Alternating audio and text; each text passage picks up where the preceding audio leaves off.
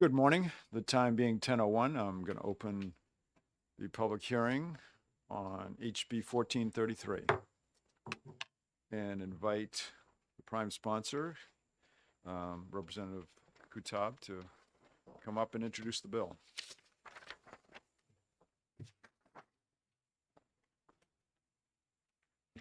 Good morning. Thank you, Chairman Janigian and members of the Ways and Means Committee. For the record, my name is Representative Caitlin Kutab, and I'm here to introduce House Bill 1433.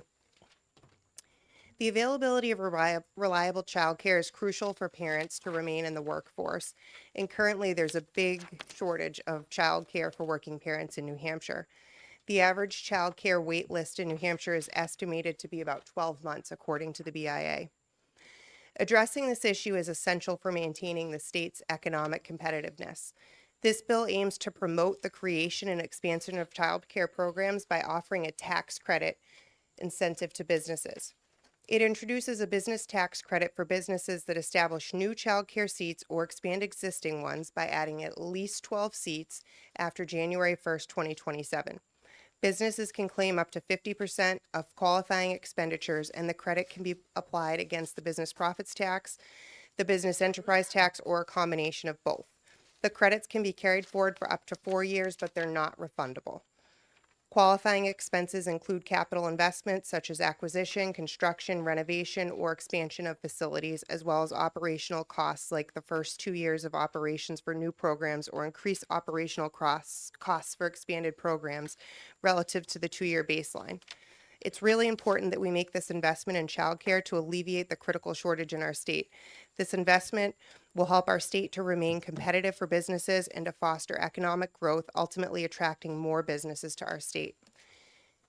I did pass out an amendment that I don't have back from OLS, but it just addresses a few of the concerns that DRA had, just really clarifying things. And I'm happy to take any questions from anybody. Thank you. Questions? Representative Almy. Thank you. I don't remember seeing a business tax tax credit that did not have any cap on it. This could take away most of our revenues in the business taxes. So for new, Not a cap on the what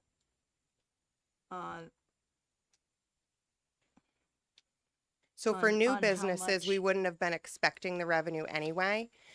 For childcare in general, the amount of revenue that we get from those business taxes is pretty minimal.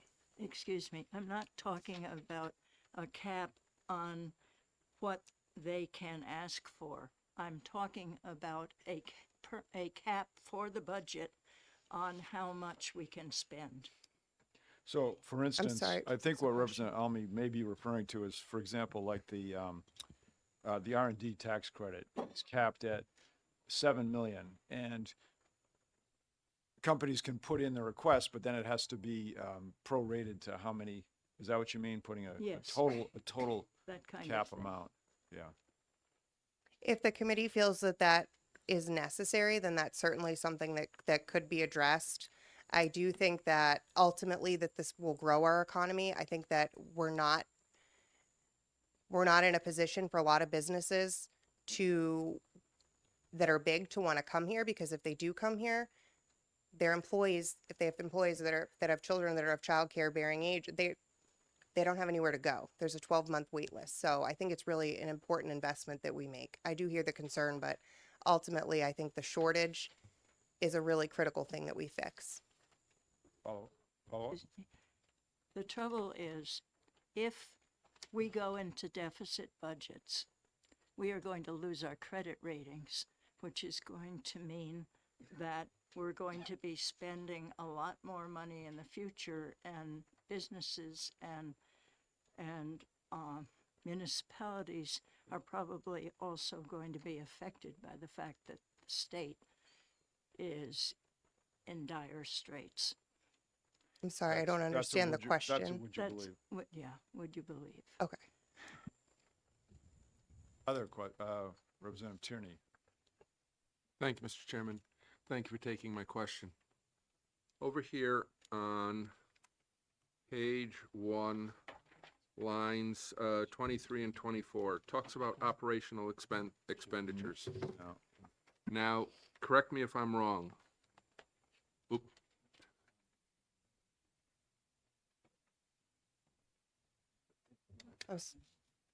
There's not one over there. It's most childcares are 501c3s, whatever, correct? No, that's not correct. They're actual operating businesses that are not, that are paying full property taxes on their buildings and everything else? Correct. So like the Boys and Girls Club and the YMCA, those types of childcares are nonprofit childcare centers, but there's a lot of business type childcare centers. Okay, thank you on that one. As far as the operating Follow up. expenses go, follow up. As far as the operating expenses go, who decides what is employee compensation and when and if it ever becomes exaggerated? And does employee also include owner? Thank you for the question.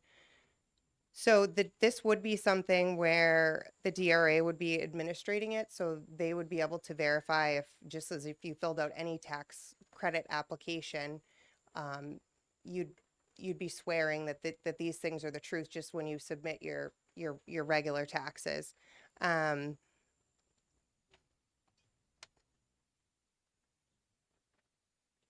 It would only include expenditures that are directly related to the childcare center. So if the owner was somebody that was providing childcare services, I know in my kiddos' daycare, both of the 2 daycares that my kiddos went to, the owner was the daycare director, and that's a legally required position. And she sat there all day, and she would go in and take over during lunchtime to backfill the need for the teachers that were leaving to go take a lunch.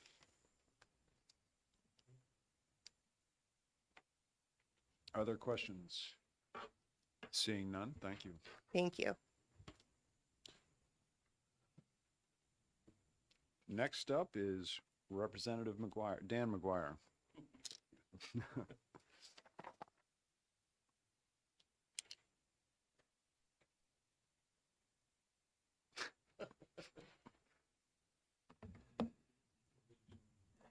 Thank you, Mr. Chairman, members of the committee. For the record, today I'm not Representative Dan McGuire. I'm the chairman of Granite State Taxpayers.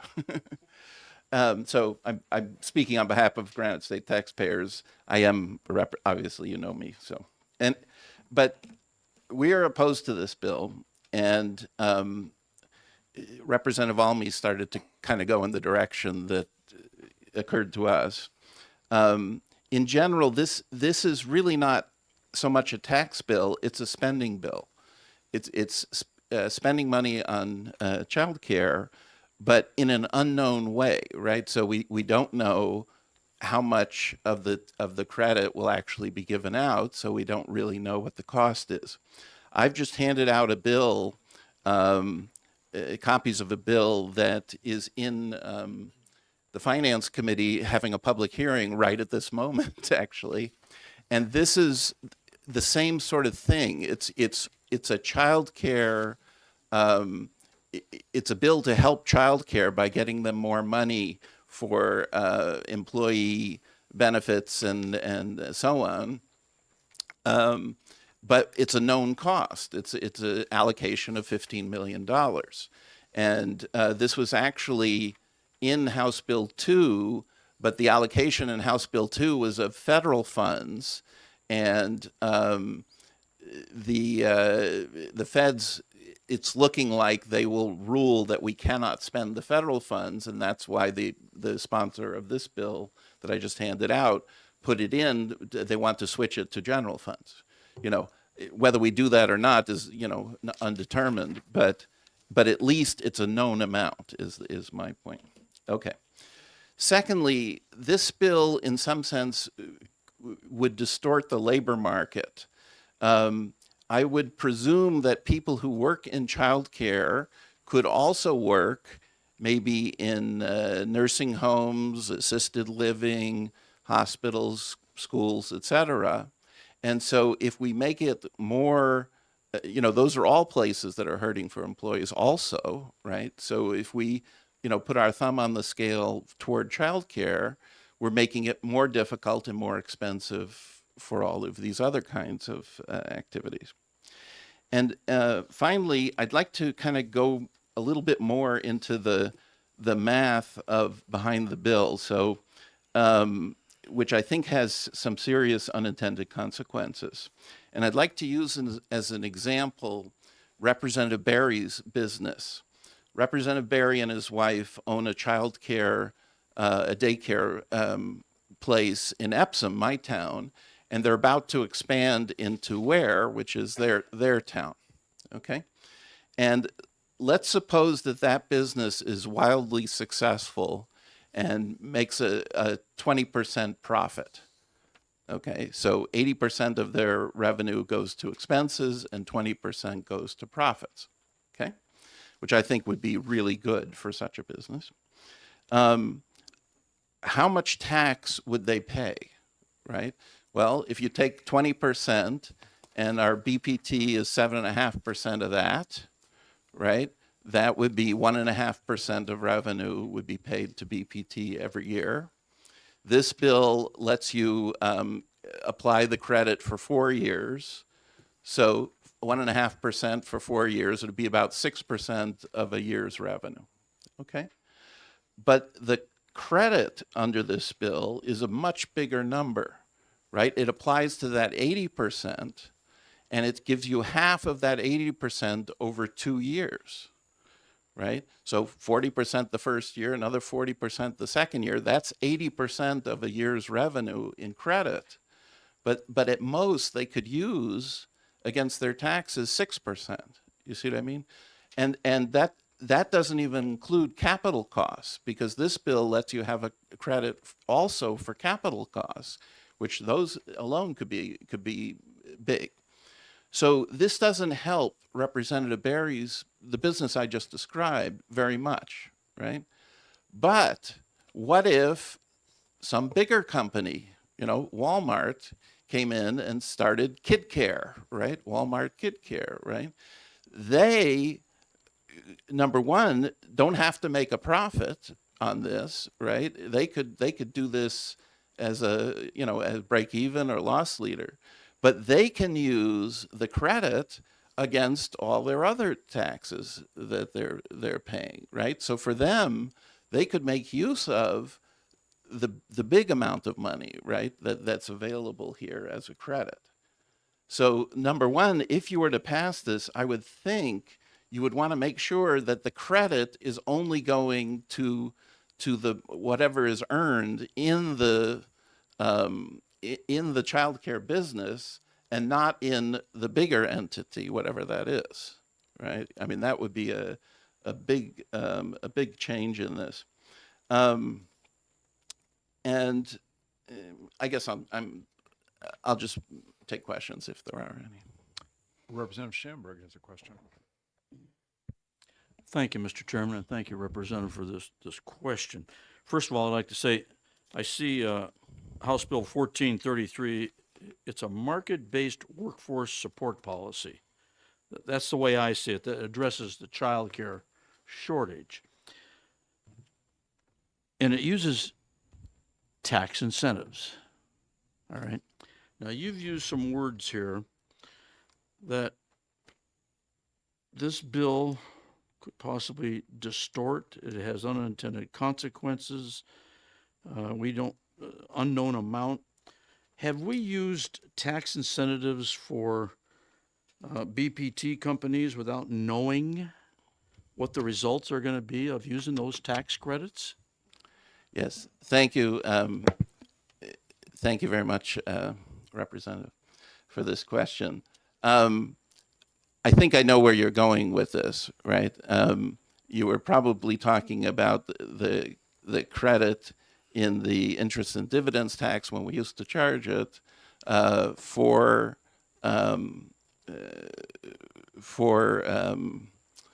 EFA type stuff, right? And other kinds of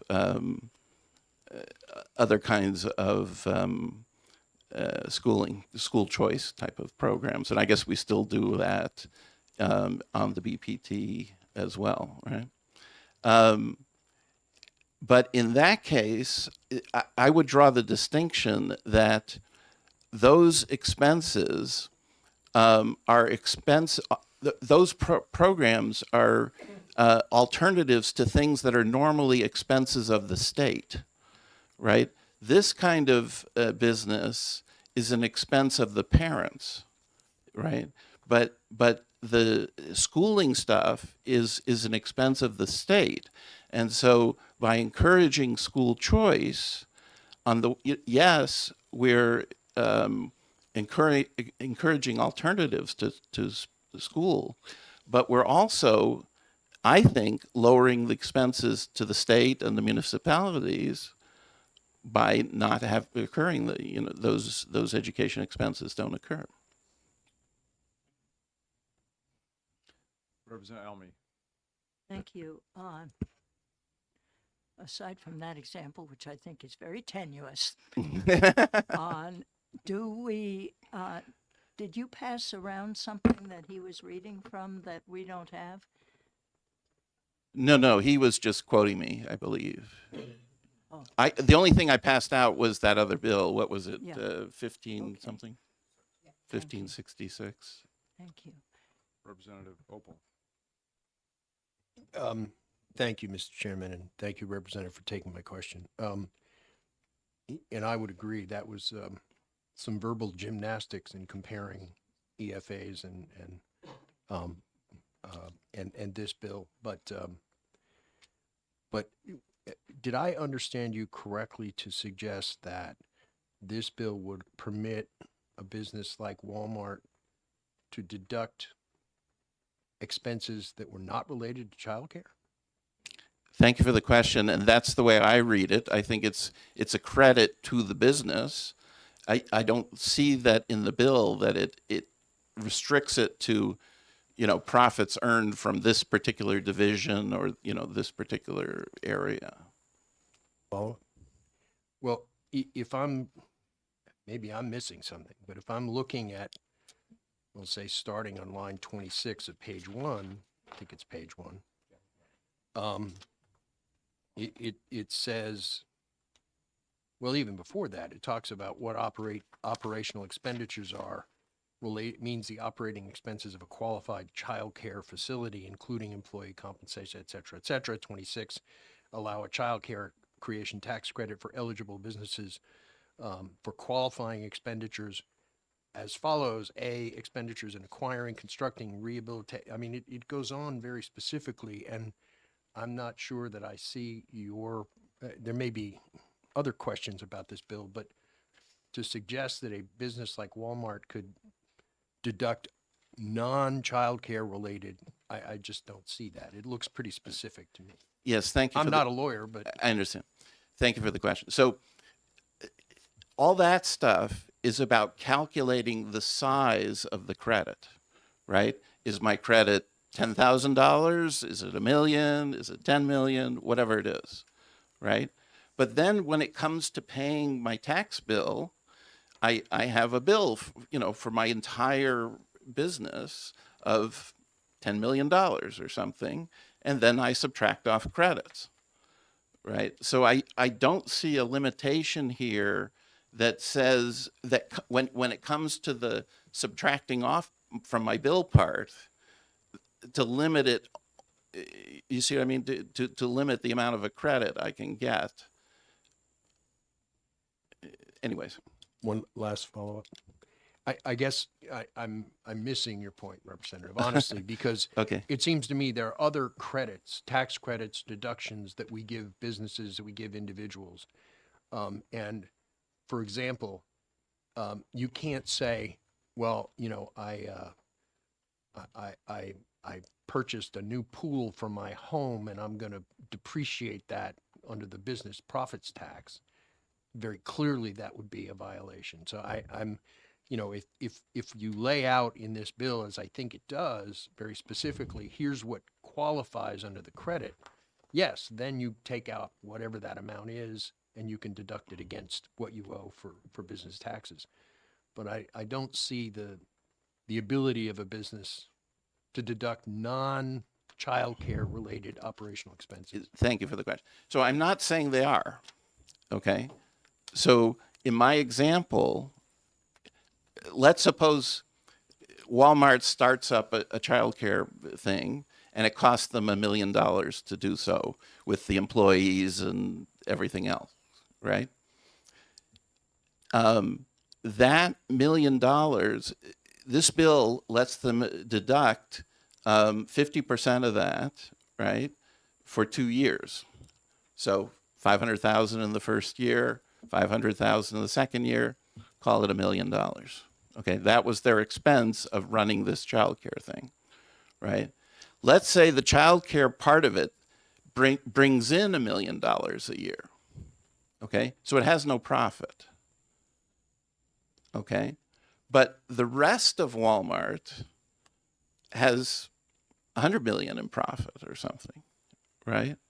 They have in this example $1 million tax credit because they're running childcare. They're running it at a break even. They're not making any profit on it, right? But they're making a profit in general. Am I still not quite getting it, or is it? Maybe we need to talk offline or something. I think that'd be a good idea. Representative Almy.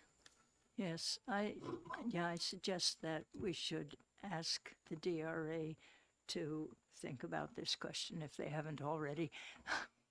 And she's nodding. But it remains that we are allowing any business to improve their worker situation a considerable amount by creating a child care center that we are paying for all of.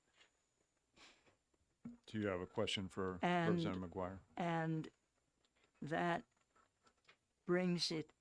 doesn't that bring it into the possibility that we could be spending a much larger amount of money over budget than was planned in the budget? I absolutely agree. All right. Thank you for your testimony. Thank you, Mr. Chairman, members of the committee. I got to go back to my committee. Next, I have Representative Mary Murphy.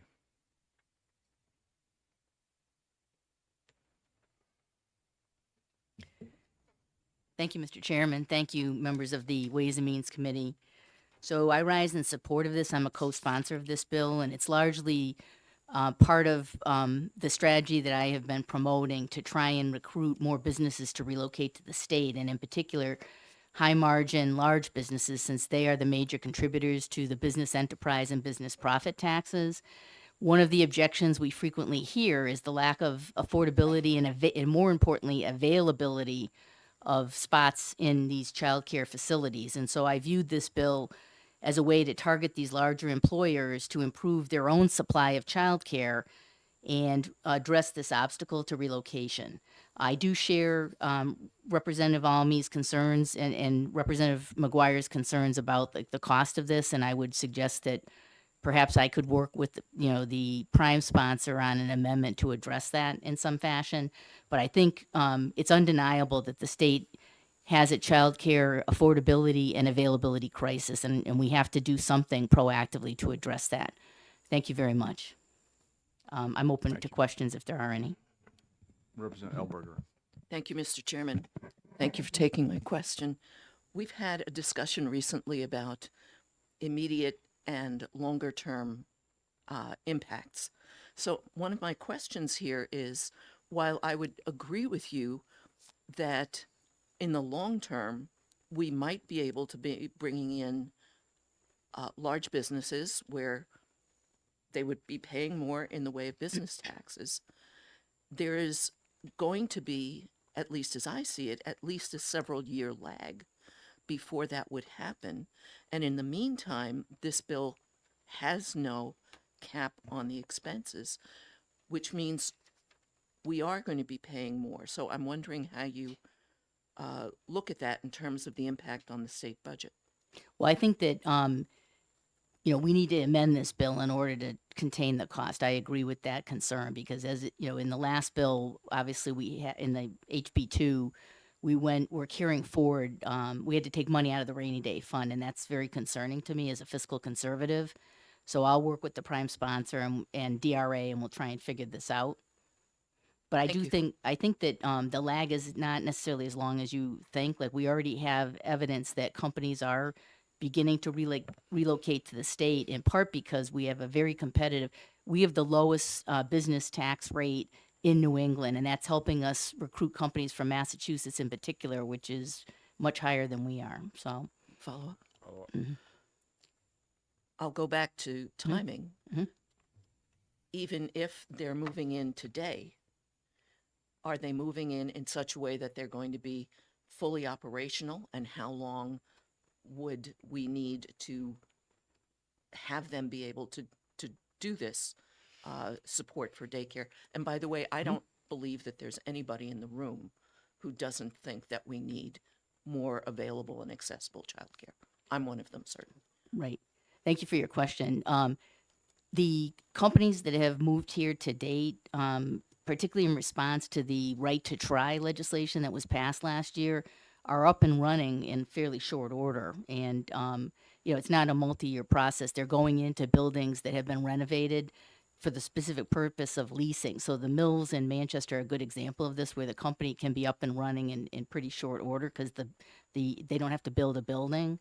In the event that they have to actually site and get through permitting and build a facility, yes, there's a little bit longer lead time, for those companies.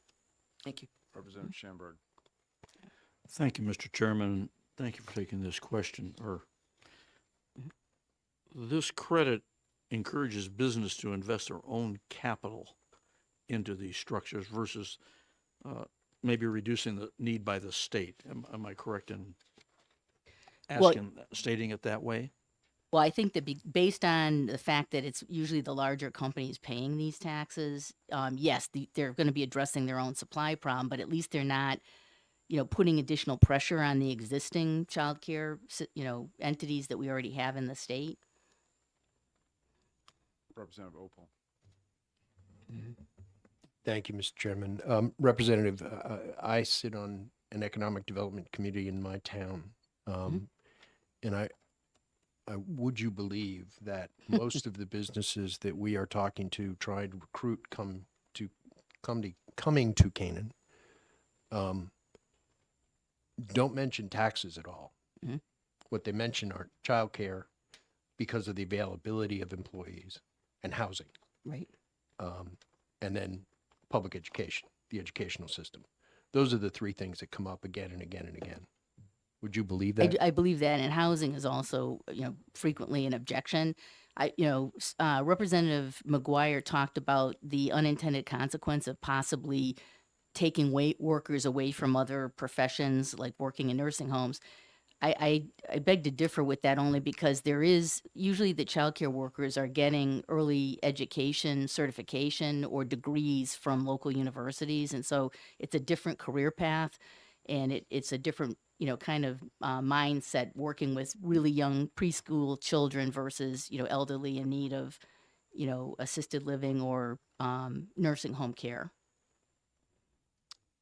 Very good. Representative Elmy. Thank you. Is this going to help in any way with the fact that the people that go through childcare training, education, and get these certificates are being paid a lot less than the people that go and do something else like work in a supermarket? And usually it's considerably more stressful. And so there's a huge rotation in the number of people that in the people that are working in your child care center that you usually have to deal with. Some places manage manage to keep people, but a lot of places have real trouble with that. Is this something that wouldn't be happening if they get child care credits that would have to be somewhat smaller than what this is calling for? Thank you for your question. I believe that this may help with stabilizing at least some of the workforce in the early childhood child care centers, because these larger companies are in a position to extend other benefits to these employees, whereas a small dedicated child care center may not, in fact, be well positioned. In fact, these larger employees are sort of compelled to do that for workforce equity reasons. A lot of these child care centers that are funded by these big companies, I would expect, will be on site. And so there's other advantages to that too, because the parents are able to come down on breaks and engage with both the workers and the children. So I think it's a much better setup even than a dedicated child care center. So I think there's other factors involved. Okay, thank you very much. Great, thank you.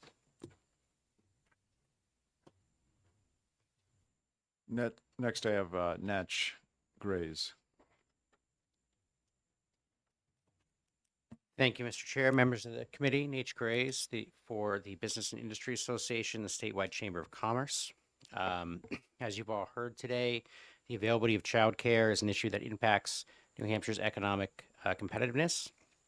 As Representative Opal pointed out, when we talk with our members, when we talk with businesses throughout the state, they identify three things that are significant problems with our competitiveness: workforce, housing, and childcare. We're here today to talk about childcare and the supply of childcare. As you've heard, we have incredibly long wait lists. Most places in the state are about 12 months. We've heard anywhere ranging from 3 years, 6 months to 3 years. So it depends where you are. We talked with childcare providers as we started to work on this bill, and although they frame it differently, they identified lack of capital as the key driver of the shortage of childcare seats. So what this bill is aimed towards is creating new seats, and I would argue, although I do not object to an amendment that adds a specific cap for the tax credit, I would argue that the bill already has a quasi cap in that the investment has to create 12 or more seats. So it can't be, the Main Street business that wants to give $1,000 a month to their local center. That's not going to create 12 new seats. It has to be a significant investment. So you're talking about, NACHINC deciding to build the addition to the child care center or build an on-site child care center, or in the case of some places which already have actual room, they just need staffing, hiring, fronting that capital to hire that staffing. That's what we're talking about, and that's what the 50% tax credit would qualify for. So my $1 million investment would get, $500,000 tax credit total. And as we talked with childcare providers and we looked at, different options for capital, we said really there are three sources of capital. There's parents. Most parents in the state are paying somewhere between $350 and $425 per week per child. That works out to be, for center-based care, that works out to be just shy of $20,000 on average. I'm guessing other people in the room may have more up-to-date numbers than I do. Second option, public funds. That's what I believe Representative McGuire was referring to with the other bill.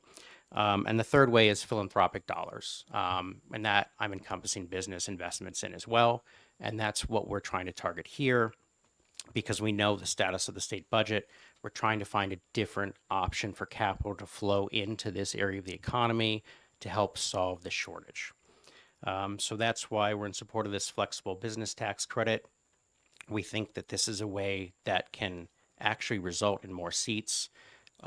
We've received letters from some of our partners, like the Life Sciences Association, New Hampshire Life Sciences, the Stay Work Play, some of the local and regional chambers, all in support of this, because as we've had these conversations, we've identified different companies with different throughout the state who are interested in doing something. There's just not the right incentive there yet, and we think this will help them decide to make that investment.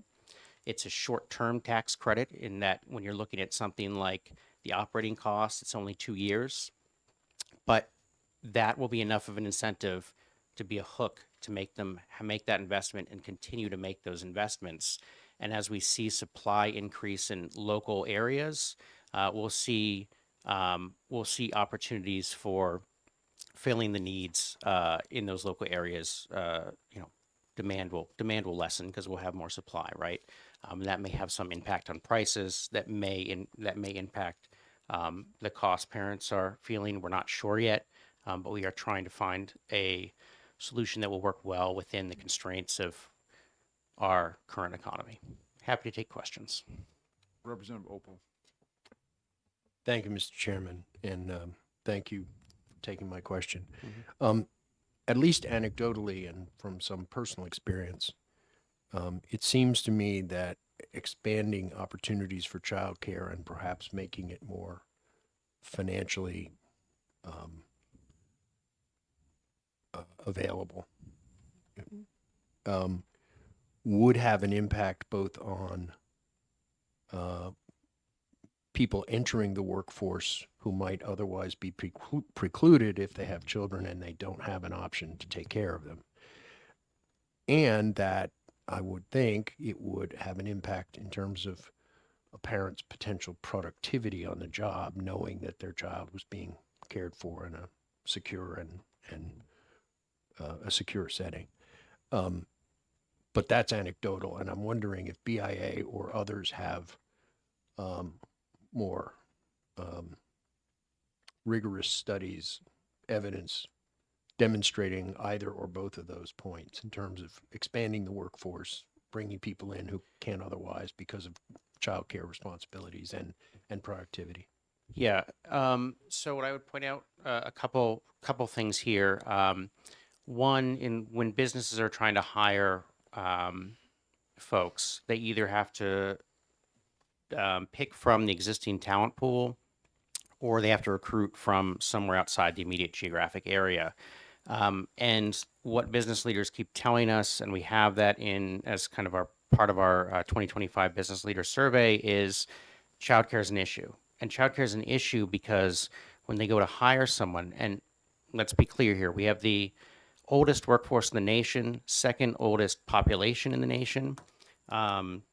So businesses are looking to hire people between 20 and 40, and those people often have children or looking at children.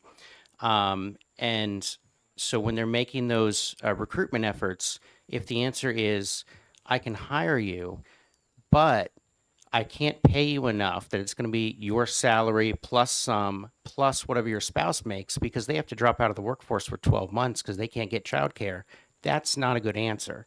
When they're trying to retain people, most people, wait a few weeks, a few months before they, start telling people that they're going to have a child. If the wait list is 12 months, child takes less time than that to come out. They've probably run through all of their paid leave time and everything that the employer can incentivize them or can afford to keep them on the workforce. So if we can get at the supply issue, we can actually retain more people. And the other point I would make is when you look at people who are able-bodied but not in the workforce, in New Hampshire, the highest number is women right around age 30 who are caring for family members, probably children. One quick follow-up. If in fact then that providing expanded childcare opportunities would potentially expand the workforce and presumably increase productivity, would that not also have an impact in terms of state revenues for business? Absolutely. That would increase productivity, that would increase profits for businesses, and therefore state revenues. Thank you. Representative Almy, did you have a question? First representative. Representative Malloy. Thank you. You use the word retain for, as this would help retain employees. If you looked at retention or new businesses coming in, what would what would this have more of an effect on? New businesses coming in or retention of current employees in terms of workforce development? I don't know how I would divvy that up. I think that would depend on the business. Something like the life sciences sector is trying to recruit a lot of new employees. But existing companies, particularly in underserved areas of the state, underserved for childcare, that's certainly a retention issue. So I'll give you a specific example. One of the members of our board of directors informed us that he had a child a couple years ago. He lives in the Wolfboro area, and it turns out you can't just put baby in a drawer and leave for 8 hours and go to work. So the choice was, because Wolfboro has one child care provider that did not have space, either he left the workforce as an executive for a manufacturing company, or his wife, who was a partner at a law firm in Manchester, leave the workforce. So we're talking about, it's across the spectrum in terms of effects on the workforce. Highly skilled workers are being forced to leave the workforce because of the lack of availability of childcare. Representative Almy. Thank you. Given that the BIA has had a lot to do in the past with reducing our revenues so that we have very little choice in what we're funding, what do you think would be the least we could take this credit down to that would be useful in order to pass something? Thank you for the question, Representative Almy. I guess the question we would have is, I don't have a specific number for you, but what I'm thinking is what probably makes sense is to figure out, what would a couple of additions cost or something like that. So I'm guessing something like $5 million might make sense, because then we'll see if it's utilized. That's enough. That's probably, I would have to double check with some developers, but that's probably enough that if one or two companies wanted to use this, because I honestly, with having to make a minimum of 12 seats, I don't anticipate there'll be a lot of companies taking advantage of this immediately. I think what this is really targeted towards is those medium and large size companies making those large investments, whether that's, and I do know there's a specific company up in your area, Representative, who's looking to make an investment for 15 seats. That was part of the discussion of why it ended up being 12. I think I know which one you're talking about, but they're employee owned. But so you're talking about maybe just having a trial program where one or two industries would take advantage of it and then closing it down unless we have. I'm trying to be conscious of the I'm fact. looking at next term's revenues, Yes, and they're not looking good. I am aware. That's why I'm trying to, I'm happy to work with you, Representative. I know that we're obviously facing some revenue constraints next term, based on the current projections. I'm hoping they will turn around. So I'm aware that you have a lot of different priorities to balance in terms of what you're funding. I do think, based on the likelihood of this succeeding in increasing business activity in the state, drawing in businesses being something we can rely on, I think this is worth doing. And I think that, even if it's the case that you have to put a smaller cap in now, you could expand that in the future. Because I think the return on investment here is much higher than other options of investment. Follow up?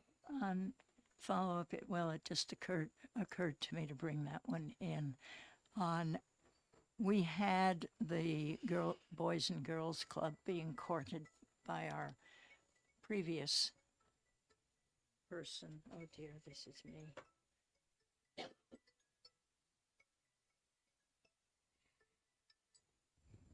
Jeez, sorry.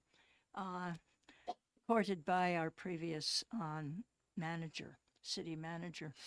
And I talked with a number of the child care groups, which are very few in Lebanon at this point, unfortunately.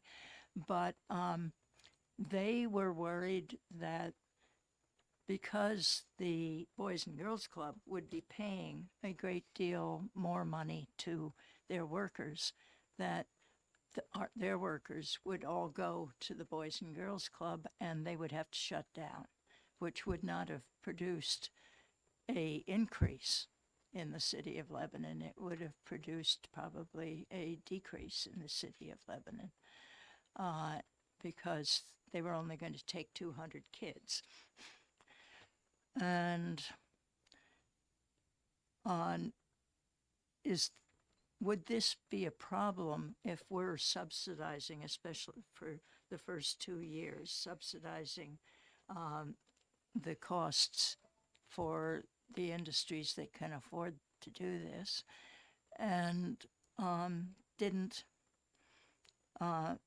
and they had an effect on all of the other child care centers that are struggling to exist?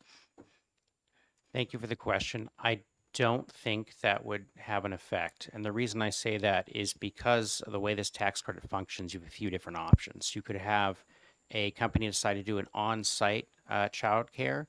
It could be for their employees and, only. That would qualify. You could have a situation like you're talking about. One of the things that I do know that some childcare providers, I can not confirm specific ones, but you may or may not have mentioned one, have considered is, as they've looked at the problem from their side of things, what can they do to expand seats and opportunities for seats? They've talked about, what incentives can they do? Can they offer some sort of contract with companies to have kind of first come, first serve, or change the wait list for them? What would the case be? I think there's a lot of moving parts here. So in the overall childcare economy, so I'm not concerned about this incentive decreasing the number of seats because I just don't see that happening. All right. In the interest of time, I'm going to take one more question. I've got 3 more pink cards after this. So Representative Elberger. Thank you, Mr. Chair. Thank you for taking my question. I want to follow up on the issue of wages.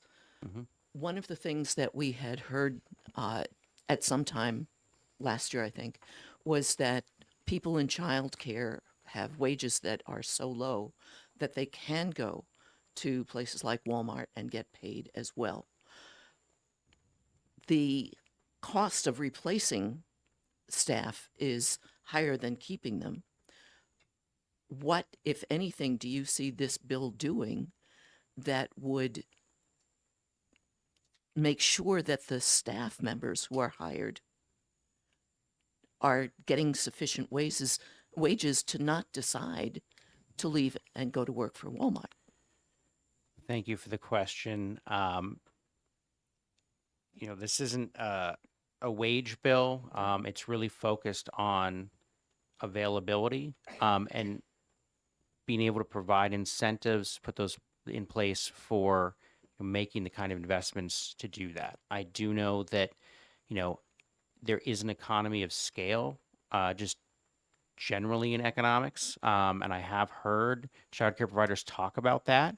So my assumption would be that with the kind of capital investment that businesses are making and existing providers, you're getting a larger economy of scale. It's likely that if there are wage questions, you could address that. But I think that's going to depend on the specific organization, specific business, the type of investment, et cetera. Follow Follow up. up. Would you believe that even if businesses are able to set up centers, if they can't get consistent employees, it doesn't matter? There are a lot of factors going into why we have a childcare shortage. We think this is one of the things that will improve the situation. It's certainly not the only thing. More needs to be done. But we think this is one of the important aspects of improving that. Thank you for your testimony. Thank you. Next, I have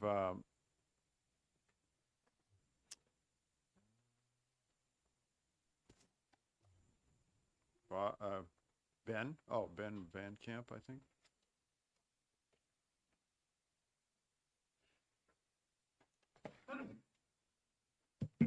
Good morning, and sorry about the penmanship. My mother's a fourth grade school teacher. She never didn't stick with me.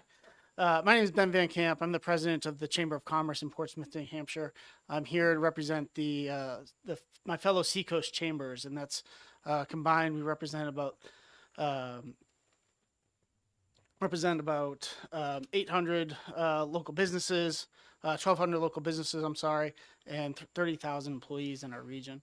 I'm going to, in the interest of brevity, I had a lot of stats in here, most of which have already been talked about this morning. So I'm going to skip ahead to something new. The struggle exists on the Seacoast, as it does everywhere in the state on childcare. But I can tell you that employer-based childcare works. And we have an example that I'd like to share with you.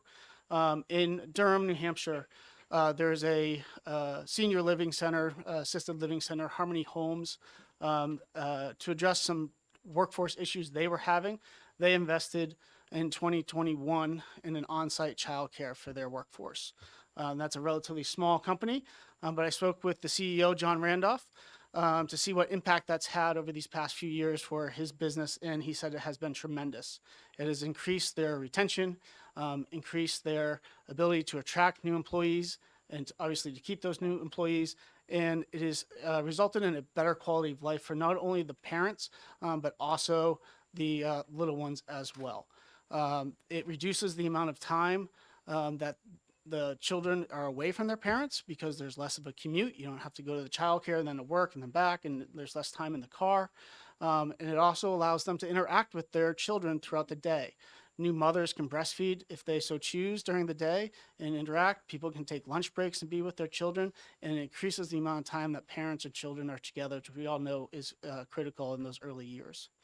A bonus, as Harmony Homes being an assisted living, John shared with me that the residents in their facility take great delight in having little ones come by to meet with them. They get to know the families of their caregivers, and it creates a family-like environment for them at Harmony Homes, one which would be hard to replicate elsewhere.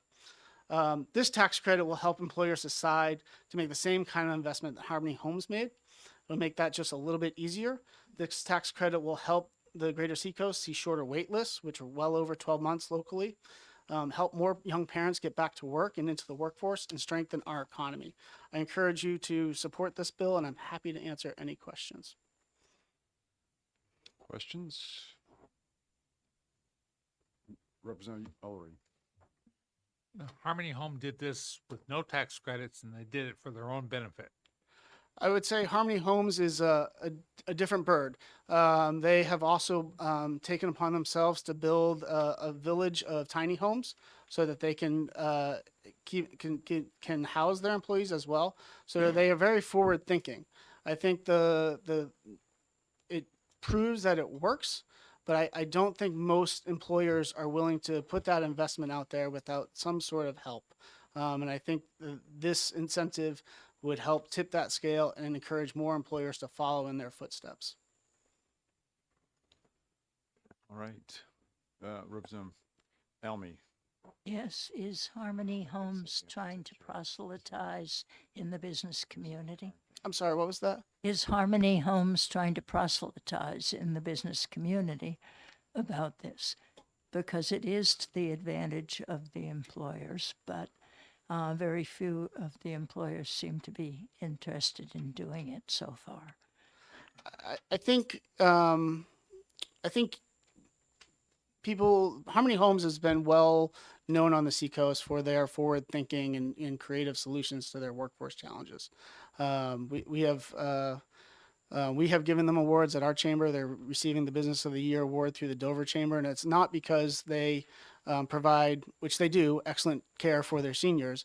It's because they are creative in these solutions to their workforce challenges. So we lift them up as much as we can and showcase them, and I hope that that'll serve as an example for others. Thank you for the question. Are there any other questions from the committee? Seeing none, thank you for Thank your you. time, sir. Good morning.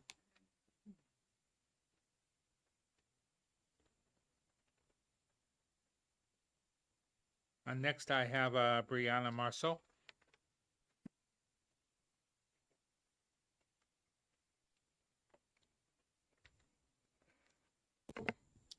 Good morning, members of the committee. Thank you for hearing my testimony today.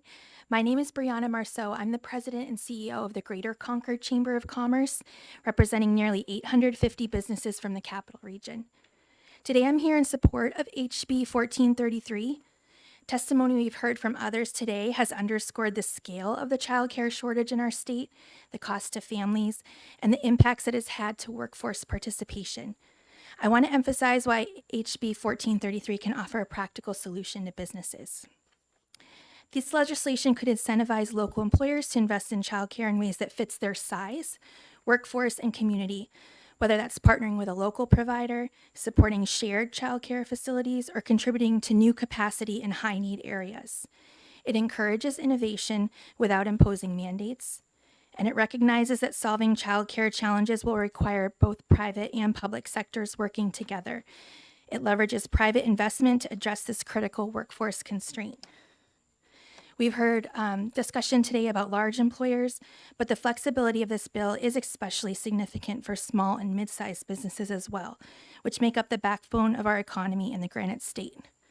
Most businesses cannot build or operate childcare on their own, but with the support of these tax credits, they can collaborate, pool resources, and help grow the supply of care that their employees depend upon. I'd also like to briefly describe a situation from our region that highlights the need for this legislation. A local childcare provider is currently leasing its building, and recently that building will be put up for sale. If the provider does not purchase the building and remain in that space, up to 60 families could lose care. There are existing funding sources this provider could pursue, such as CDFA tax credits, but those options are often narrow in scope and not designed to address the full range of needs that situations like this require. Through the passage of HB 1433, it's possible that other providers or even members of our community could work together towards funding a new facility for this provider, given the size of the impact. By encouraging employer investment through tax credits, this legislation provides a flexible framework to stabilize and expand childcare capacity and encourages businesses to consider what these types of investments could mean for our community, to not only bolster current care, but positively influence an emerging problem of availability and affordability. On behalf of the Capital Area business community, I respectfully ask you to support HB 1433. Thank you for your time, and I'm happy to take questions. Are there any questions from the committee? Seeing none, thank you for your testimony. Thank you.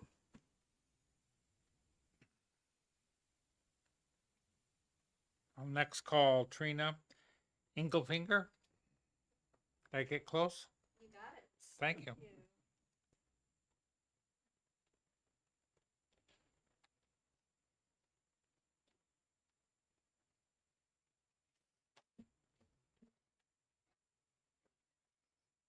Thank you so much. Thank you to the committee for the opportunity to speak. I am Trina Engelfinger. I am the Early Care and Education Policy Director at New Futures, and I am speaking in support of HB 1433. New Futures is a nonpartisan, nonprofit organization that works to improve the well-being of New Hampshire residents through policy change. And as part of our work, we speak with stakeholders in the early care and education field to try to understand the strengths and challenges in our childcare landscape.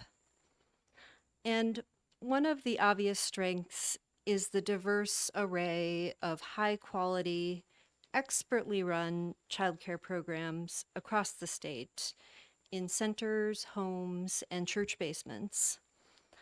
One of the greatest challenges, as you've heard today, is that there are simply not enough of them.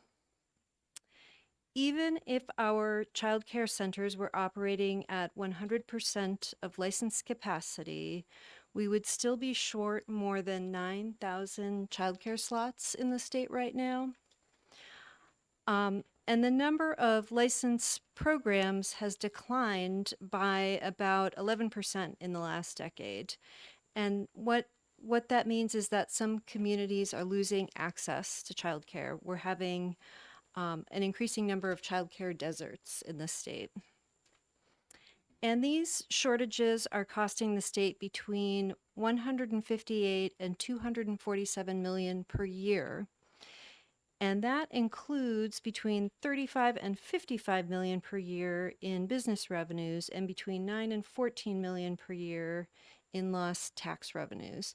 And I've included with my testimony a report from the New Hampshire Fiscal Policy Institute that lays that out in detail. Another cost is also mentioned by others.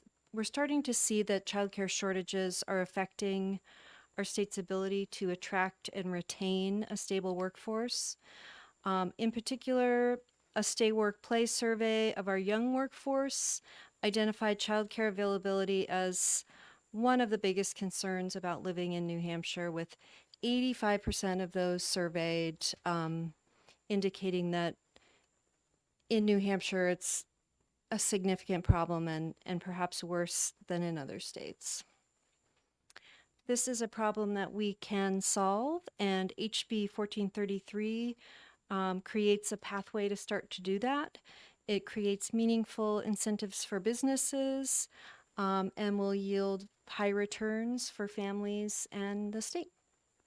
And I'm happy to take any questions.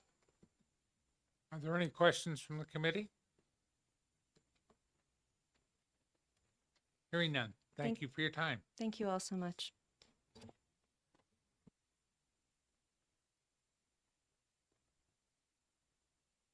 Is there anyone who would like to testify on House Bill 1433 FN who's not had an opportunity? Seeing none, I'll close the hearing on 1433. Thank you very much.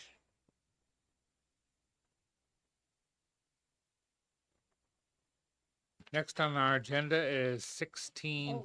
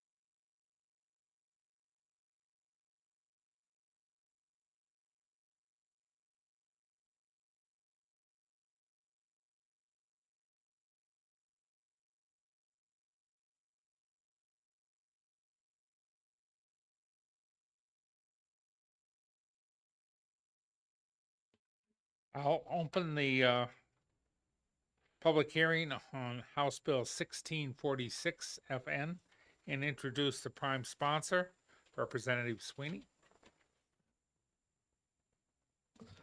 Thank you, Representative Ullery. Thank you to the members of the committee. I want to be brief in my introduction of House Bill 1646. This came to me as sort of an idea that might help new development that's coming to the state. I hear time and time again from municipalities that the costs of infrastructure that are related to developments that aren't actually in the development itself, but still serves a public benefit, whether that be pipelines that are going to the development, roadway improvements around the area. Developers will go out of their way to fund those construction projects to improve off-site improvements. And and we don't have a mechanism that thanks them, I guess is a right way to put it, for taking that burden off the local municipality that they otherwise would have spent money on, making that infrastructure improvement down the line. So this is just creating a tax credit program when a business is investing in a public infrastructure that is not on their development site, but is tied in with what they're developing.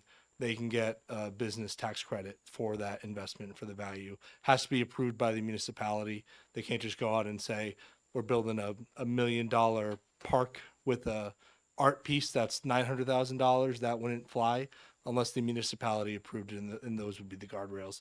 So that's, not to be short on it, it's a big tax credit program, but that's the general idea, is that when businesses are investing in our municipalities outside of their development, they get a business tax credit for it. So that's it.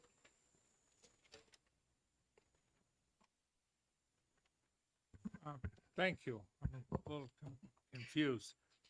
Your last sentence, when a business is investing outside of their business, they get a tax credit for investing outside of their business? So if it was public infrastructure that benefits the public, that's not in their development, if it's an intersection that's outside of their development, if it's infrastructure that they're investing in, the municipality can approve that as an outside investment that then qualifies for the tax credit. But that just raised the question. I'm on the planning board, and the word impact. Not to correlate with impact fees. Yeah, well, Yep. could an impact fee then be taken as a tax credit and be of no benefit to the local municipality? No, it would not. Not under this. This would be the developer is building, contracting out the services to invest in the infrastructure. They're handling all the logistics of it. It doesn't have to go. It's a program that's not run or managed by the town, but it's still providing that public benefit outside of the development. And an example would be? If there was an intersection down the road from a development that the municipality had on its list of, here's an intersection we wanted to improve upon down the road, and the developer says, you know what, it might have some tangential benefit to my development to fix that intersection. I'm not going to wait for the municipality to fix it in 5 years. I'll invest in it today to fix it. Takes that burden off the municipality to redo that intersection, and then the developer would take the value of that construction project and get the tax credit. Thank you very much. I saw Representative Boris first. Is that? These two. Thank you, Let's start Mr. over. Chairman, and thanks for taking my question. So you'd be talking possibly about a walking bridge or maybe a safe passage tunnel near a busy roadway if it's a community, families, that kind of thing? I think those are great examples of what type of project that could be. Very good, thank you. Representative Schomburg. You're getting closer. Sham. Damn. Let's go. Don't get me going. God, he has a hard time with S's. Okay. Thank you, Mr. Chairman. And thank you, Representative, for taking. I will have a follow-up on this, Mr. Chairman. On line 4 of the bill, talks about qualified off-site infrastructure. Since it's not defined, does this leave a lot of discretion to future rulemaking or leading to inconsistent, uneven application from town to town to town? Thank you for the question. It's a great question. I think the word qualified there is trying to loop back into the municipal approval that's on line 5. So if it's, whether it's in a memorandum between the municipality and the developer as to here are the qualified projects that count under this, it's just a municipally approved project would qualify under the state's tax credit program. Follow-up question, Mr. Chairman. So my second question then would be, if businesses fund these necessary improvements, they're going to get a tax credit, which means that's foregone revenue for the state. Am I right in that? You would be correct. Thank you.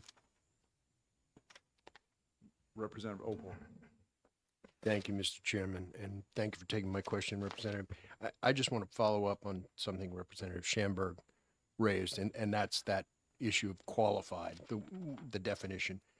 In their analysis, DRA suggests that it creates potential problems for them in that they don't feel, they feel that exceeds their rulemaking authority and gets into legislation. And I do wonder about the possibility of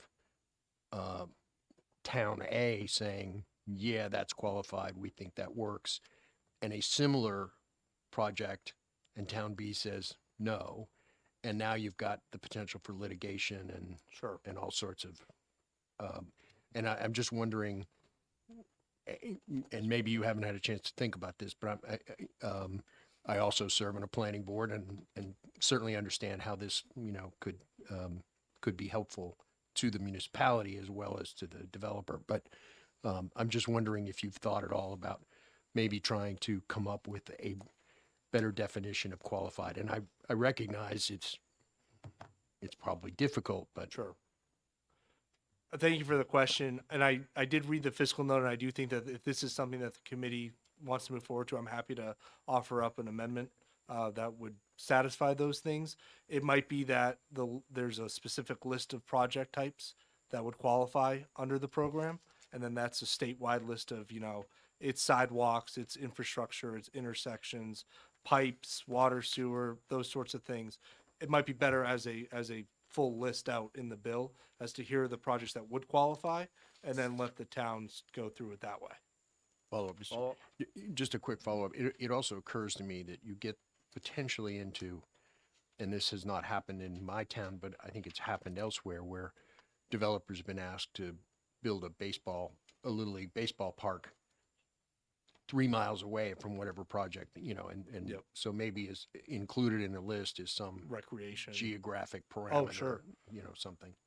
I mean, Yeah. recreation would be a great idea. Yep. But there's also, I would think, some limit of, you know, why am I building a Little League park? And maybe they're willing to do it, but, you know, I just wonder about how far that goes. I appreciate that.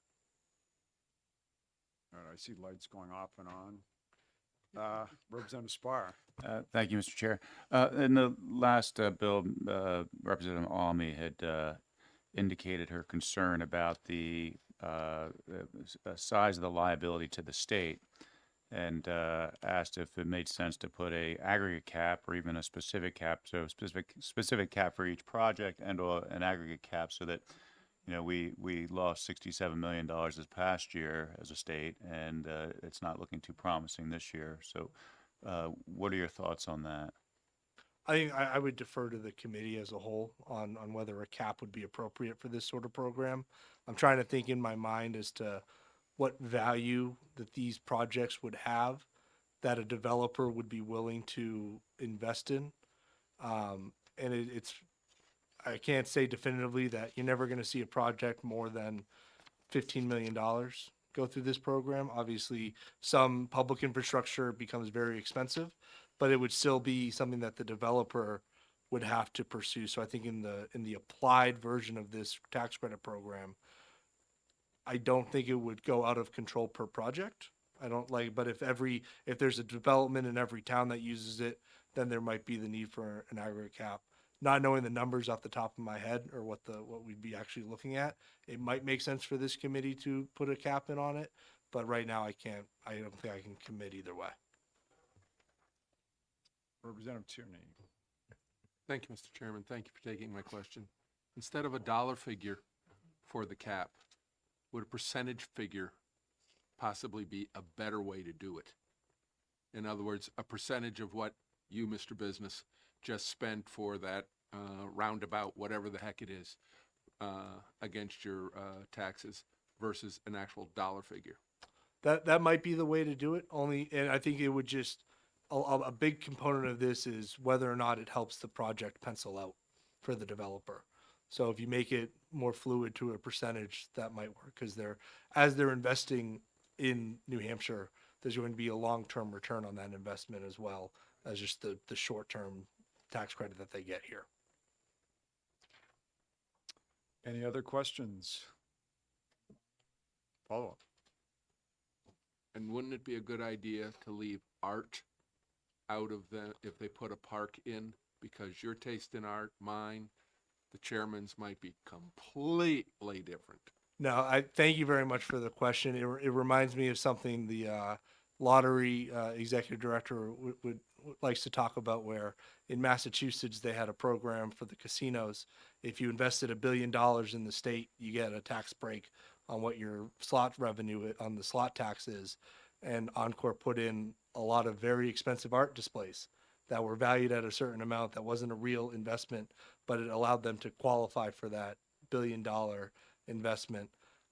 So I do think we have to be careful when it comes to public art, because art is such a subjective value. Like I think the program would need to rely on, here are invoices from contractors of monies that were paid out for this, pipes, asphalt, that sort of thing. Fields, even the fields, but yeah, art becomes a slippery slope in the valuation world. Good point. No other questions? Thank you very much. Thank you.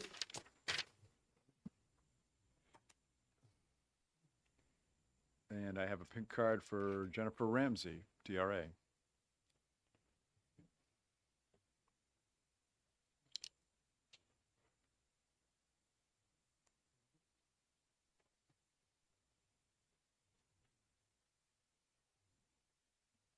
Thank you, Mr. Chairman. Good morning, members of the House Ways and Means Committee. For the record, I'm Jennifer Ramsey, Tax Policy Counsel for the Department of Revenue Administration. Representative Opal has actually already raised my concern, and it is that with so little in the way of parameters about what would qualify as an improvement that would have the credit permitted for it, it would not be appropriate for our agency to sort of fill in the gaps by creating those definitions through rulemaking. We would want much more guidance in the statute about what qualified as an offsite improvement in order to be able to implement the credit. There you have it. Thank you. Questions?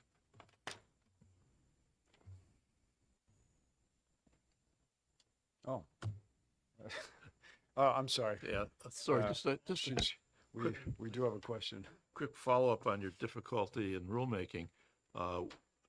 Would this lead to substantial litigation between what people want to take the tax credit are trying to justify versus what your agency would try to feel is reasonable? It could, yes.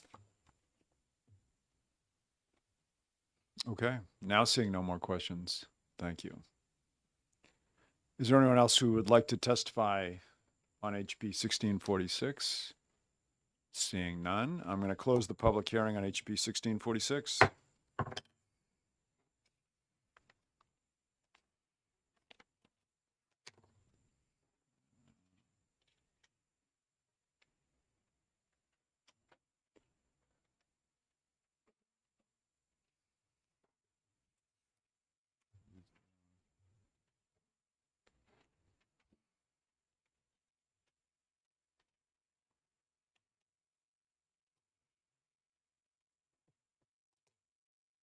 Q.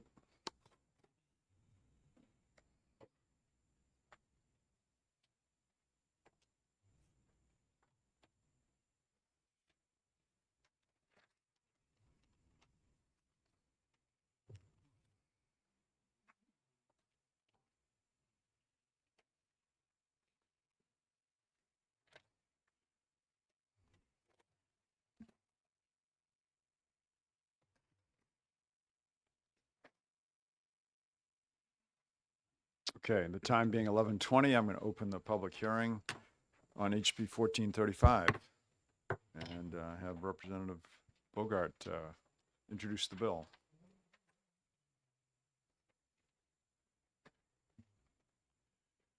Good afternoon, Mr. Chairman, and all honorable members of the Ways and Means Committee. I would like to start out by thanking y'all for hearing this bill, 1435 FM. This is a bill that is related to changes to the Winnipesaukee River Basin. And for those that don't understand what has happened about 50 years ago, give or take, they created a sewer plant to help offset the septic systems and stuff along the rivers and lakes up in the Laconia going through Belknap County. And it's been working fine for over 50 years, a couple of bumps in the roads as we went up and down until the way the structure of the current RSA is that it takes the valuation every, I believe it's 5 years, to evaluate the price of replacement of the sewer system. Now, the fund in question we're talking about today was never meant to cover the cost of a replacement of a sewer plant.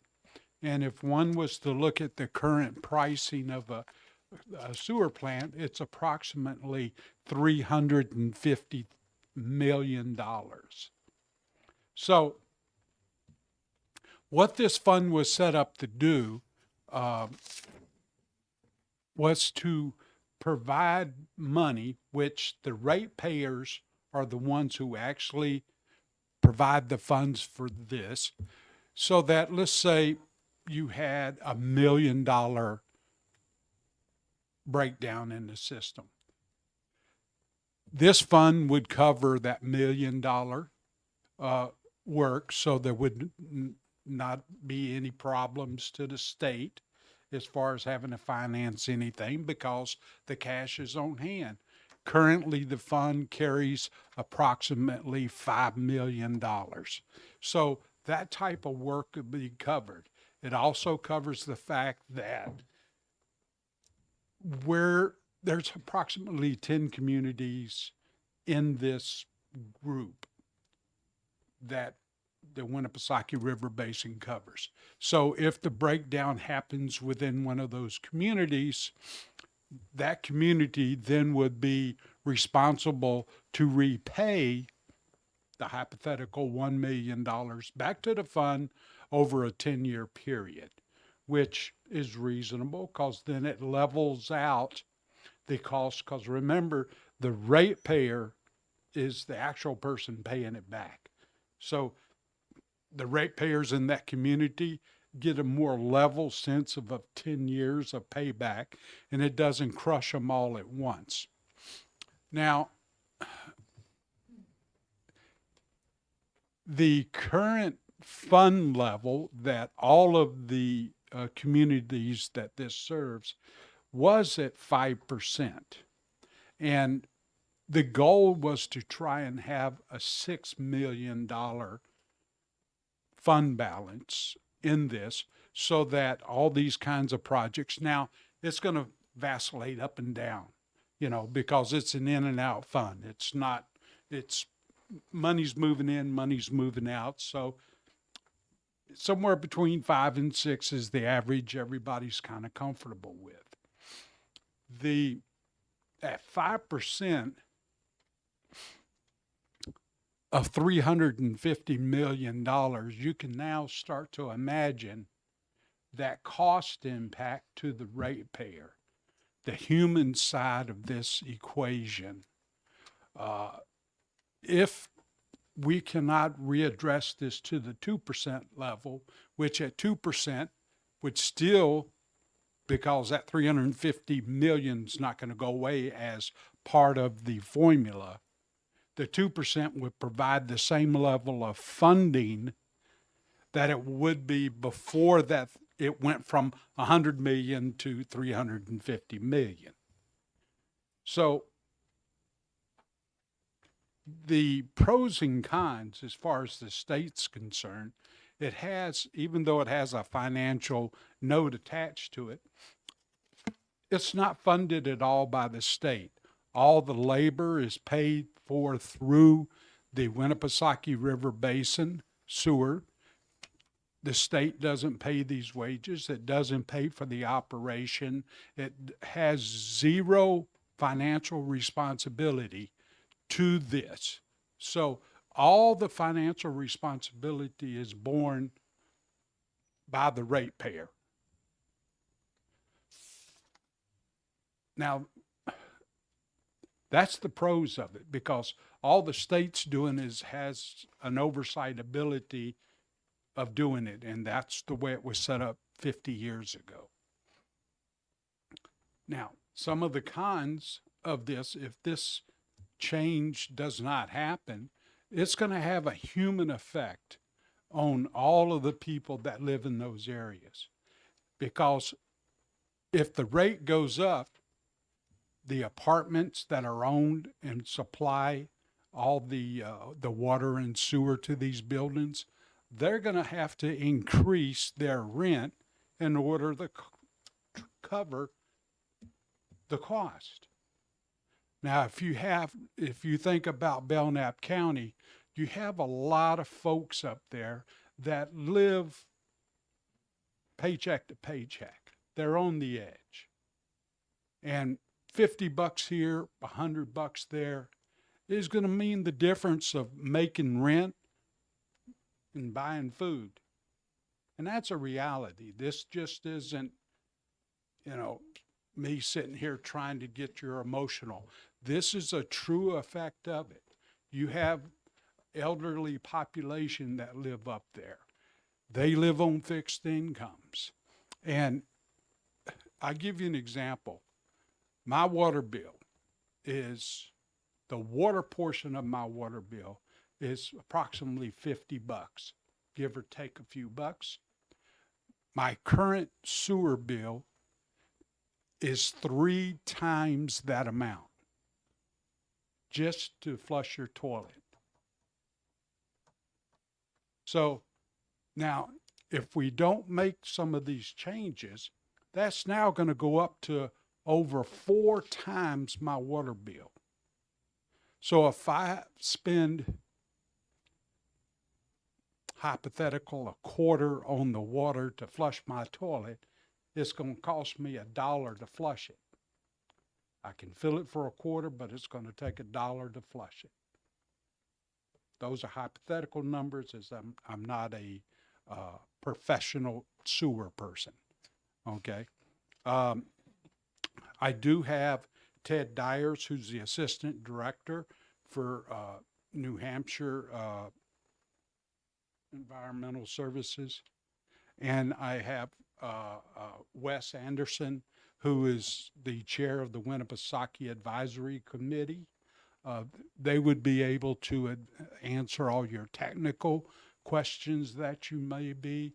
I'm just here to try to bring the human side of this bill to you. And with that, I'll open myself up to questions or. Thank you. I have a question. I mean, if I understood you correctly, you said this wouldn't cost the state any money, but it does have a FN fiscal note. So is there a scenario where it does cost the state money? I'm going to defer that to Okay. DES. Representative Schamberg. I think my question will be directed toward one of the two gentlemen Okay. coming up, okay? Okay, no problem. Representative Elberger. Thank you, Mr. Chair. Thank you for taking my question, and please forgive my ignorance. Are we talking about water that flows into Lake Winnipesaukee or comes out of? We are talking about neither, because our sewer plant, the water does, I don't believe goes back into. It goes into the river after it's been cleaned. So it's the outtake. It's the sewer side, not the potable water side. Thank you. Representative Malloy. Thank you, Mr. Chair. Thank you for taking my question. Could you give me an idea of how many people this affects, the population base that this plant serves? And a rough idea. About 17,000.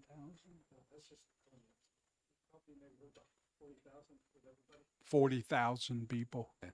approximately. Thank you. Representative Tierney. Thank you, Mr. Chairman. Thank you for taking my question. Who owns the plant? The state currently owns the plant. And everybody else pays for it. The consortium of the Winnipesaukee River Basin, they pay for it 100%. To my knowledge, it's 100%, in which case then it's allocated, that is broken down and allocated by population, I do believe, to the different towns and cities involved, which is then disseminated down to the ratepayer. Follow? Okay. Shoot, it just went right through my head. I'll think of it in a minute. All right, well, you got 2 more shots with the other. All right, seeing no more. Mr. Chairman, Oh. the person next to you. Oh, yeah, I got to improve my peripheral vision. Representative Ohm. Thank you, Mr. Chairman. You mentioned the 4 times the cost perhaps that some of your residents are going to be exposed to with the current increase coming up. Can you give us a dollar figure of what the typical resident now pays for sewer and what they would be paying if nothing happened? I can give you what I pay. In my last bill, which I just put in the mail, it was just under $50 for potable water, fresh water, and then $148, I think it was, for the sewer. That's quarterly. That was my follow-up is, so that is paid quarterly, so it's 4 times that for the annual amount. Thank you. It would be 4 times no matter if you looked at it quarterly, monthly, or whatever, the usage would still be the same across those, yes.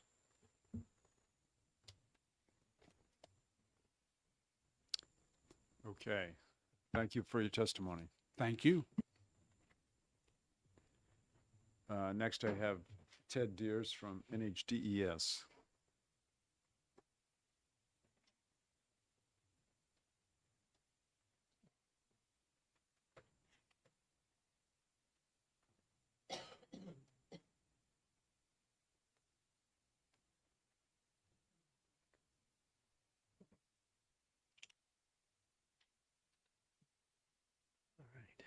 Thank you, Mr. Chair, members of the committee. For the record, my name is Ted Deers. I'm the Assistant Director for the Water Division at the New Hampshire Department of Environmental Services. And it is a great pleasure to be in front of you here today to discuss 1435. Thank you to Representative Bogert for bringing this forward. I think just a quick, he did a great summary of how this whole thing came about and where it works. I would just say that one of the reasons why this is coming to you now is because of the recent valuation that we did. And one of the things that happened over the last 6 or 7 years, as you probably know, because you see the bills that come in on other infrastructure projects in front of the state, is that the prices of the price inflation for construction has been dramatic. And so the valuation of this facility, which incorporates 14 pump stations, goes through 10 communities, and has a wastewater treatment plant associated with it, over 60 miles of pipe, the value of that has increased dramatically. And so because of the way that this is calculated in the statute, DES had no choice. When we were calculating that we have to calculate every 5 years the valuation, and then we apply that 5%. When we do that, we had no choice but to increase the bills dramatically because that reflected the increase. The problem with that is that we had no intention of needing that much money in that particular fund. I did pass out to you a little thing, a little fact sheet on how Winnipesaukee is funded, and that there's really 4 pockets. So I just want to talk really quickly about the sort of 4 pockets that exist within the way that the billing works. There's an operations and maintenance, and this is by far the largest. This is the day-to-day running of this facility. And so we have about 20 staff. We're again spread around the whole region, doing work, fixing pipes. It's an old facility. There's a lot of work there. There's an administration category, which is really salaried employees, and there's only 3 or 4 people that are in that category. That includes the director, an assistant director, and an accountant. And then there's capital. This as part of the state budget, as part of the state capital budget, Winnipesaukee puts forward projects. Those projects get funded. They're outside of the rest of the state relative to bonding. So they don't hit our bonding cap for the state. And so that's how big projects, capital projects, are capitalized, is through that, and then that's bonded out. And then finally, the replacement fund, and the replacement fund is a little bit of a misnomer. People tend to think that it's replacement of the facility. It's actually a fund that gets replaced, is a better way to think about it, is a sinking fund. And so it's meant for emergency purchases and other purchases that need to happen quickly outside of sort of the overall budget process and the capital process. So I just want to kind of lay that out there because I think it's helpful to understand the context of this. But essentially, the idea is that we need to have, we think, around between $6 or million sitting in that sinking fund. And so what we would have done if under the statute at 5% is that would have given us a pretty significant amount of dollars, more than needed to actually serve the purpose of that fund. This helps to bring that into alignment, and hopefully this will be a better way of doing this, at least in the near future. And at some point we will, I think there's a bill which may come back at some point over to the House that's going to be introduced in the Senate that would do a study committee on this particular facility. And so this is one of the things that might get looked at in there, is how we calculate this replacement fund. It was an elegant way of doing it at the time, but nobody anticipated the kinds of construction inflation that we will have seen certainly over the last 50 years. With that, I would just say that the DES supports this. We support the advisory committee. This went through their advisory board, and we very much look forward to working with them to implement this. And I'm happy to answer any questions that you might have. Thank you. Representative Spar. Thank you, Mr. Chair. I guess you attribute this appraisal for a new system, the increase to construction costs, mostly, correct? Primarily, Okay.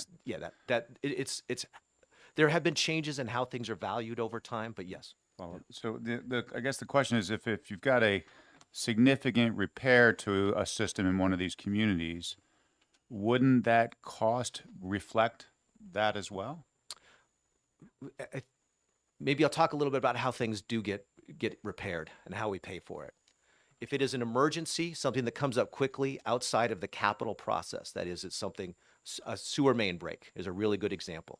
We have a $1 million break that we need to replace now, a line in Guilford. It's a $1 million project. That's something that's related to an emergency. It was outside of the capital budget process. That comes out of the replacement fund. Guilford has 10 years to replace that at no interest back to the fund. It's their money. That would be the other way we pay for things, is that if we have a large project we know that is coming, and that would then go through the capital budget process, that would get then bonded, and then that's paid over whatever the state bonding does, which is 20 years, 30 years, oftentimes gets, I don't even know that magic of how that all gets done. So, between the two of them, it helps to flatten the cost for the ratepayer across time. But yes, we are seeing those increases in the kinds of prices that we're paying. We used to calculate a mile of pipe about $1 million a mile for sewer force main. Now it's $2.5 million for force main. So yes, we see those same kinds of increases, which is why that fund this replacement fund is steadily kind of, that 5% has gone up each time we do evaluation.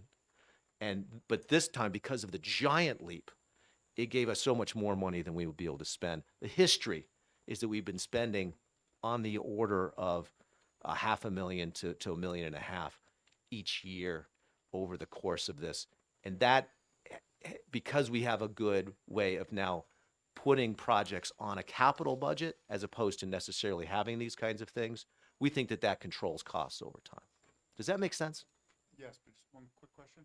So you're saying the capital budget, though, would not be part of this fund? It's something that's, it's paid out, I mean, it's created and Yes. it's paid by a new issue of bonds? Exactly. Okay. Yep. That's exactly how those larger projects, a $5 million project would usually, it would be hard to imagine an emergency $5 million project that would come out of the replacement fund.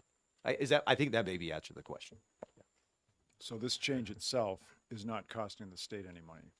No, the entirety of this facility is paid for by the ratepayers into the Winnipesaukee Basin project. The only state money that goes into this is DAS, because of the Laconia State School property, is a member of the Winnipesaukee Basin. So the water that gets used there, the sort of paltry amounts, because there's not a lot going on there, as you know, that rate is actually paid by DAS.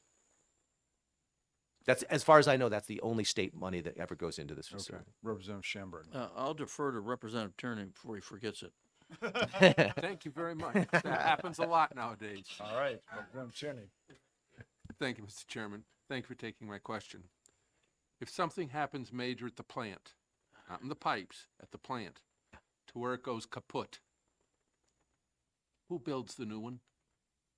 That's a great question. It's unlikely. I don't know if have you been to the wastewater treatment plant? Not yours. Okay. Well, I would invite you all up. It's a fascinating place, but it is made up of lots and lots and lots and lots of different pieces. It would be practically impossible for the entirety of the facility to go south at once. That just really couldn't happen. So, but if you had to replace a big tank or something like that, it would be a multi-million-dollar project. But we have a lot of redundancies built into most of these systems. So, and I think one other thing to note is that we're also operating at a much smaller rate of flow than the original system was built for. Originally, the system was built to go all the way around the lake, but ultimately only the southern half of Winnipesaukee was built. And so we have a plant that's really rated at about 11.5 million gallons a day, and we're hard pressed to do 6. So there's a lot of capacity within most of the system that if there were something that was really significant, we generally have the capacity to deal with that. But ultimately, all of the repairs are paid by the communities. Follow-up. Okay. When you talk about a tank, you're talking about a clarifier? Yeah, like a clarifier. Yeah. I know what you're talking about. The mill up in Northumberland had its own sewage plant, and I think it was at 20 million gallons a day. Yeah. That it could handle through there. But things do break that are major. Yeah. So what you're saying is the folks that are using it, Yes. even though the building and everything else is owned by the state, Yes. they have to foot the bill? Yes. That's a problem for me. You may like, if that's the problem for you, you may like to talk to Senator Lang. He has a bill that he's putting forward in the Senate to take a study at this. The problem with me is if the people have got to, Would you believe the problem with me? if the people, okay, would you believe? If the people have to pay for the repairs to the building and of course the pipes, Yes. they should own it. And in other words, if this thing breaks, state should give it, or before it breaks, they should give it to the communities that own it and say, fine, it's your problem, you take care of it. Why should those communities fix a state property? Yeah, it's a really good point. And that's exactly what this study committee will take a look at. Now Representative Schamberg. I believe Representative Tierney has just about covered everything that I needed to look at, but what's that? You don't forget your question. I don't forget my questions because I write them down. So, sewer plant, well field, all pipes, lift stations. If anything happens, it breaks, it comes from this replacement fund? If it's of a certain size, we do have operational funds. So if we replace a widget, we do that with out of operations, Okay. a smaller widget. All right, I just wanted to get an idea. And any kind of upgrades to well fields, or if it's a capital project, it's covered by your capital fund? Yes. Okay, thank Representative Opel. Thank you, Mr. Chairman, and thanks for taking my question. Just a quick question to follow up on Representative Tierney. Who paid to build the plant in the first place? That's a great question. Thank you for asking that question. It was about 95% federal funded. So the communities did not pay very much at the outset, nor did the state. There was a lot of state money around at the same time. But that's when after the advent of the Clean Water Act, there was lots and lots and lots of dollars to build wastewater treatment plants. And, you know, the quality of the water now in the Lakes region because of this facility has gone up dramatically over the last 40 years. Thank you. Representative Ohm. Yeah, thank you. So in a nutshell, this basically just provides liquidity for the operation to repair things, and it doesn't require any other expense. So the question is, what's the worst case liquidity you would need for this kind of project? Is it 5 million, 16 million? What is the typical maximum liquidity you would need over the period before you could bond it? Thank you. I appreciate that question. And I wish I had thought of putting in that word liquidity somewhere in here, because I think that actually is really the operative word. And thank you for that. That helps my elevator speech a little bit here. And the answer is we are hard pressed to think of an emergency repair that would be more than $5 million.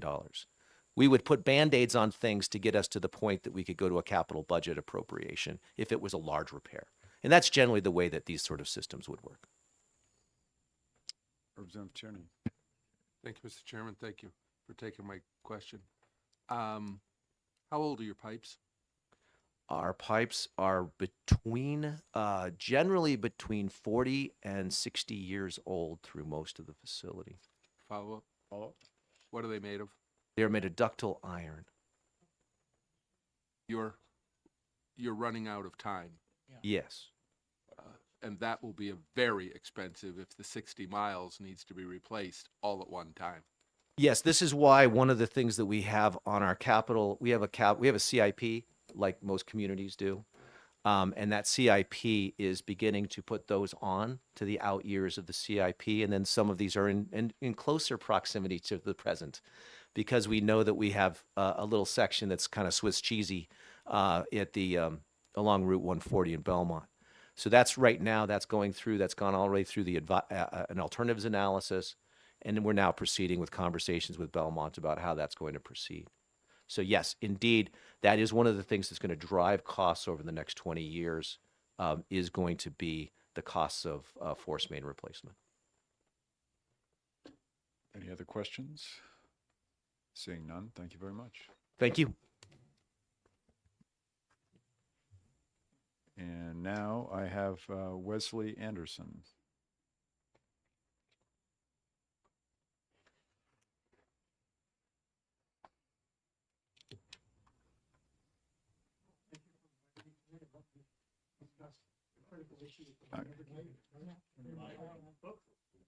Get that? Yes, okay. Again, thank you. I'm Wesley Anderson. I am the Cities of Laconia's representative to the Winnipesaukee River Basin Advisory Board. Okay, Advisory Board. And I'm also the chair of the Advisory Board. The key thing I want to state first off is the Advisory Board and the member community support the change in legislation that this represents. I'm going to go a little bit more into what Mr. Dyers was talking about. There is two pieces or two elements. The replacement fund really does, as he said, those emergency projects that need to get done. Then there's the debt service portion, which does the planned projects that are part of the CIP, and the CIP should be prioritized based off of what items are critical in regards to the impact on the system and on the impact of the environment. So there's that piece. What he didn't mention is that there's already a portion that has been approved by the legislature for bonding to do about $36 million worth of work on the plant system. Now that $36 million of work is what we would be responsible for paying for over time, whether it's bonded or we get a grant from the Clean Water Revolving Loan Fund or the loan portion of it. So that's the key piece. What happened over time is between the inflation, as he discussed, and just I'll say the management of the system. By that I mean how many miles of pipe, how much other things. that are part of the system resulted in the replacement value increasing significantly. To give you an idea of the increase in the impact on the city of Laconia is before the evaluation, we were around about 150,000, what we're paying a year. We're closer to 700,000 now than what we have to pay for a year. And of course, that gets passed down to the ratepayers. That cost is proportionally to all 10 of the member communities. So our objective has been to try to control the costs for those ratepayers that fund the complete infrastructure. O&M, we've got that straight. We actually do it now based off of how much flow the community sends to it. So a community that maybe is not sending as much flow as they originally did back when it was planned in the 80s doesn't pay as much. The communities that are sending more pay more, mainly Laconia and a couple of the others. The admin fund pays for some people in the Department of Environmental Service, but also pays for the costs that we get assessed from other agencies, Department of Administrative Services, for just the general support to the Winnipesaukee River Basin Program. The replacement fund, as I stated, is just those things that are absolutely positive essential that break, that's got to be fixed because it's a threat to the system or it's a threat to the environment. The capital portion is that which is planned, and that answers your question. We know we have problems with it. We want to get it into the capital program. We want to put it in such a way that it's prioritized based off of threat and impact to the environment. And that's what we're working on now with Department of Environmental Services. So the key thing, what we're trying to do is control the replacement fund growth so that we can pay off the debt service on the major projects that are being planned. So again, we are in support of the change to the legislation. We're also in support of two other elements of it, what are the admin portion. One is the state school properties coming up for sale that be closed. At some point, that plant ownership or the share that they own is going to come over to the city of Laconia.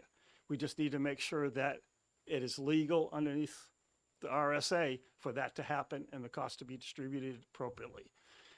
We're now working an agreement with them so that they will pay us back until such time we get enough revenue from the sewer to pay it back. The other piece behind it is some of the repairs in the replacement fund are very low dollar value. They're pumps and whatever. Some of the communities have asked specifically if they have excess money that year to pay it off at once. But the way the legislation is currently written, they have to pay it over 10 years. So all that does is gives the municipality the option, if they want to do it, they can pay it off in 1 year or less. Subject to your questions, that concludes my discussion and presentation. Thank you, Representative Tierney. Thank you, Mr. Chairman, and thank you for taking my question. Do any of your communities accept outside sludge? The way it has worked is if you're I'll put it this way, if you're pumping out a septic tank, Yep. that has to go to the plant itself. Because they're Okay. the only ones that take it. We basically connect to houses, connect to businesses, and the flow goes that way. Okay, thank you. Representative Bors. Thank you, Mr. Chairman. Thanks for taking my question. So we're talking about the southern part of the lake. Is there a pipeline, a unit for the northern part of the lake, or? Well, the way it works right now is, I'll go around the lake and explain where it starts off. On the north part, we only have a part of Molten Borough and a part of Center Harbor. That's the Bay District. Then Meredith is involved in it to it. Then it comes down to Laconia and goes out to Guilford and ends in Guilford. On the way to Franklin, you pick up Sandborton, Belmont, Tilton, Franklin, and that all goes into the plant at Franklin for treatment. Okay, so it's all covered in one way or another. Correct. Is there any Follow-up. follow-up? Thank you.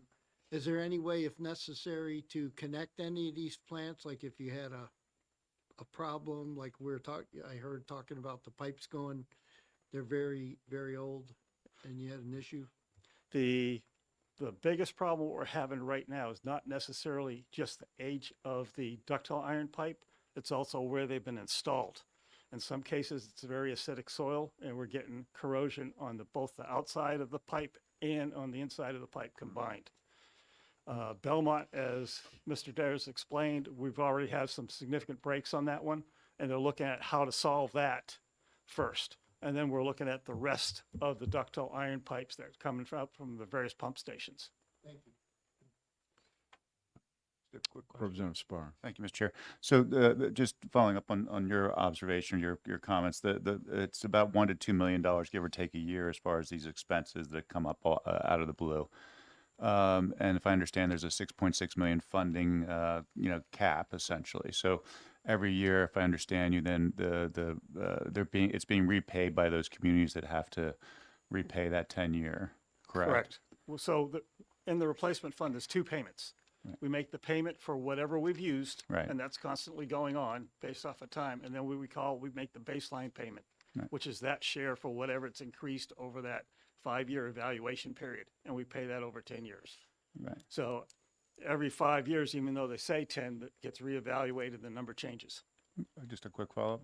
Would it be helpful or make sense to continue to put money aside towards future major capital improvement plans that you've got, because it's going to be more expensive, as you say, for these larger projects? And I know you're bonding them, Right. but they would lessen the need for a larger bond, which would again affect the communities that have to pay the bond. Part of it is how do you target for it and how do you explain it to the municipalities? Because they're all looking at trying to control costs for the ratepayers. And it's easier to say, okay, this is what the cost is, and it's future people going to be paying over time. So it's not just them, it's whoever comes into it. It explains it easier and is easier to sell to them. Anybody else? Seeing none. Thank you. That's all pink cards I have. Is there anyone else who would like to testify on HB 1435 or retestify? Okay.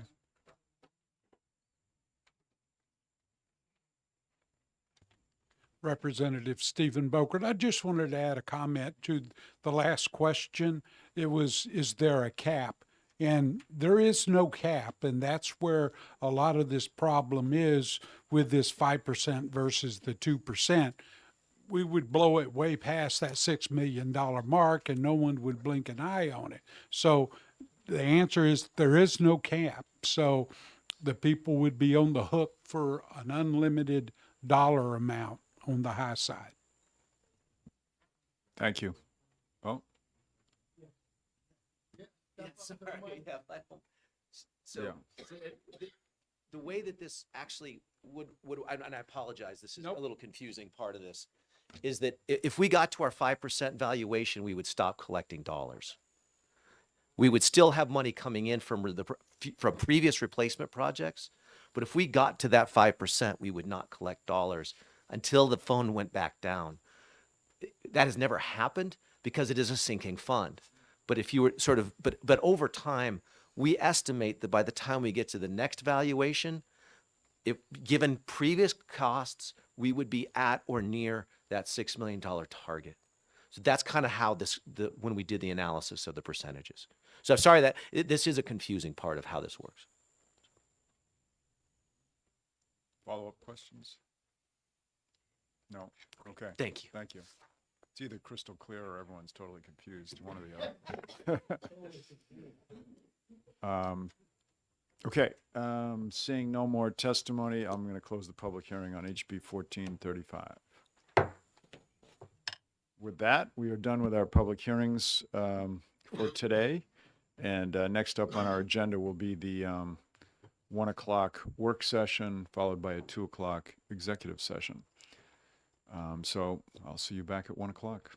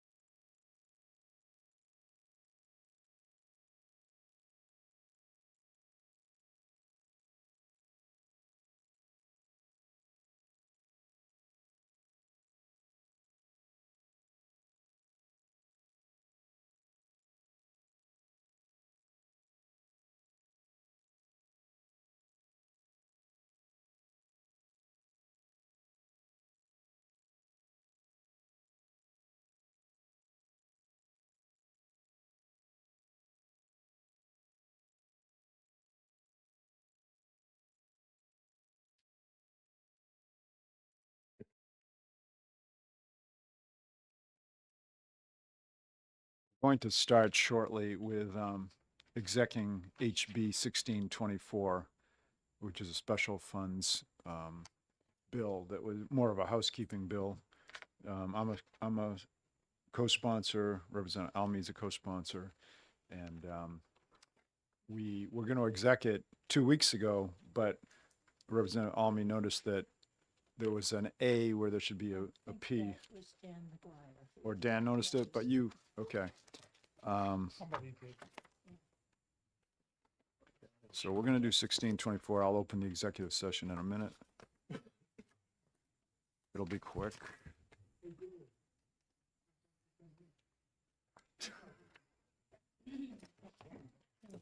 Yeah, line 3 of the bill. Line 3 of the bill says RSA 4:9-A, and it should be 4:9-P. Yeah, He is in Peter. P. So, are you good? No. So it's another. Are you going to be short?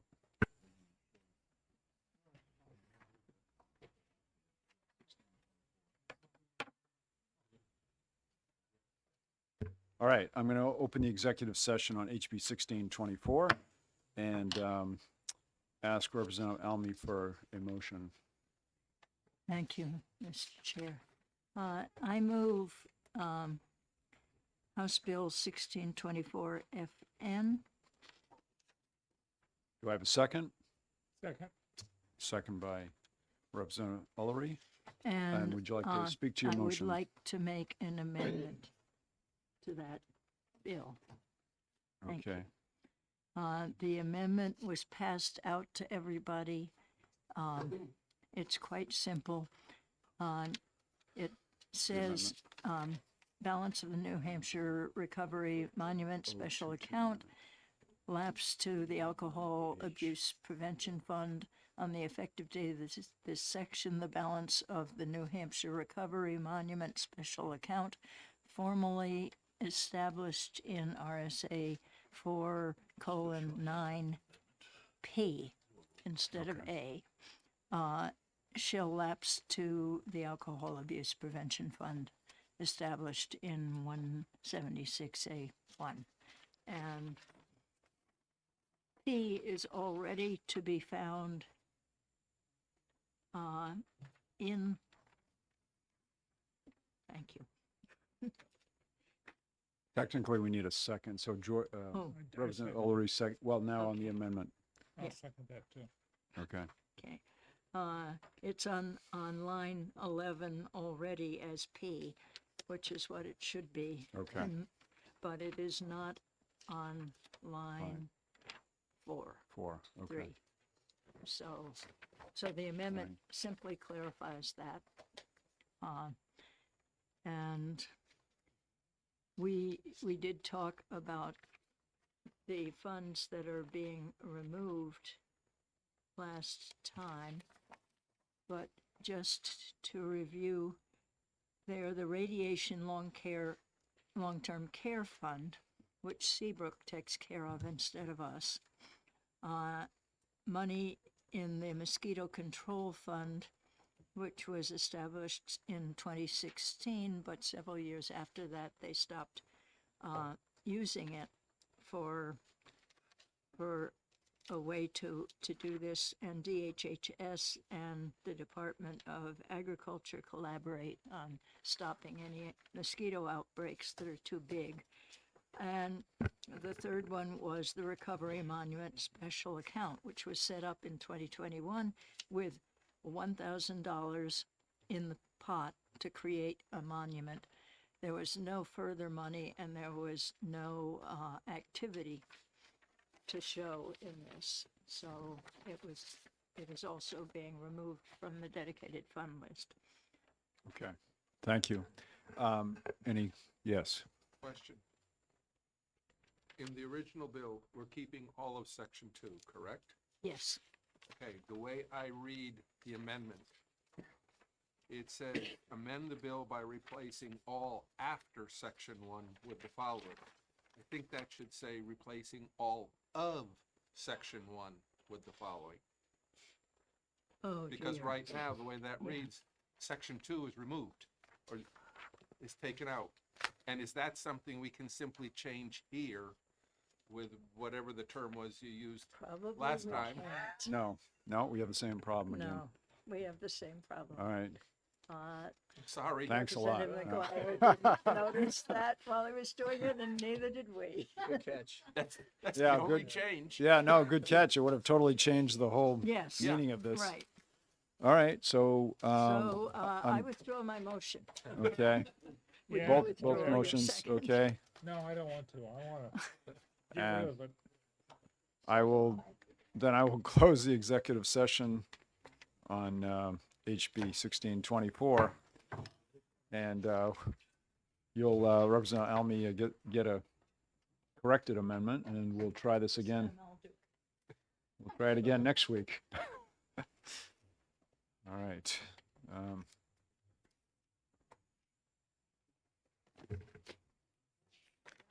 Okay, so now what we will do is we will go back to, well, let's hope not.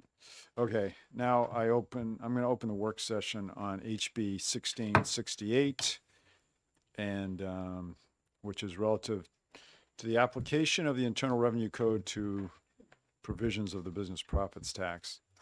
And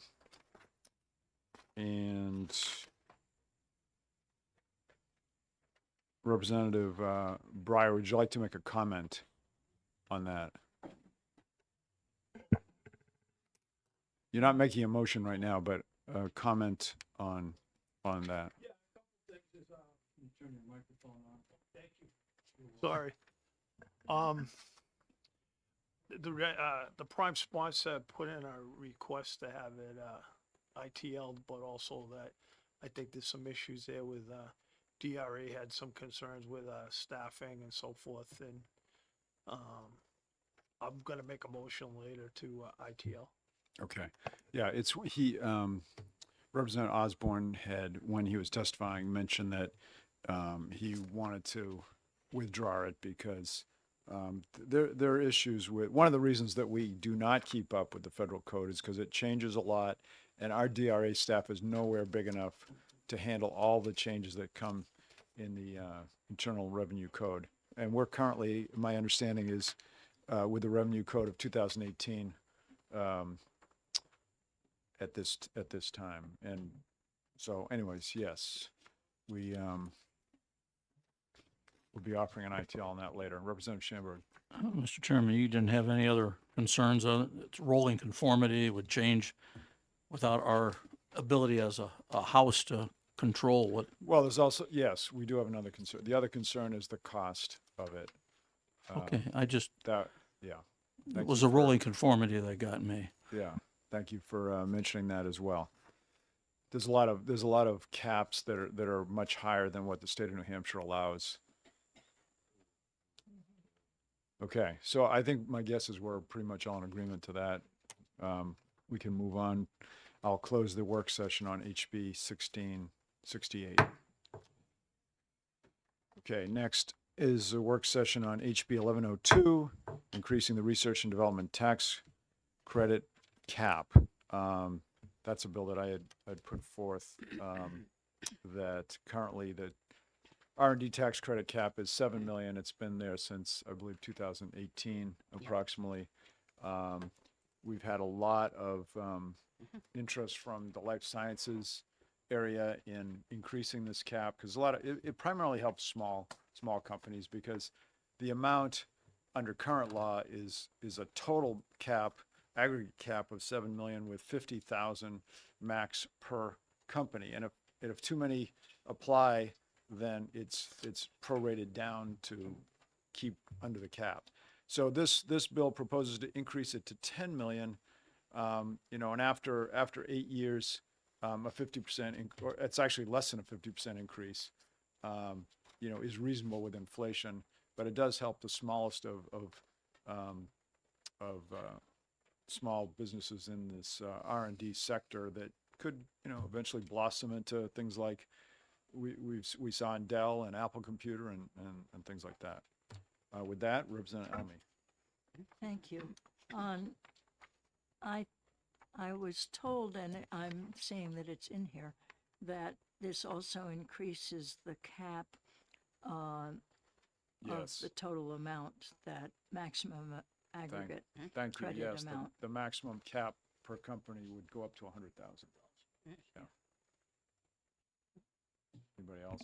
Yes, Representative Mr. Schaefer. Chairman, the only thing I'd like to state again is I talked about metrics or accountability of what this money is doing. So just like to have that as part of the discussion here, that we're raising it, we're upping the 150 to 100,000. Maybe metrics should be involved.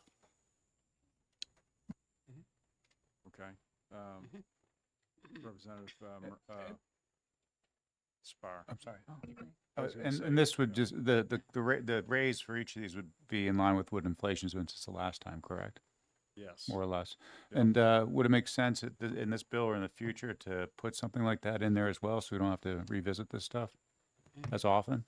I would say no, because there's been other things that we've already done that with a couple things, like the BPT cutoff, the BET cutoff.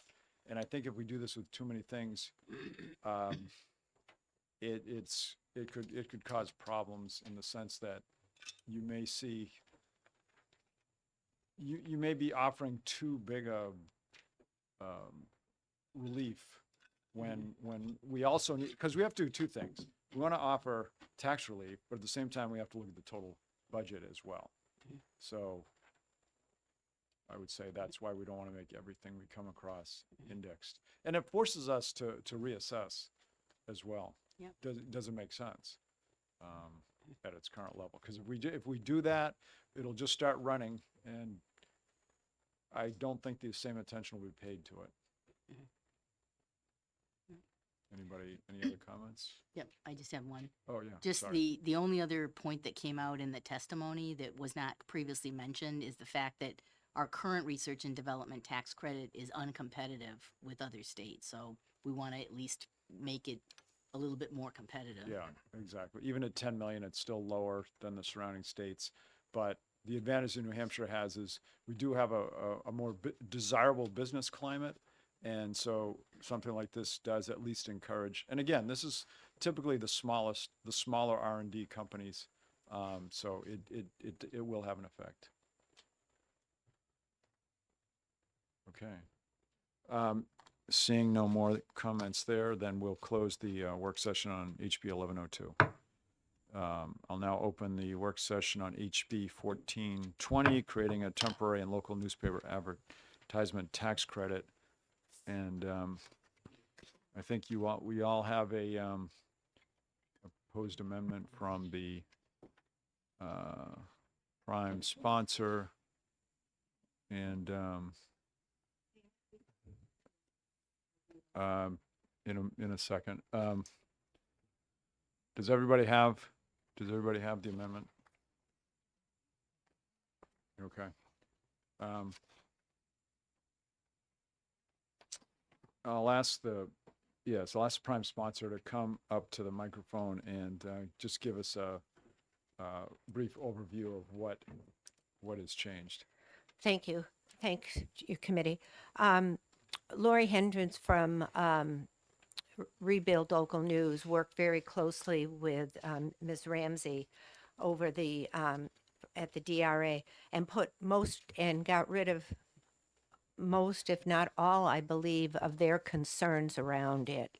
And the changes that they made, and it would end up being that the DRA would not be responsible for credentialing people. It was the New Hampshire Publishing, New Hampshire Press Association would take on the responsibility of credentialing people who were eligible for this. We changed a lot. They changed the wording from the Department of Revenue Services to the department. They eliminated the ability for places like Google to be able to become part of that, to be able to utilize this. They excluded Google and Meta. They changed, on the last couple of pages, they put in all the things that, that the DRA addresses, had a difficulty with it. And, it basically, I believe, Ms. Ramsey is here and they're okay with it. The very last part that was put in on the last page, Roman numeral 2, V, and it was put in directly to, at the request of the DRA. So the cost for this would be minimal, if anything, for the DRA. And I know where money is such a concern for everyone, I just wondered if, if you all wanted to put a cap on it. And even if you had like a $50,000 cap, that could help at least roughly 1,600 businesses. My point is that this is for businesses that are here and not businesses that are trying to get here. It's for businesses that are already here, small businesses. And again, it's twofold. If they advertise, that helps the media outlets. And if they get a tax credit, and it would only be a credit, not a refund, that would help them as well. So,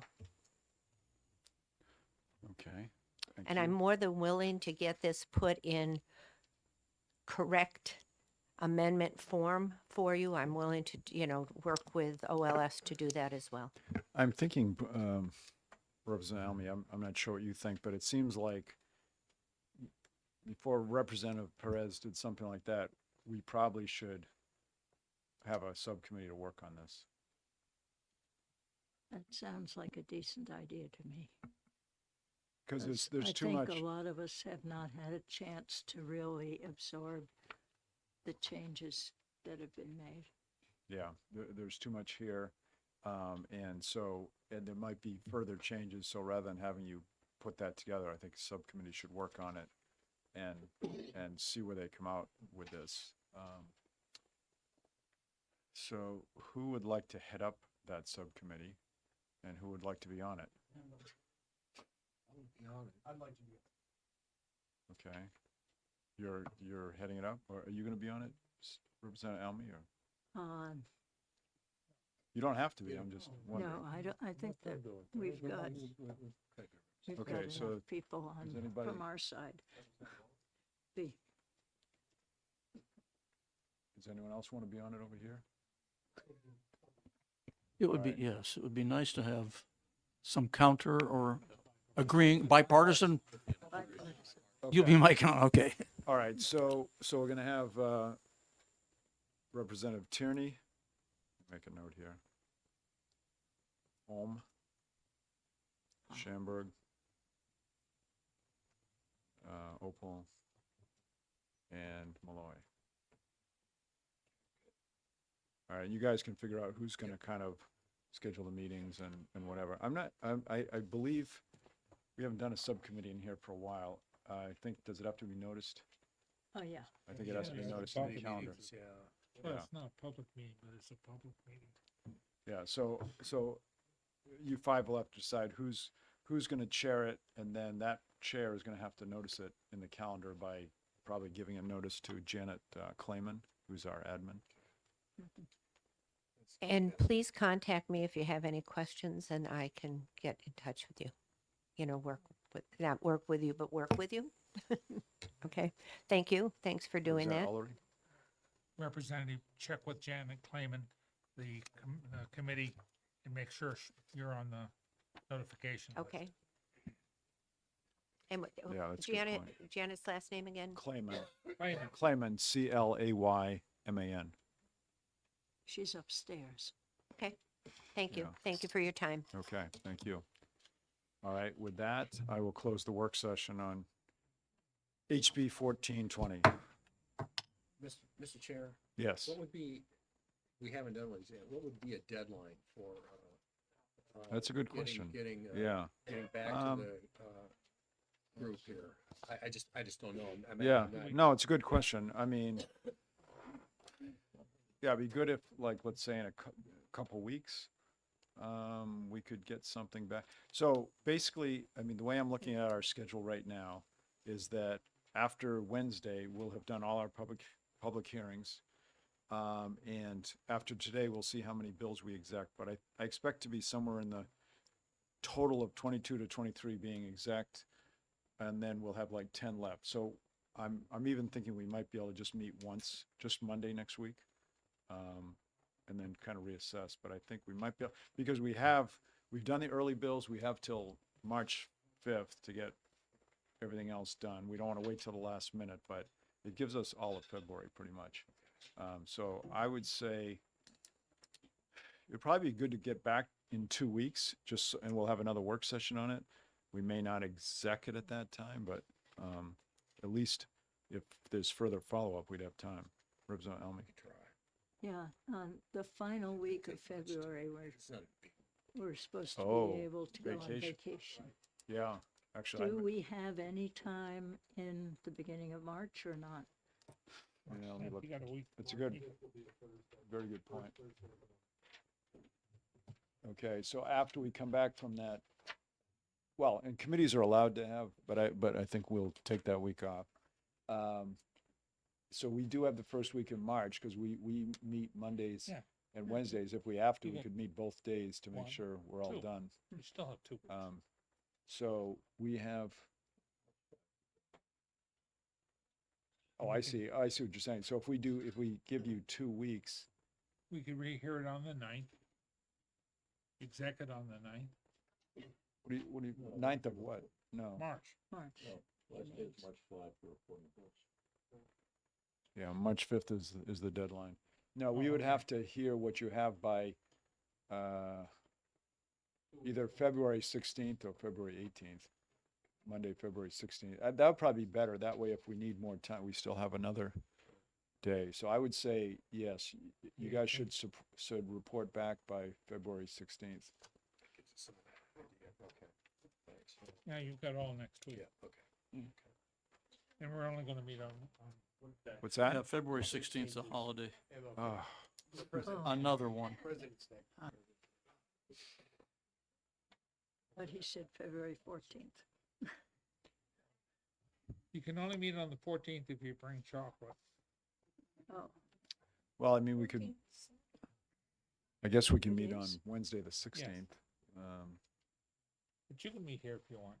And then Can't any get in. business that still needs to be Wednesday the 18th, any business that needs to be done after that would have to be finished either on one or both of Monday and Wednesday of so we March. have to finish on March 18th?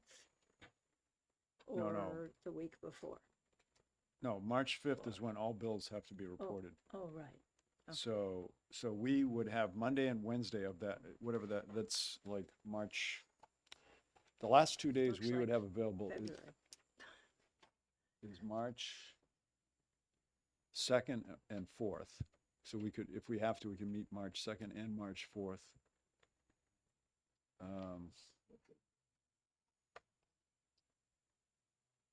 Yeah, it's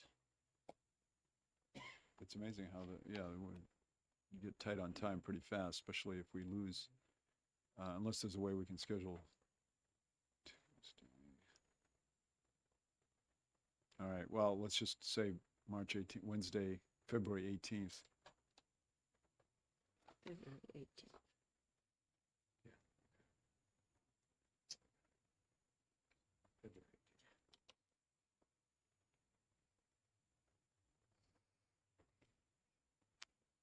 Okay.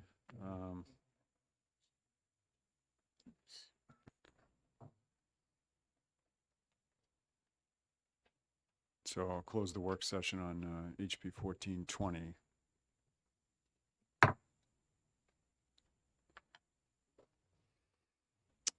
Next is work session on CACR 10. We'll open that. And Representative Ulrich, did you have some comments you wanted to make on CACR 10? No, not really, other than the fact that it's a good idea. Actually, the two bills kind of, the two CACRs that we have before us right now tend to work together to kind of impose a fiscal restraint upon both this body and the local bodies. That is something that has long been sought after.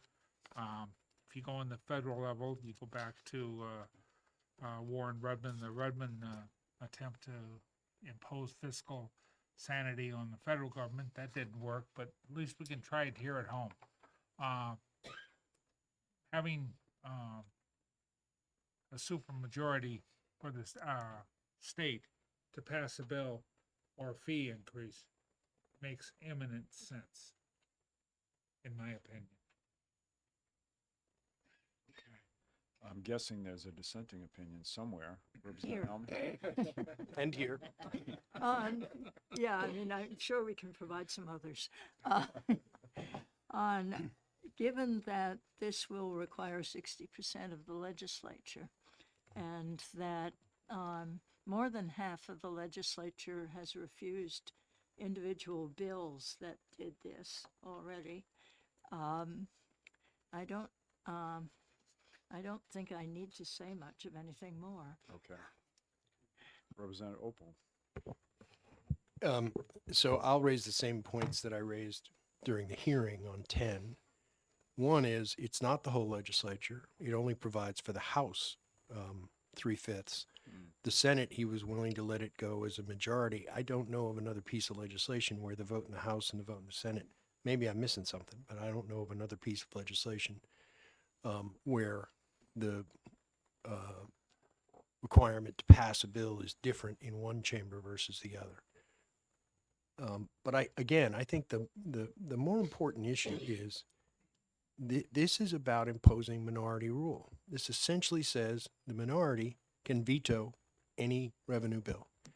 I don't think that's in keeping with our democracy. I don't think that's in keeping with the nation, as it was envisioned. It is in fact a tyranny of the minority. A third of the House can say no. I just think that's fundamentally wrong. And I'll be happy to talk to 18 when it comes up. But I think, we already have enough areas where the minority rule has gotten us into trouble. Representative Elberger. Thank you, Mr. Chair. I've also raised the issue of if we are requiring, if this CACR were to pass, requiring a 2/3 majority to increase taxes, I believe there should similarly be a 2/3 majority required to decrease taxes, because anytime we decrease taxes on the state level, we are increasing taxes on property taxpayers. And to try to suggest that the impact on something like this would not have a serious negative impact on local taxpayers is at best disingenuous. Suggesting to municipalities that, well, just tell our constituents to want fewer services. I'm not sure what services in your communities taxpayers are happy to have fewer of. In mine, we're pretty close to the bone. And saying to somebody, well, the fire truck couldn't get there on time because we had to cut personnel because we couldn't afford to have them there. So if you can get a couple of hoses, good luck. We need to be honest with our constituents about what this and the next CACR involve. Representative Spar. Thank you. I think Representative Opal made some good observations with the two-tiered voting structure for this, for the same branches of the legislature. And I look at the Constitution that requires us to balance a budget, and I don't think that if this were to be implemented, I think it would hamstring the majority from being able to. And I don't think it's long-term thinking. It's not one party versus another party. It's allowing that party to that's in the majority to be able to get something done. Where I think this would be pretty obstructionist. Representative Ors.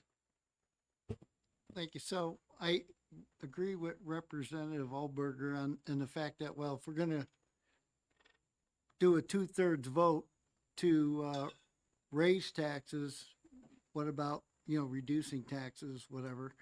So I agree with that part. However, I don't agree with the fact that if we raise taxes, it's going to cost constituents more money out of their pockets because we're taking money away. We have seen historically in New Hampshire, as we've reduced the taxes, we've increased the revenues, number one. Number two, as far as the minority making a decision, we see that all the time in the current structure with the school boards. The school boards and the vote for increasing the school budget is done by 5 to 7, 8% of the minority, and the rest of us got to live with it. And that's a fix that we need to change. And so that's the perfect example of the minority wagging the dog. Representative Opal. I'm not sure I got the last part. But I keep hearing that we cut taxes and we raise more revenue. So I went back and checked, and there's a report from the New Hampshire Fiscal Policy Institute that looked at the tax cuts from 2015 to today. And in that period of time, it is true, New Hampshire's revenue from business increased by about $118 million during the period of those tax cuts. But business taxes in the other New England states who did not cut taxes increased by $220 million. So double what they increased in New Hampshire.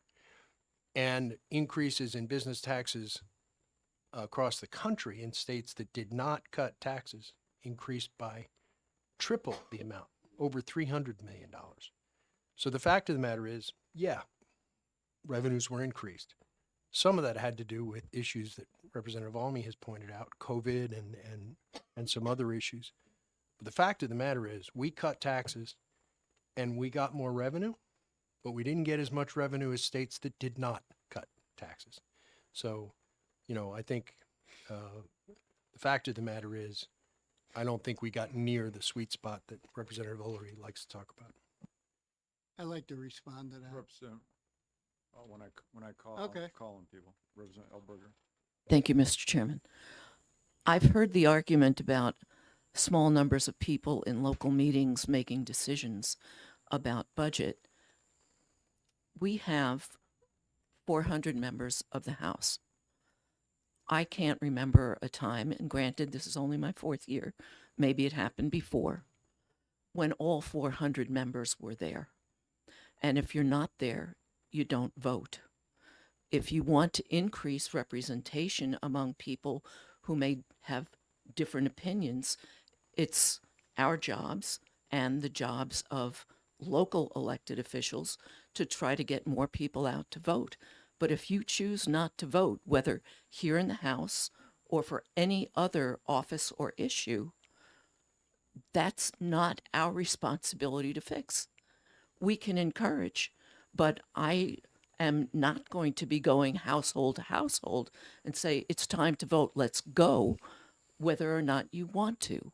So a minority may rule, but not because other people are being refused the option to make their voices heard. Representative Ors. So the same would hold true in the situation and if this was a minority decision pushing things in the House. But in the local elections, people have jobs, people have commitments. They can't take a day off to vote here and take a day off and march to vote there and take a day off, take another vote somewhere else or show up for a deliberative session here or there or whatever.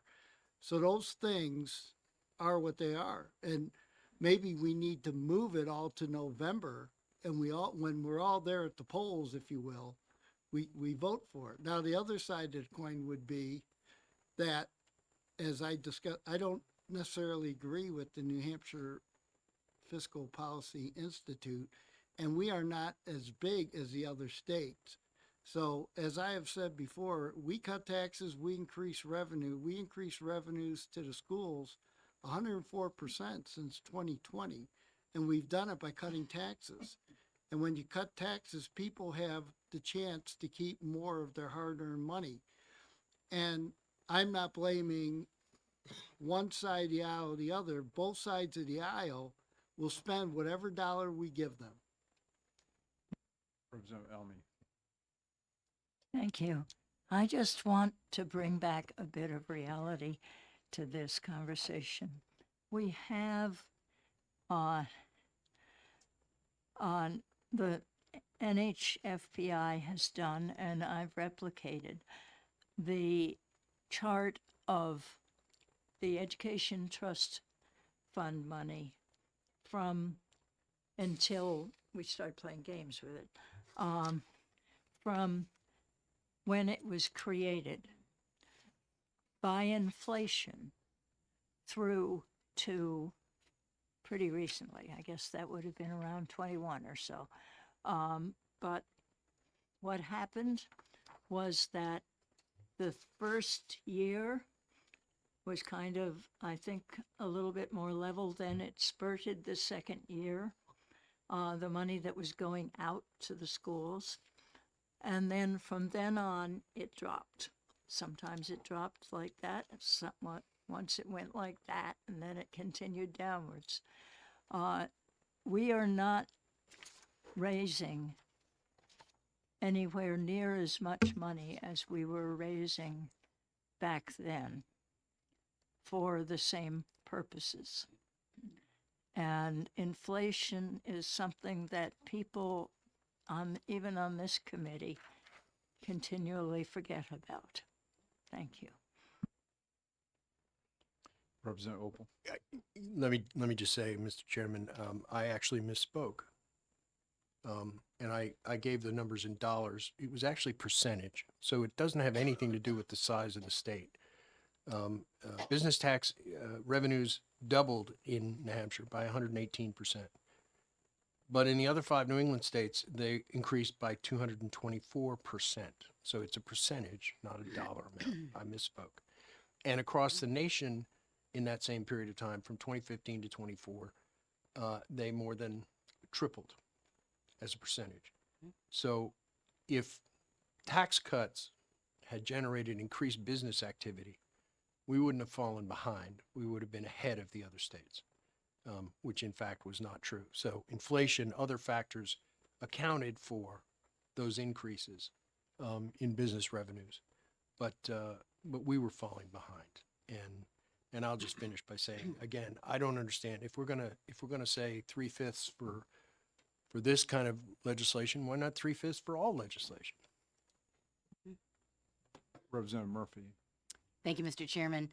I just want to point out to my esteemed colleague that from 2020 to 2022, we've seen an accelerated business migration, primarily from Massachusetts, but also from other New England states, to the tune of we gained 26,000 businesses moving across the border into New Hampshire, largely from the Bay State.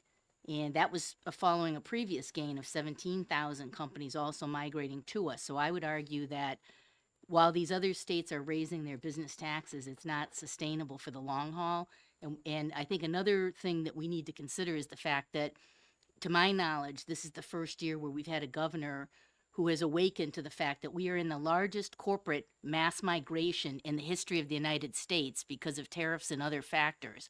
And the consequence of that is that she is proactively out there telling the world that New Hampshire is open for business. So we are proactively trying to recruit companies to relocate to the state. And I believe this will have a material effect on, it won't be like history. History will not repeat itself because the state is finally marketing itself to bring businesses in, and we're going to make this up in volume over time. And it's going to be recurring revenue.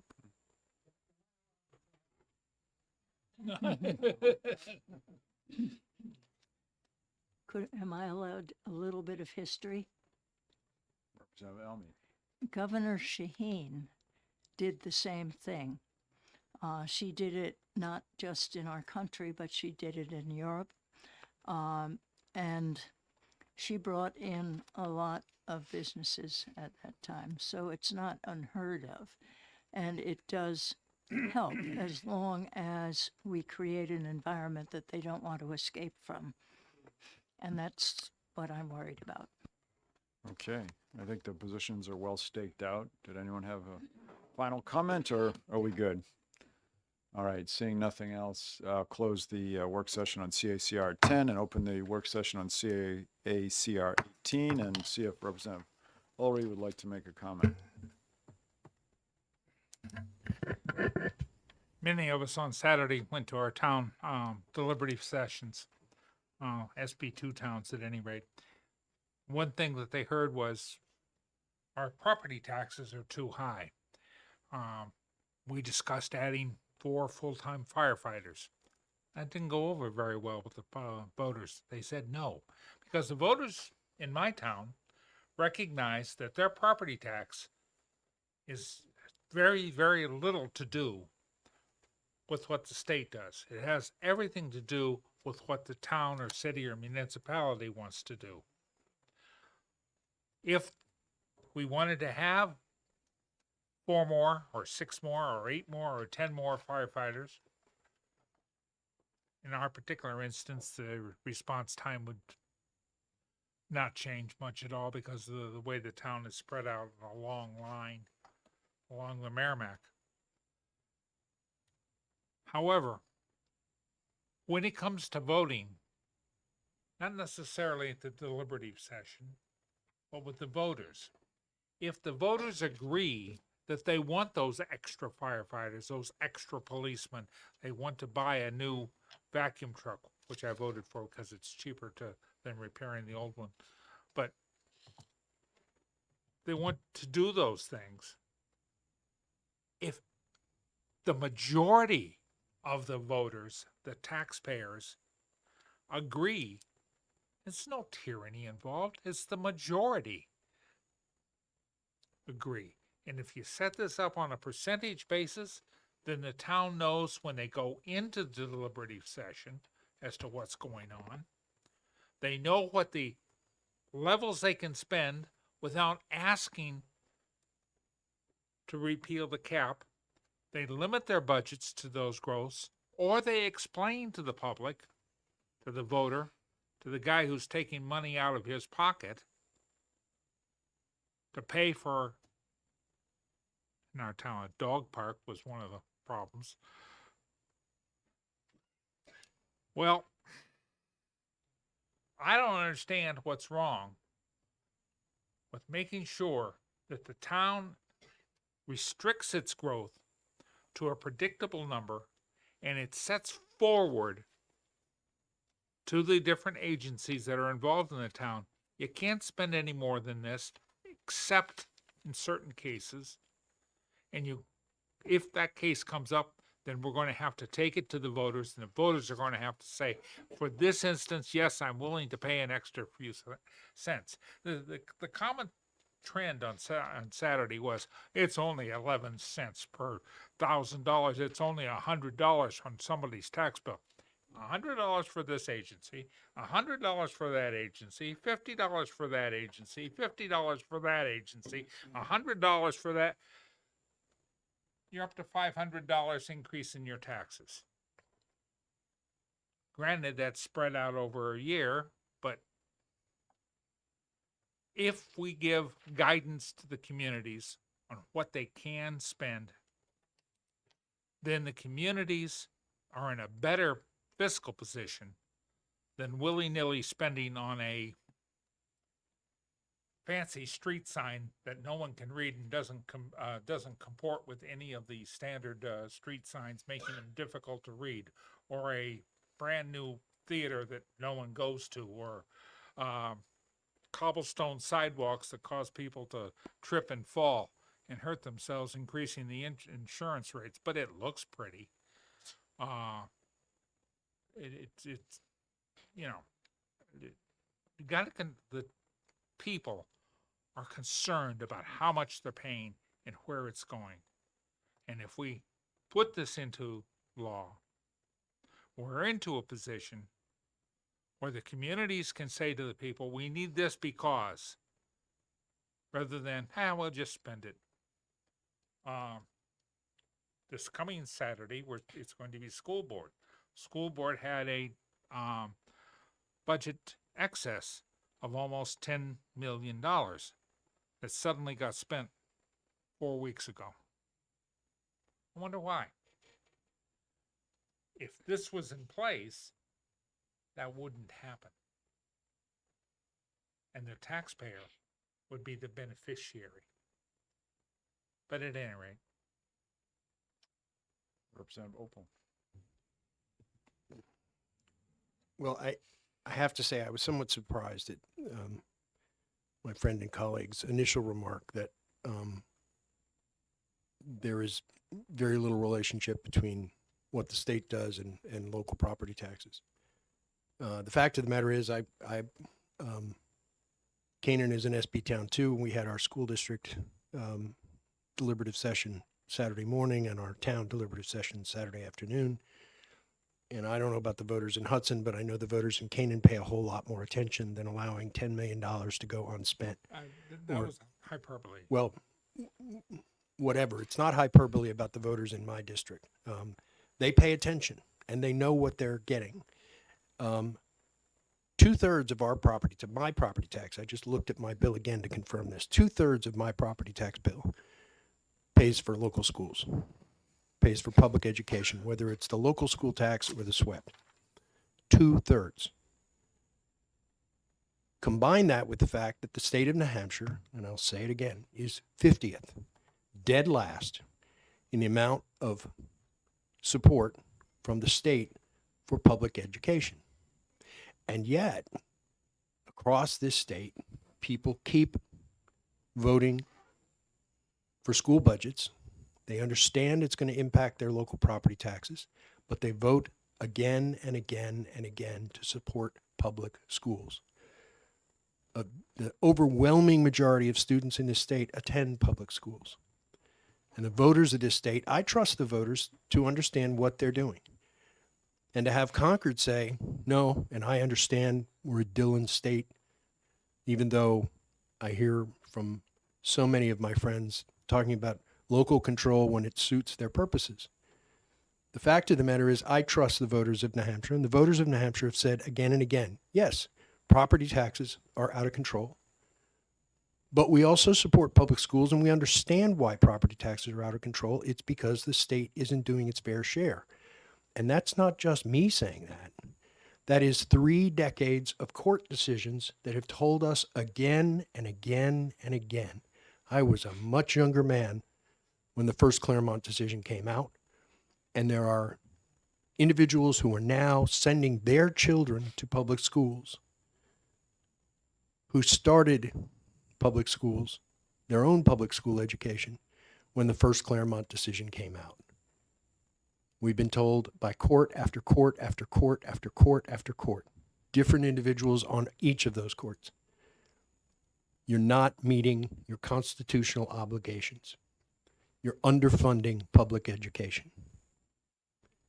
That bill will come due, and it's coming due with property taxes. And to say that there's no relationship is simply to ignore the facts. Representative Elberger. Thank you, Mr. Chairman. Couple of very quick stories. My sister lived in Memphis for 37 years, and by the time she left, the police department was missing. They only were had 60% of the personnel that they needed there. 40% they couldn't hire. And what it meant for them was that they were not investigating any crimes other than those committed against people. So robberies, home invasions, they didn't have the staff to do it. I don't think we're near that now. I do believe that if, like some of your other communities, Nashua is looking to fill positions within both the police department and the fire department, and we can't fill them. We're at the border community with Massachusetts. They pay their folks a whole lot more. That's one. With the school budget this year, Nashua does not have its own bus service. We have to make a contract with busing services. There is only one that's large enough anywhere near us to serve the number of students that we have. They surprised us with a $2 million increase. We could not go to another company to negotiate or try to negotiate a lower rate. So 2 million, or, well, you know, we can't bus our kids, which we are required to do. If there were a cap, I'm not sure where we were supposed to get that additional 2 million for. And finally, I am concerned that somehow we believe that we know better here in Concord than the people who are governing our communities do, and should be given freedom to do that with the consent of their constituents. Why it's our job to say, no, you don't need that in your community, you don't need that in your community, you don't need that in your community because we know better than you, is beyond my understanding. Thank you. Representative Murphy, did you still have? Okay. Last word if it, oh, you got, go ahead, You want Susan. me to do first? Yeah, go ahead. A couple of things, and I'm not remembering very much of it, but we set up a pension fund a long time ago, and it turned out that it wasn't going to work if it was just the state level people. So we invited all of the towns and cities into it. And we promised them that we would pay, I think it was 40% of their costs. I may have that figure wrong, but it was something like that. And a number of years back, about 10, we killed that promise.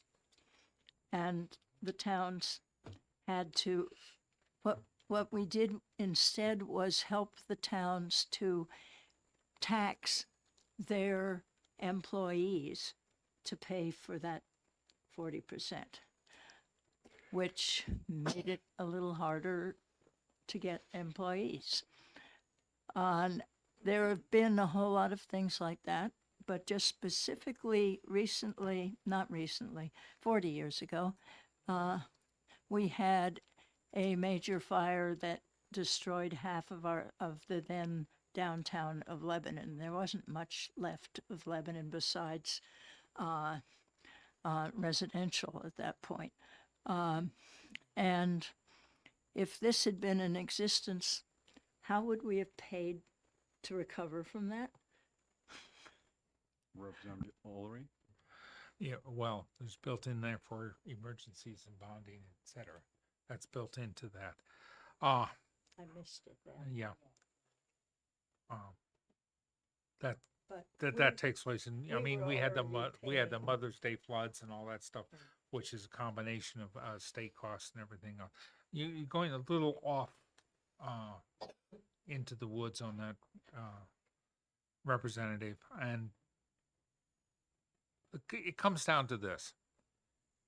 Are we going to give guidance? We're not mandating, or we are mandating, but we're giving guidance to the towns not to spend.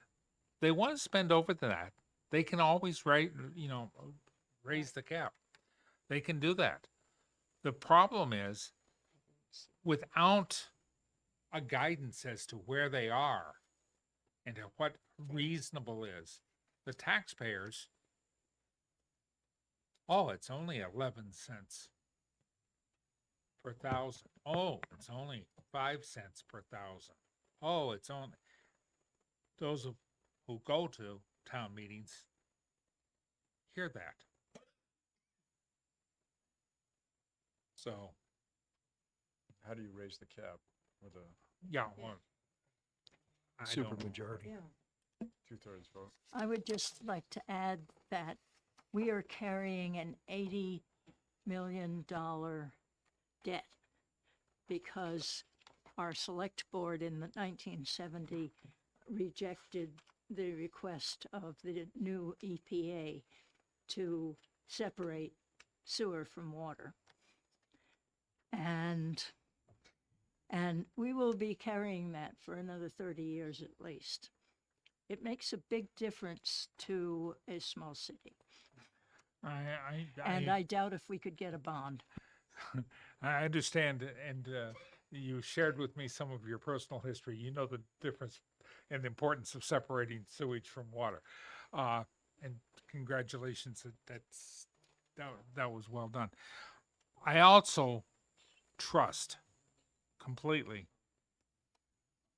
the individuals in the community when they vote to vote what is best for them. There was accused of Concord telling them what to do. No. With any CACR or Article 5 petition, it's not up to the legislature. It's not up to us. It's up to the guy who cast his ballot. Let the people decide.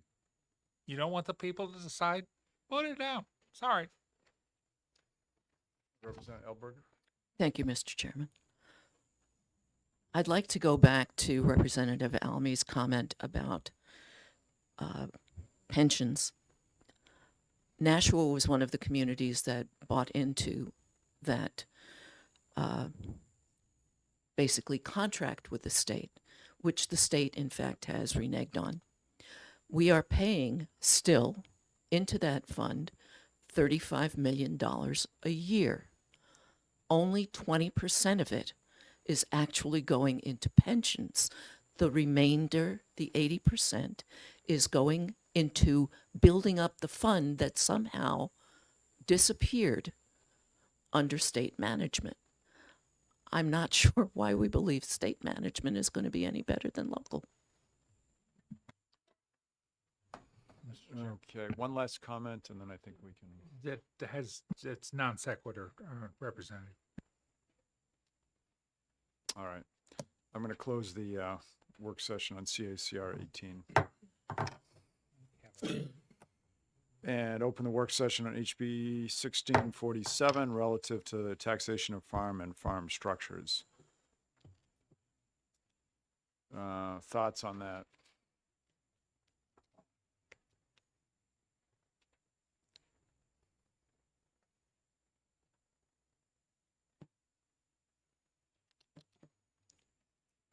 I'll just say, Mr. Chairman, I'm sympathetic to the intent of this, but I think it needs some work. It seems like it's an overlay on current use, and I know a lot of communities are already struggling with that.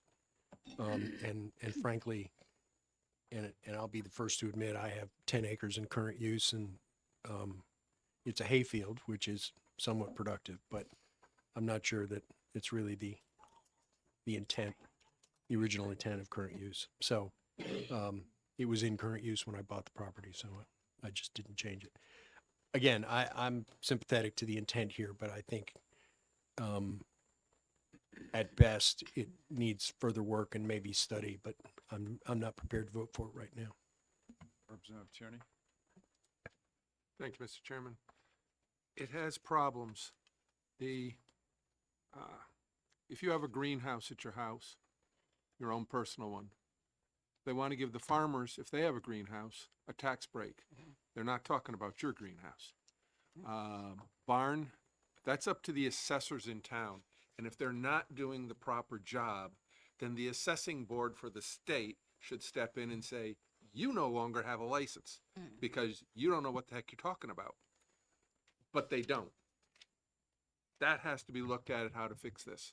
Additionally, the house on the farm, if it looks like everybody else's house, why should theirs get a lower break? The houses should be still done at market value, the same way as they are now. The other facilities, okay, if you've got a $2 million assessed milking barn, but it's only gonna cost you $800,000 to rebuild. Excuse me, that is way out of whack. And that's the assessor's problem. That's where the problem lies. So this does need interim study. Representative Murphy, did you? He, Representative Tierney addressed my very concern, so we're on the same page. Okay.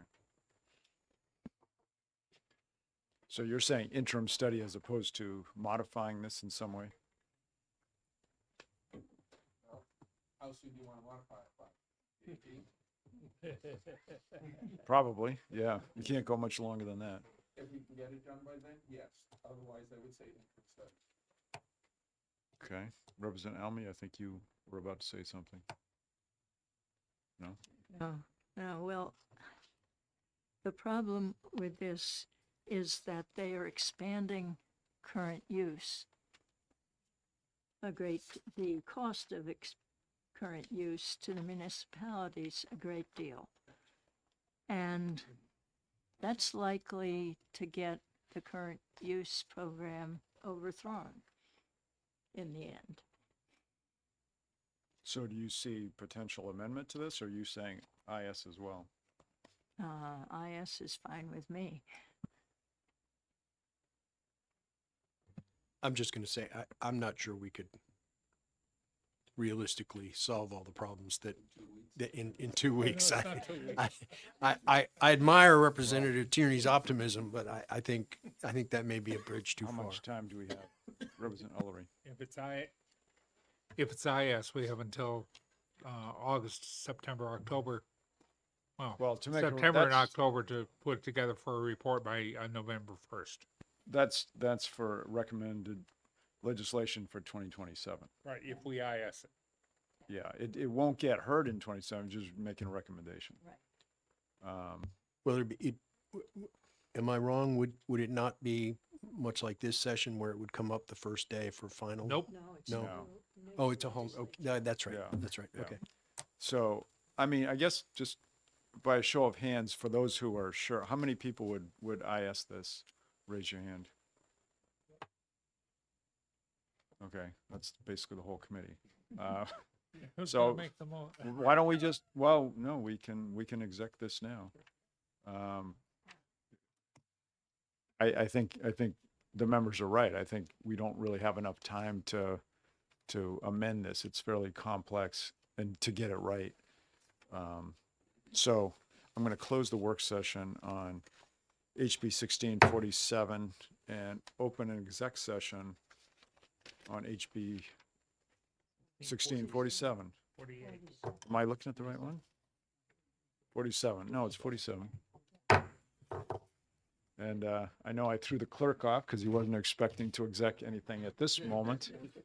But he's good. He's flexible and nimble, and he's good to go. Okay, so who would like to make a motion of IS on this? Representative Tierney? Okay, on House Bill 1647, I'd like to make a motion that we IS, interim study this bill. And we have a second from Representative Opal. And would you like to speak to your motion? For the reasons previously stated. Yeah, that's fine. All right, well, I'll ask the clerk to call the roll.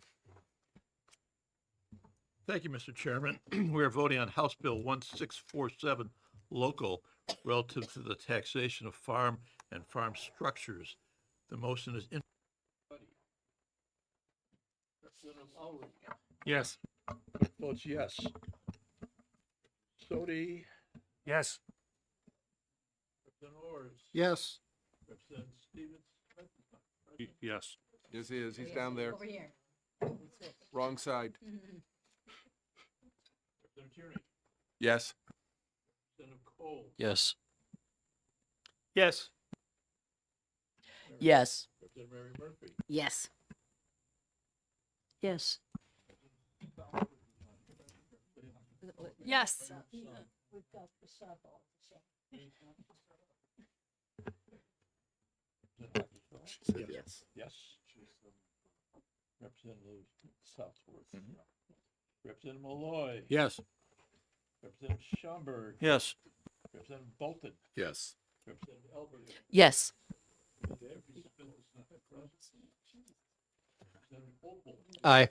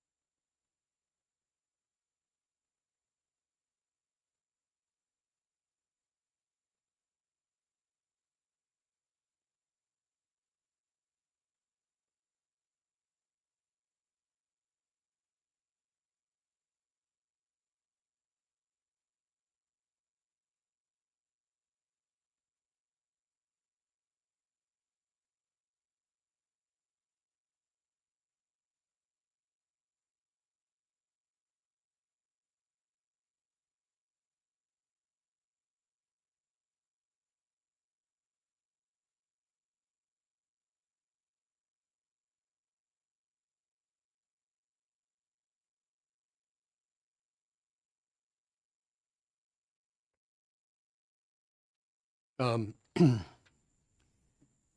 I was struck, and I didn't know these numbers when I believe it was Representative Luno testified and pointed out that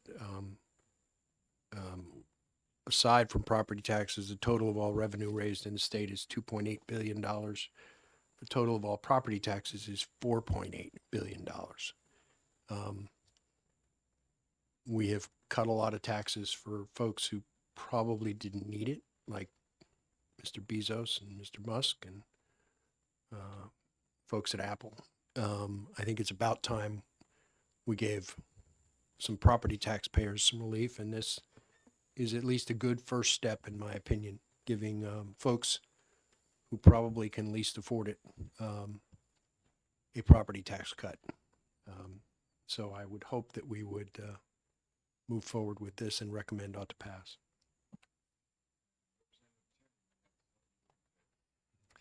Thank you, Mr. Chairman. Problem with this one, speaking for my town, Northumberland, if there is a $300,000 tax credit for the people up there, and I believe this is simply for swept, none of them will be paying swept tax. None of them. And that goes for probably most of the towns in my district, most of the towns in Coos County, except for places like Bretton Woods in the town of Carroll. They will all be getting the tax bills, and they will be covering all of the swept. And then they'll get to hold it like they do now. This is not a good idea, and this is not a way to do it. It is shifting the weight of the taxes, of the swept tax, all onto a fewer number of people to pay it. And just because you've got $1 million house that you might have bought from mommy or daddy when they passed away, or you just got it in the will, doesn't mean you can afford to pay a whopping big amount of swept tax on it, because all your neighbors who only have $250,000 houses aren't going to pay any swept tax.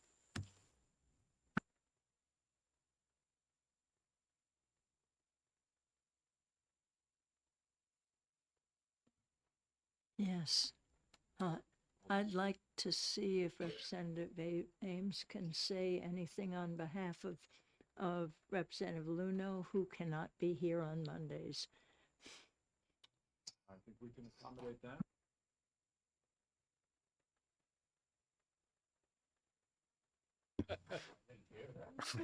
My mic wasn't on. Probably a good thing. I said you're a distinguished representative. Oh, nice. Yeah. Well, thank you for just giving me a moment here. And as has been noted, Representative Luno wishes he could be here, but he can't be because of medical issues that he needs to attend to. And I just want to say that there are many concerns that were expressed at the original hearing, and important point that you raised, Representative Tierney, And those need to be dealt with in the context of this bill for sure.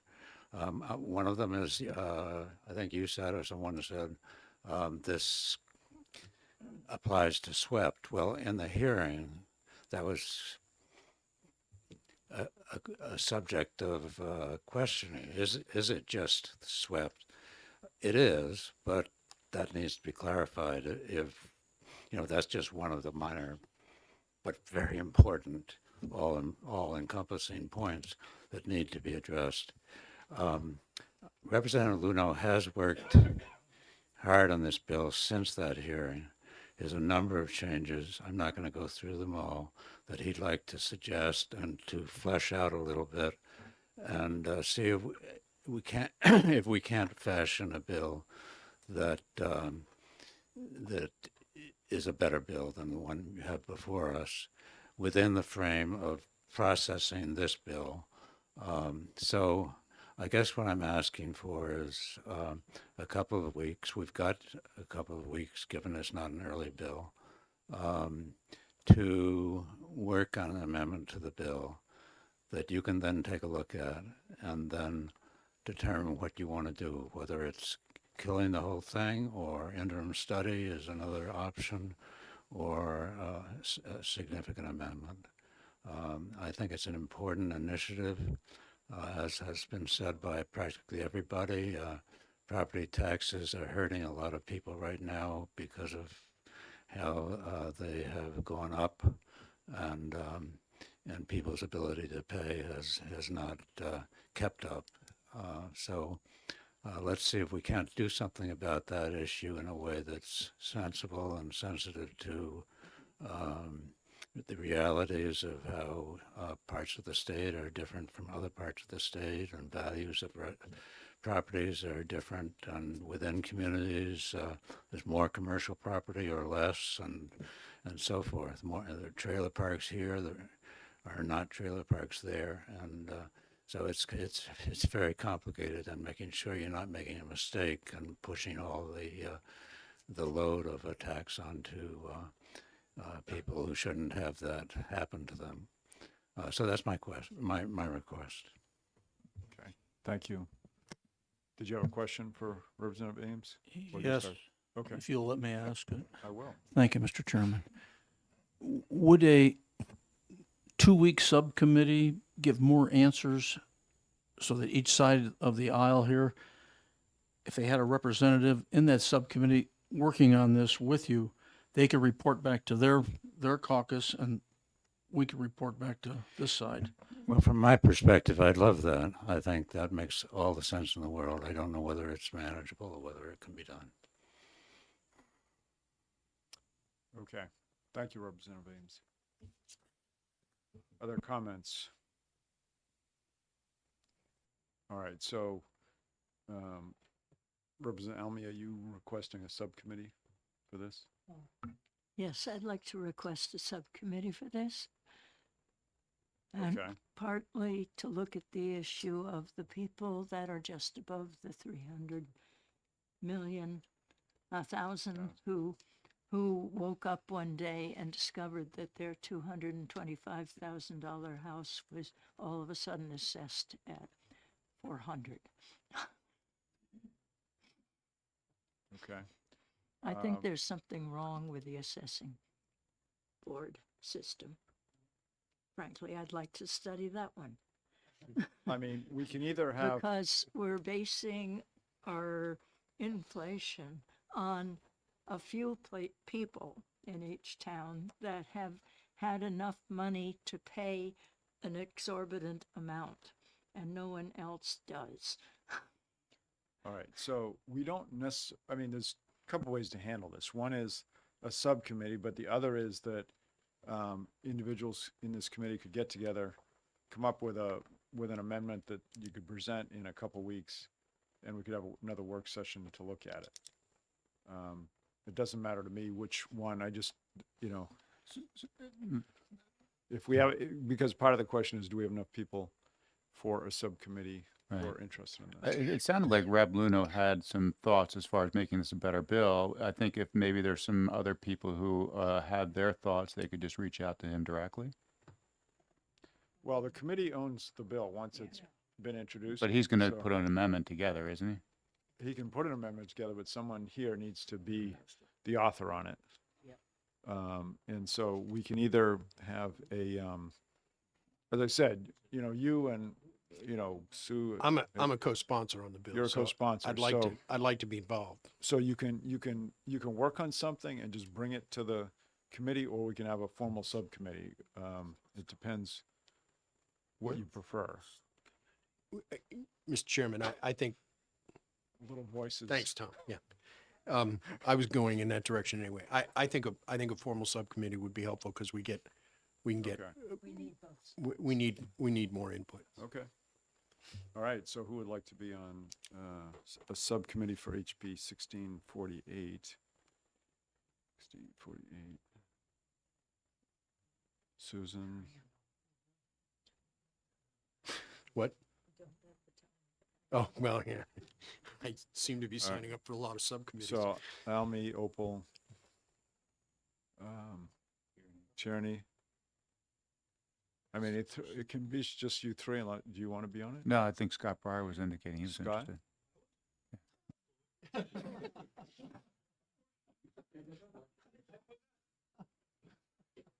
You All right, forgot you were so- going to ask to join? Just think, when you're wearing your sling, you can hide things in it. So the same thing is going to apply. So the members of the subcommittee are Almy, Opal, Tierney, and Breyer. So somebody's going to need to be the chair of that subcommittee and figure out when you're going to meet.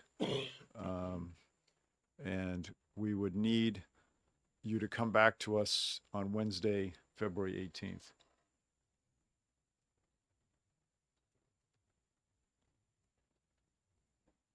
So, I don't know what, I mean, one of you is going to have to kind of organize. it. You Do I? appoint the chair. I appoint the chair? Yep. All right, so, It's your subcommittee. well, I could first ask, does somebody want to be the chair? I could appoint you now. We're all looking at you now. My only hesitation is that I believe I'm going to be absent on the 18th, so. Well, Well, you're I'm still- happy to do the work. It's just the report back to the committee. Do you want to do it? All right. Attorney is doing one who is, What's that? if you'll accept the Democrat, I'll That's, chair the subcommittee. that's fine, because we've got to come to an agree, if we don't come to an agreement on something, then, it's going to go ITL or IS. So, all right, so Representative Almy is going to chair it, and then Representative Almy, you've written down that it's Opal, Tierney, and Breyer. And, well, obviously you're chairing it, yeah. Okay, and then why don't we try to resolve the other group, the other,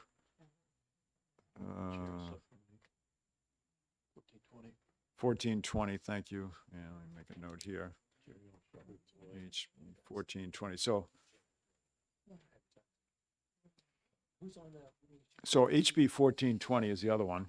The other one is Tierney, Ohm, Schamberg, Opal, Malloy. Do one of you want to volunteer to be chair? Okay. Everyone's okay with that? All right. Okay, so Malloy, chair.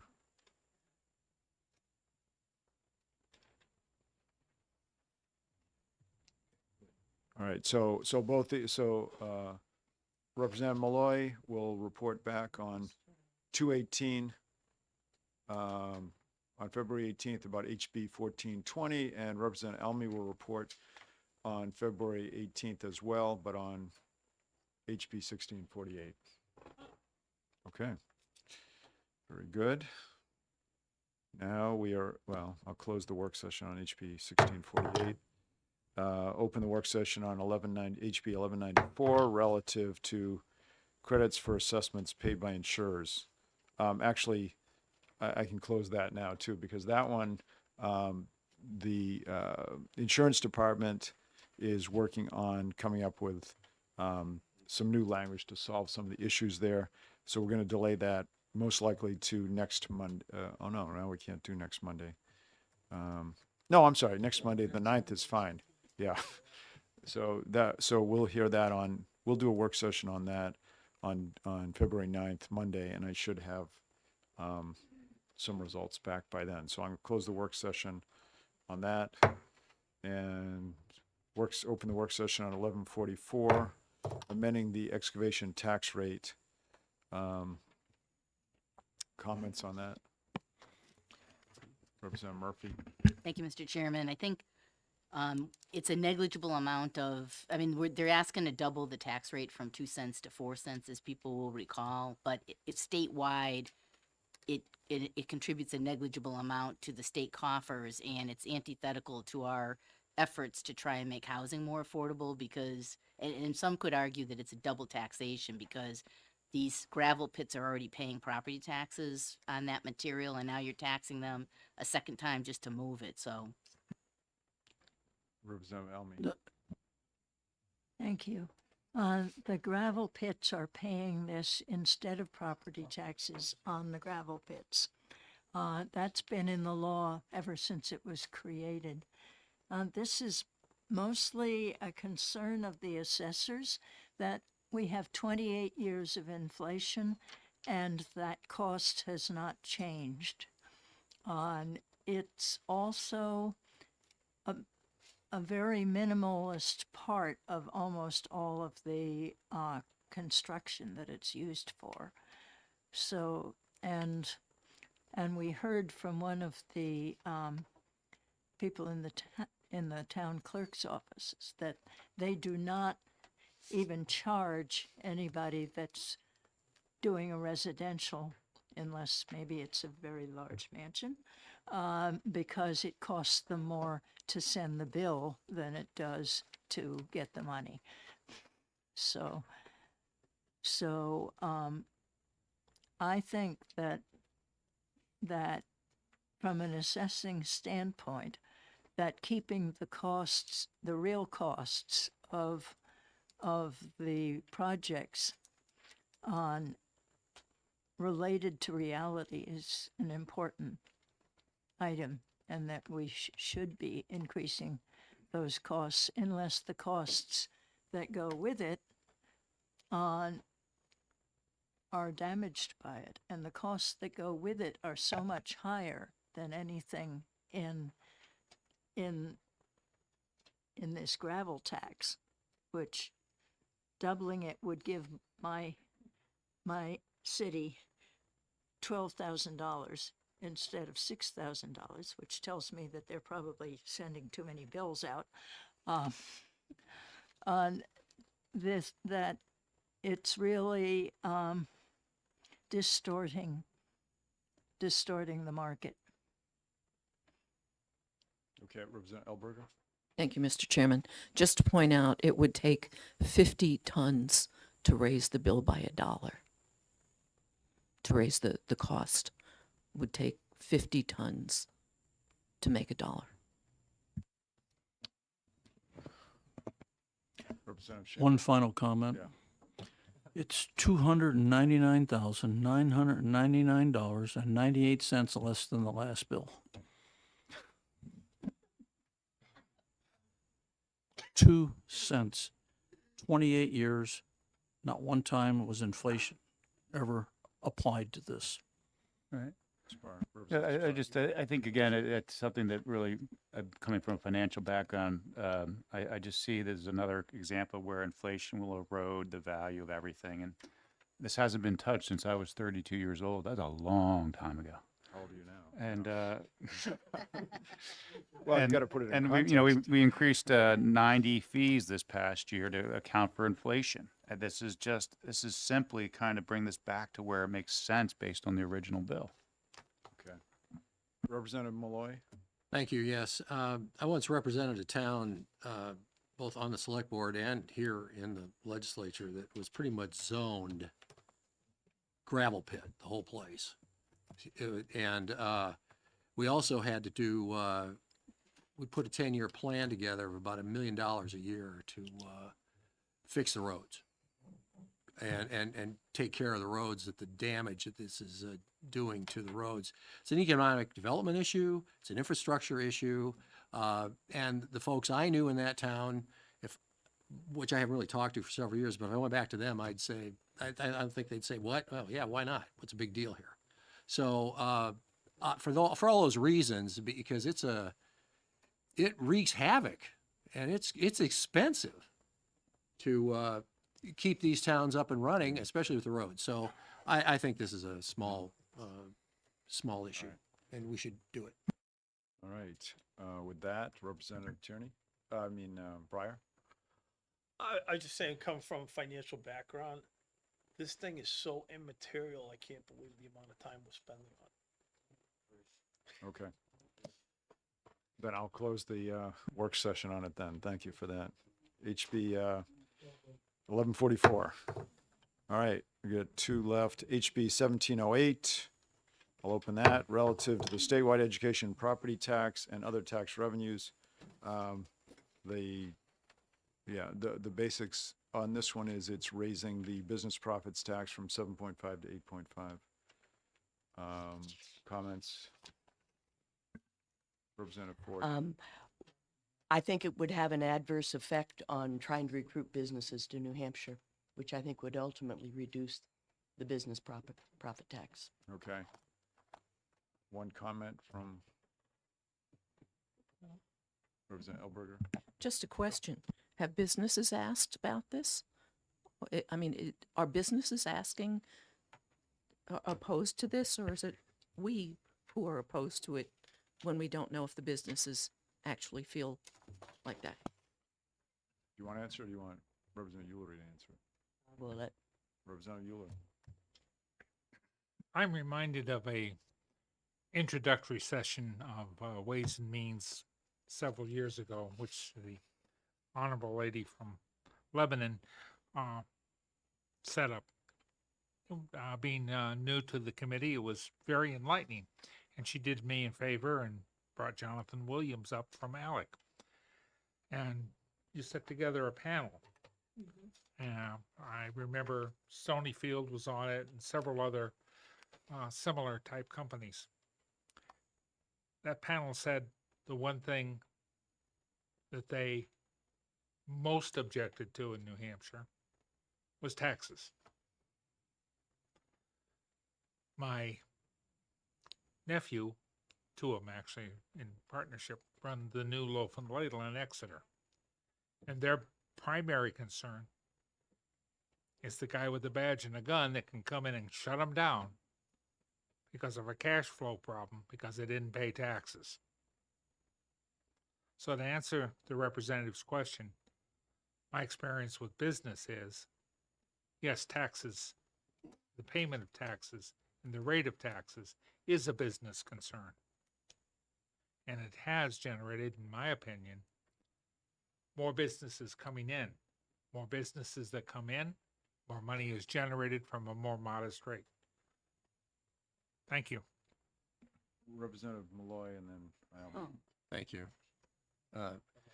In another panel, I think was the maybe the first year I served on this committee, 16. We had people come in. We talked to BIA. It may have been 16 or 18. I'm not sure which year it was. And yes, they too were concerned about taxes. BIA, businesses. But their concern was property taxes. Business taxes were low on the list. Property taxes were way at the top. Housing was way, healthcare was way, all of that. Business profits and business enterprise taxes didn't make the top 5 when we asked them to rank them. Thank you. Representative Almy. Thank you.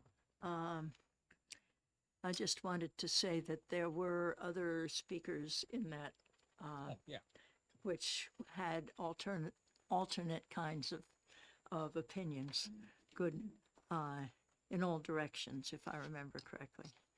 We had it written up, but it took so long that nobody wanted to read it by the time it came out.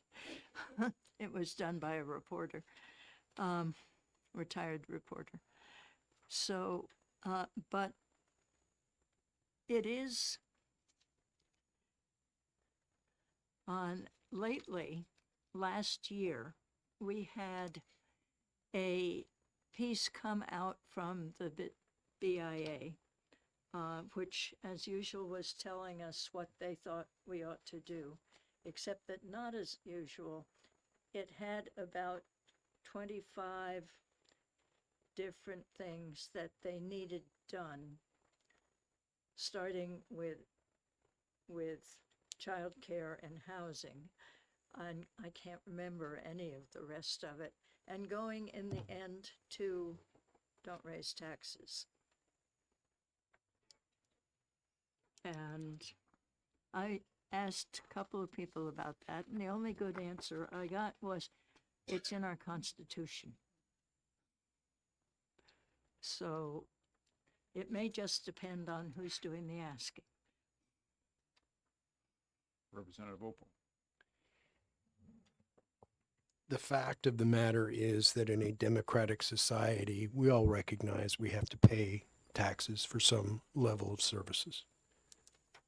It's not anything we enjoy, and come April 15th, I'll hate it just as much as everybody else in this room. But it's kind of the dues we pay to live in this republic.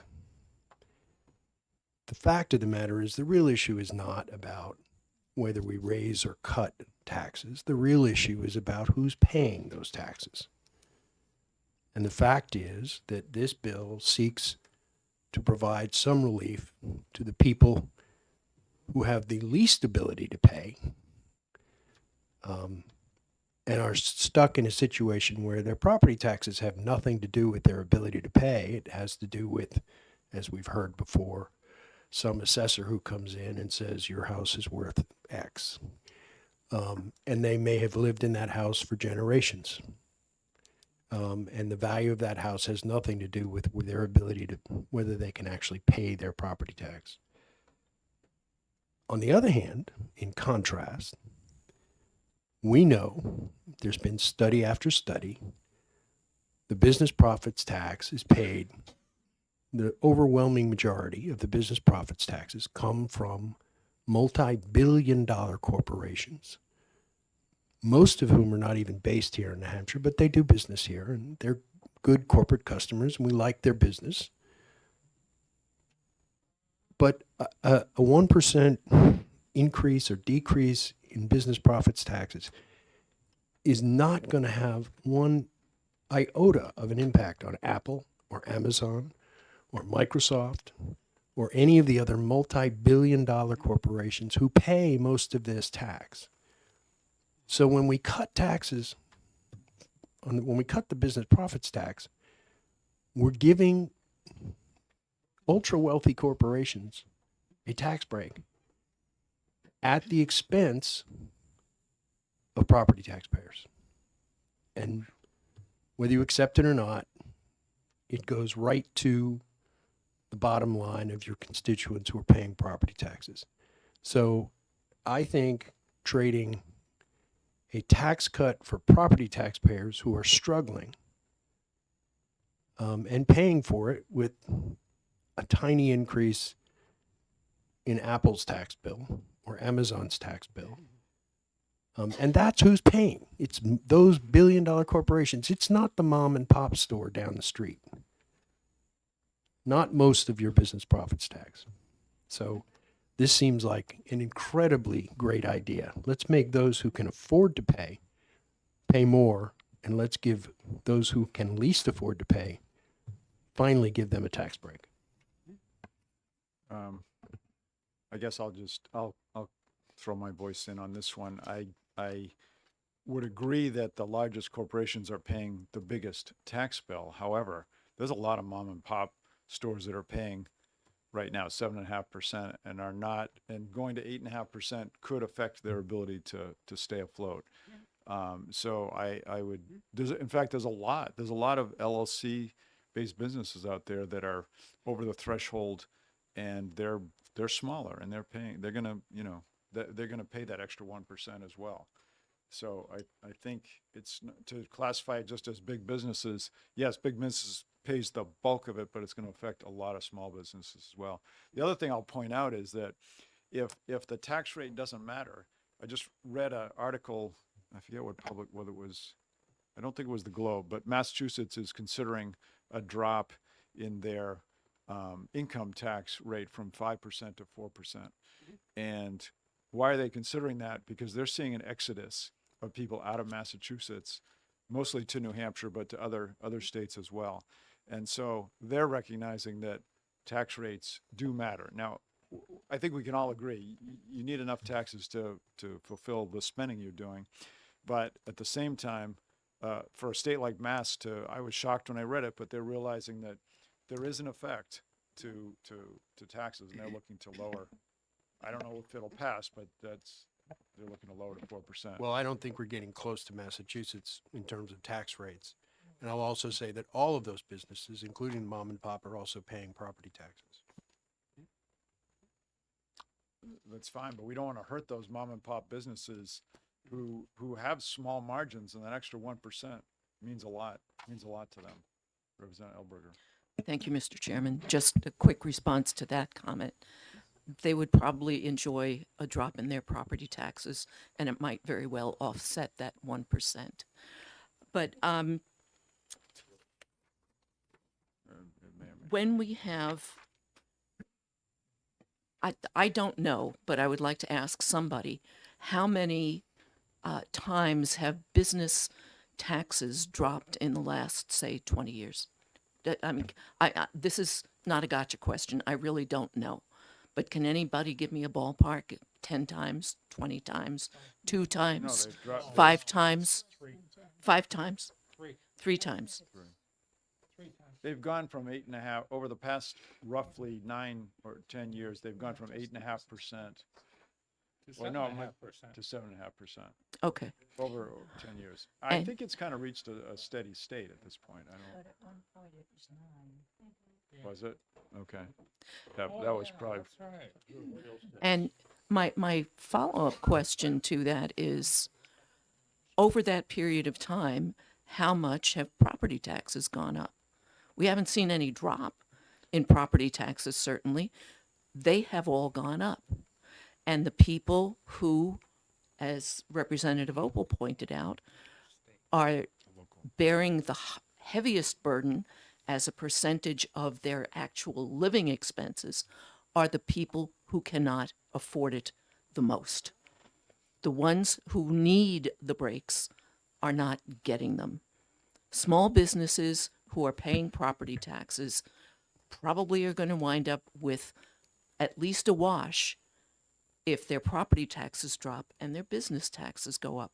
So I like this bill. When I spoke with Representative Vallone before the bill first came up, we talked about the importance of let's make an effort. We're not going to make a big change. This is something that would be brought in over time. Why not give our property taxpayers the same consideration as our businesses? The biggest part of a business is the people who work in it. And if they are having trouble, if they are struggling, they deserve the same kind of break that the business has. Representative Ulrich? The only person in the business that pays taxes is the person who buys the good or product that's being sold by the business. The business itself doesn't care if the tax is 100% or 0%. They're selling a product to make a profit. And their price to sell is going to go up accordingly. So if we keep the price low, we're taking less money from a person purchasing a service or a good from a business. helping a taxpayer. Businesses don't pay taxes. Number two, the state has very little to do with property taxes. There's conflation between a enterprise business profit tax scheme and property taxes. To me, displays a lack of understanding of economics, but that's just to me. And again, businesses don't pay taxes, people pay taxes. So when you increase a tax on a business, you're increasing the tax on your cell phone, on your motor vehicle, on your refrigerator, on your stove, on your groceries, on your... You just can't keep you can't keep raising taxes on things without having the people who are paying the tax get upset. And raising this tax is raising a tax on a person. I think we can go back and forth on this many more times, so we can either end it now, or I can give one of you one more comment, either Representative Elmy or...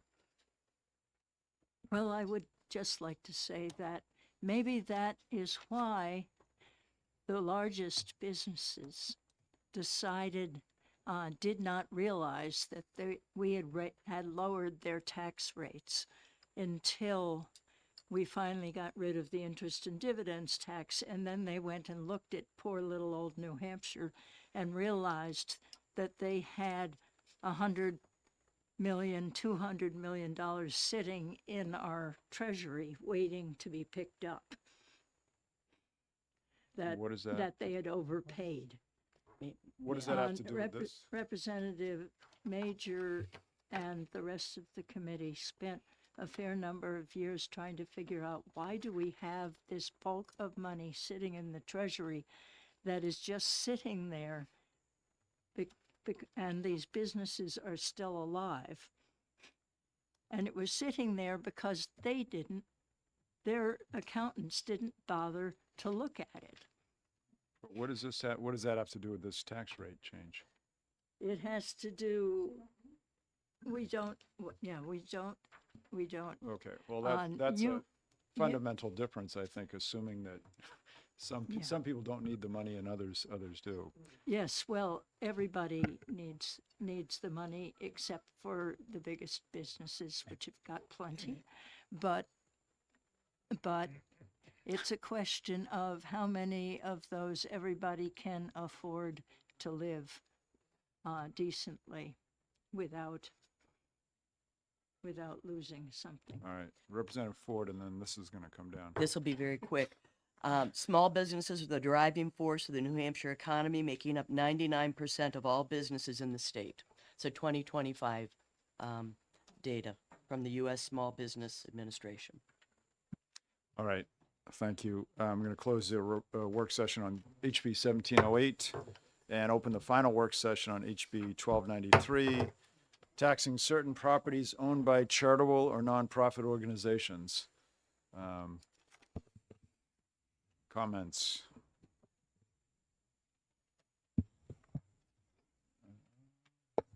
Representative Bolton. No, we'll go to Bolton. We haven't heard from you today.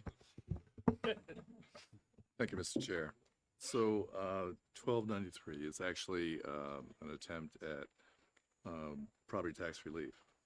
And the property tax that would be obtained would be for nonprofits in a municipality that would be occupying greater than 1 billion tax base. And that was felt that, well, specifically for the town of Plymouth, it's kind of a constituent bill as well. 53% of our property that's in our town is overseen by nonprofits. So 47% of the remaining part of the town, which are the taxpayers, are basically providing the services to all those nonprofits in our town. And there's a chance to recoup some of the the, municipal expenses for providing fire and, fire and police and repairing roads and the whole 9 yards that municipalities do, to have the nonprofits kind of carry some of the weight. So it was constructed so that a municipality does not need to even do that.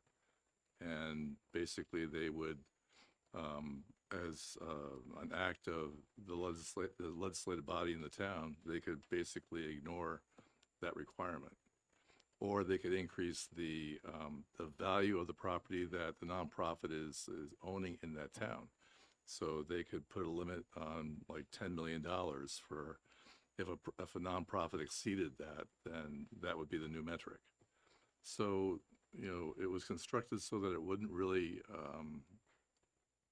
I guess, cause issues with those towns that are pretty flush, and yet we'd still receive some revenue from the smaller nonprofits or the profits in a town that are, more greatly affected by nonprofits. Thank you. Representative Breyer? I was just gonna say that, I don't think this is, I think this was a well-intended bill, but I think that there's, given the testimony that we heard from, a lot of charities and, non-for-profits, pretty much all came in all against it. But the other thing is, I think there is an issue here with, because I know I was a selectman in Northwood for like 21 years before I did this, and we had issues. We tried to get people to sign these agreements in lieu of taxes, and I don't think this bill's ready yet, but I'd actually like to see this get studied a little bit more, because I think there's, as one of my colleagues says, I think there's a sweet spot in here someplace.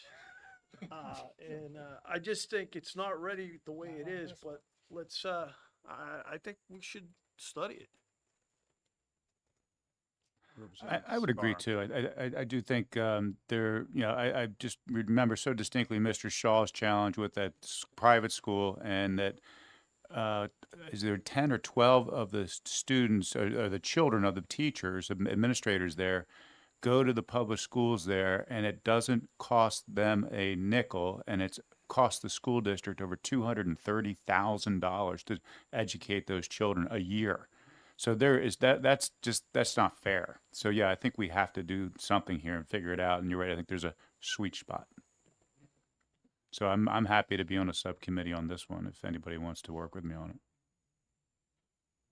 Plus, to add on to what Representative Spar just said, not only that, they're living in houses owned by the school, which is why they pay no property tax. Right.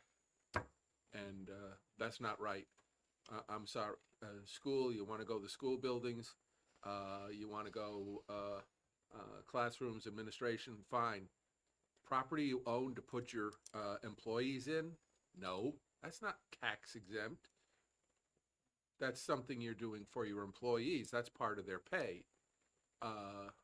Whatever they're paying in rent or whatever, that's an excess there. Hopefully that's being reported on their federal income taxes, because that is a kick.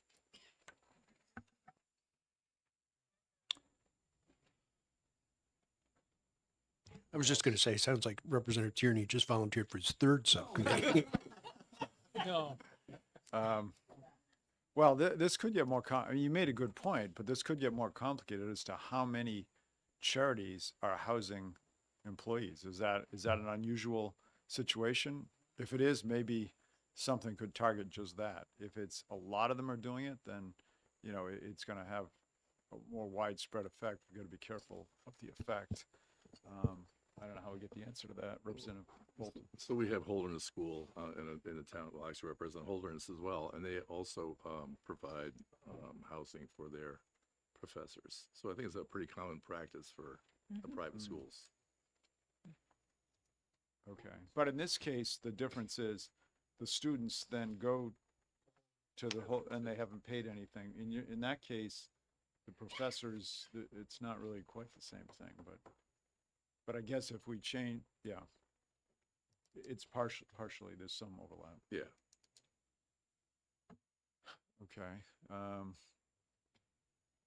Oh, there's a few over here. Representative Almy, would you like to go first? I just wanted to say that I think that the way each town is handling this is probably different, and that we'd have to do an awful lot of research to figure out a way to make it Fair. legal and fair across all of them. So are you saying that we don't have enough, we don't have the ability to figure this out and we should study the IS this, or? We could IS it. I think that it does need, in order to do it, we'd have to have some group, which would not be the legislature, I think, look at all of this and try to figure it out. Yeah, I Because think- what helps in one town may hurt in another. Yeah, I think it could be a very complex in the sense that the high level view maybe isn't as complex, but getting all this data could be difficult. Yeah. Can I just ask the question, what Yeah. capacity, if this committee were to vote to IS it, I would presume that the committee that study committee would have the ability to go to, say, the, folks at the public policy school at UNH, or, seek out testimony at a minimum from people with some expertise. I'm not sure. Representative Ellery, do you have a? If this were last year, yes, but this is this year, and we're going to be gone in June. We Well, not. can't, we can't meet in July or August. Well, we can meet, we just don't get paid. No, We don't get Like, paid uh, now.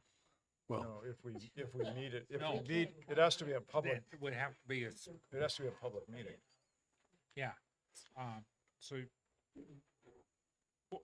basically what you're saying, though, what I'm suggesting we'd is, have September is that we IS this bill and the recommendation be made that a study committee be established in 27. for the next legislative session, because we can't bind the next legislative session except Of course. via law. And I would also point out that if you read this, the building, land, personal property of charitable organizations, well, you take a charitable organization like Camp Bernadette, or there's another camp that they have, and then Camp Fatima, and then you have the new one that the old college that was over in Warner. Those are used for summertime activities. They're used for charitable purposes, giving a place for kids to go. There's some education that takes place there. There's some recreation that takes place there.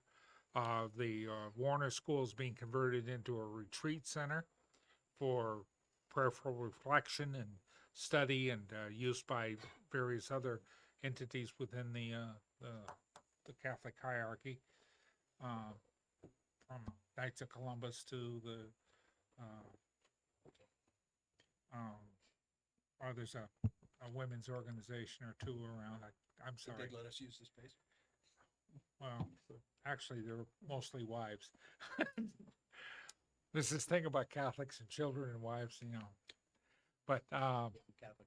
yeah, so those would be subject to this taxation in the simple reading of it.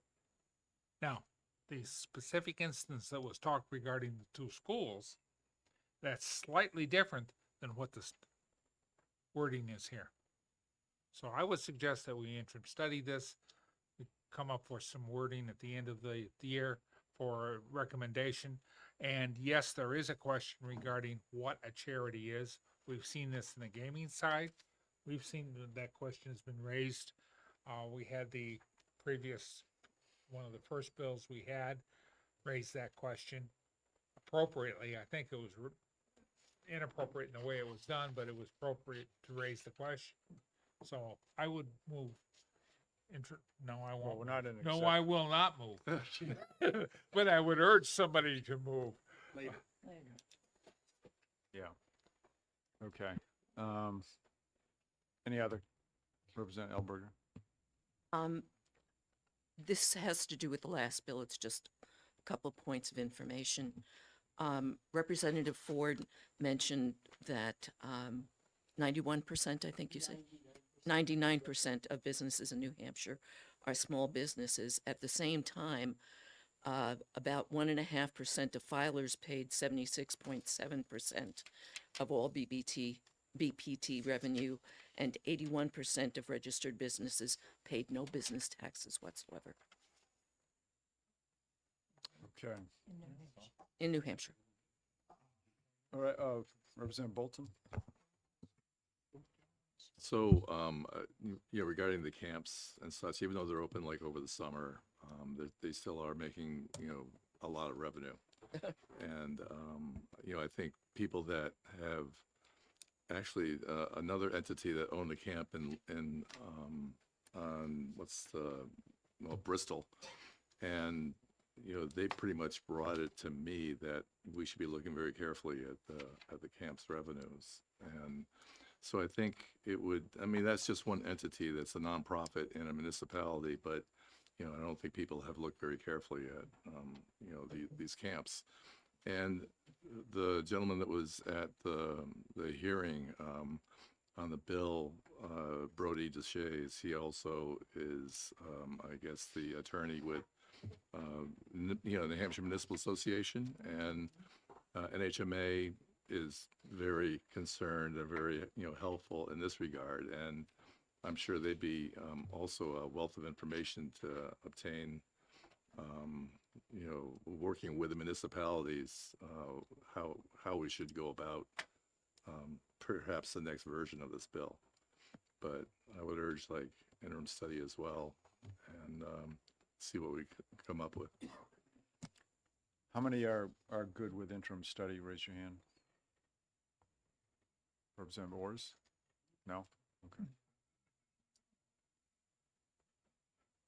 All right, certainly a majority. All right, well, I'm going to close the work session on 1293. And we'll start the exec session.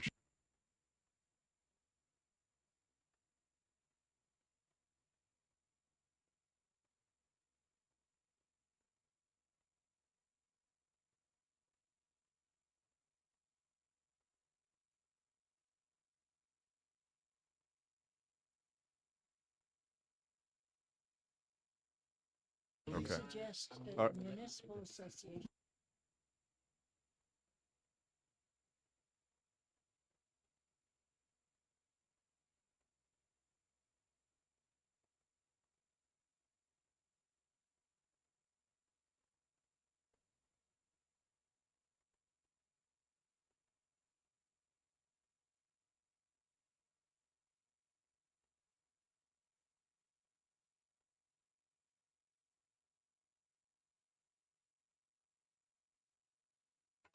All right, I'm going to get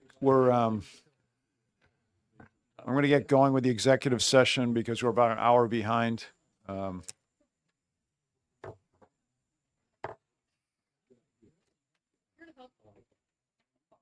right, I'm going to first open the executive session on HB 1668 and recognize Representative Breyer for a motion. I'd like to make a motion on House Bill 1668 to ITL it. Do I have a second? I'll second that, Mr. Chairman. Second by Representative Schamberg. Would you like to speak to your motion? Yes, I would. Several things came up during the testimony. One of them was something to do with rolling conformity between the IRS and the state. Also, discussion was brought up about the DRA staff couldn't keep up with the amount of federal IRS changes. And also, after the prime sponsor, after doing a little more looking into it, he decided that it might be best to withdraw this bill. Yeah.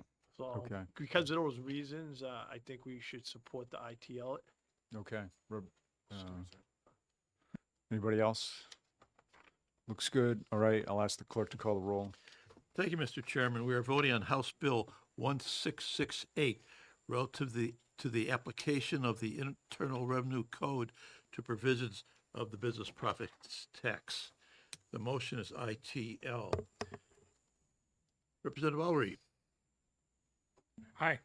Clerk votes yes. Representative Sodi. Yes. Representative Ors. Yes. Representative Stephen Smith. Yes. Representative Tierney. Yes. Representative Cole. Yes. Representative Breyer. Yes. Representative Mary Ford. Yes. Representative Mary Murphy. Yes. Representative Almy. Yes. Representative Hawken Phillips. Yes. Representative Malloy. Yes. Representative Schomburg. Yes. Representative Bolton. Yes. Representative Elberger. Yes. Representative Jeffrey Smith is not here. Representative Opal. Aye. Representative Spar. Yes. Chairman Janigian. Yes, 19 to 1 19 to 0. with one absent. All right, the vote being 19 to 0, the ITL motion passes. And is there any objection to consent? Seeing none, we'll put it on consent. And the majority report will be written by Representative Breyer. Okay, I'll close the executive session on HB 1668. Next, I'll open the executive session on HB 1102 regarding increasing the research and development tax credit, and look to Representative Murphy for a motion. I move on to pass. Do I have a second? I'll second. Second, okay. Would you like to speak to your motion, Representative Murphy? Just briefly, this particular tax credit program has been oversubscribed since inception significantly, and it hasn't been increased since 2018. And so it's known to have benefited mostly small businesses in our state. And so I'm recommending that we ought to pass it. Any other comments?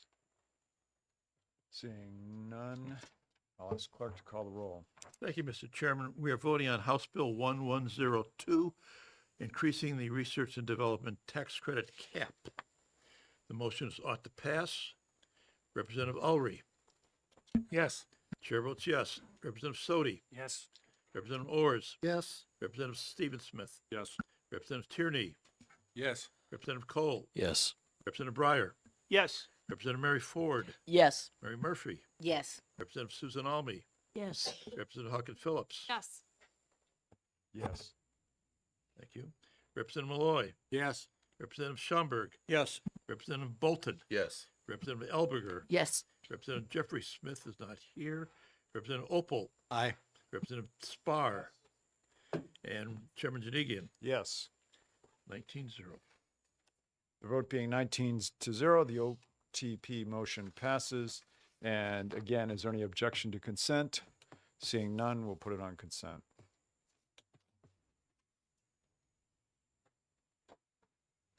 And I'll close the executive session for HB 1102.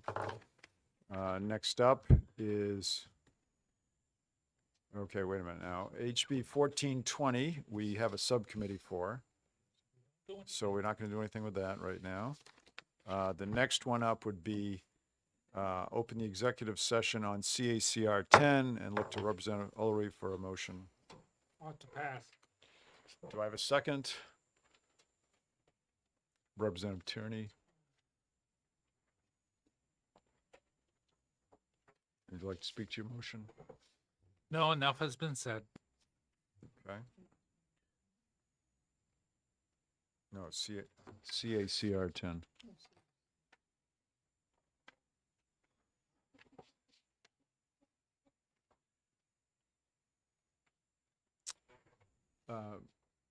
Okay, seeing no comments, we'll ask the clerk to call the roll.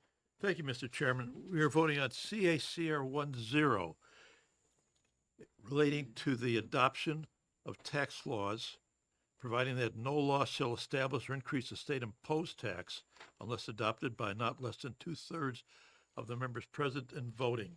The motion before us is ought to pass. Representative Jordan Ulrey. Yes. Clerk votes yes. Representative Sodi. Yes. Representative Ors. Yes. Representative Stephen Smith. Yes. Representative Tierney. Yes. Representative Cole. Yes. Representative Breyer. Yes. Representative Mary Ford, Yes. Representative Mary Murphy, Yes. Representative Almy, No. Representative Southworth is replaced by Representative Hawken Phillips. No. Thank you. Representative Malloy, No. Representative Schomburg, No. Representative Bolton, No. Representative Elberger, No. Representative Jeffrey Smith is not here, Representative Opal, Nay. Representative Spar. No. Chairman Janigian, Yes. 11. Should be 11 to 8. 11-8. The vote being 11 to 8, the motion passes, and we will not put it on consent. Why not?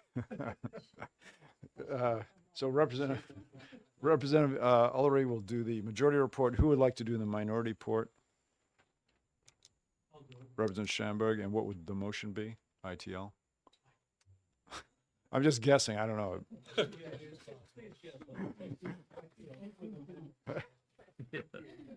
Okay. I'll close the executive session on CACR 10.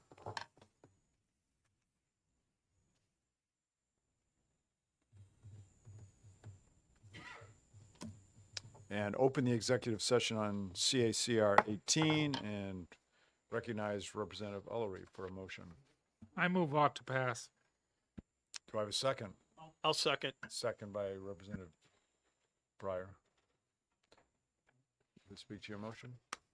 Enough has been said. Okay. Any other comments? Seeing none.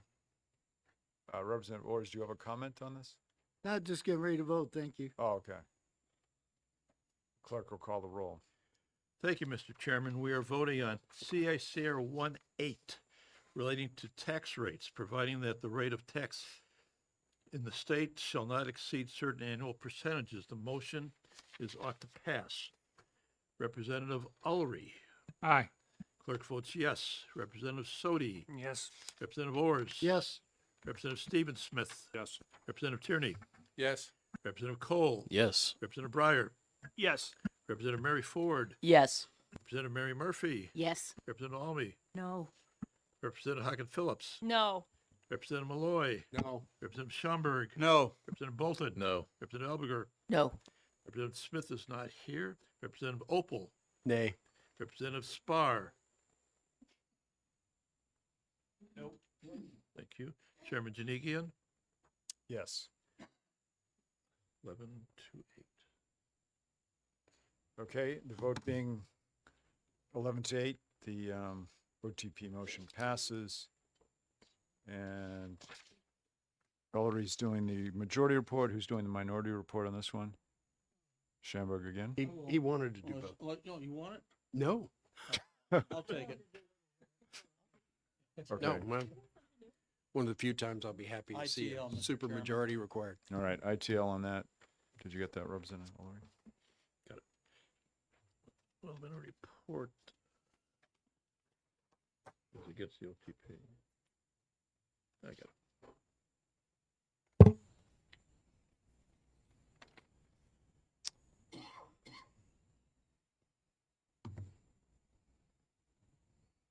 Did I already close the exec session on CACR 18? Okay. Mr. Phone. All right. The next one we already voted on, HB 1647. Next one is 1648. Oh, but we have, Subcommittee on that, yeah. right, subcommittee on 1648. Let me just make a note here. The next one be 1144. 94. 1194 we're delaying to next week. So then the next one becomes 1144, amending the excavation tax rate. Give me 1 minute.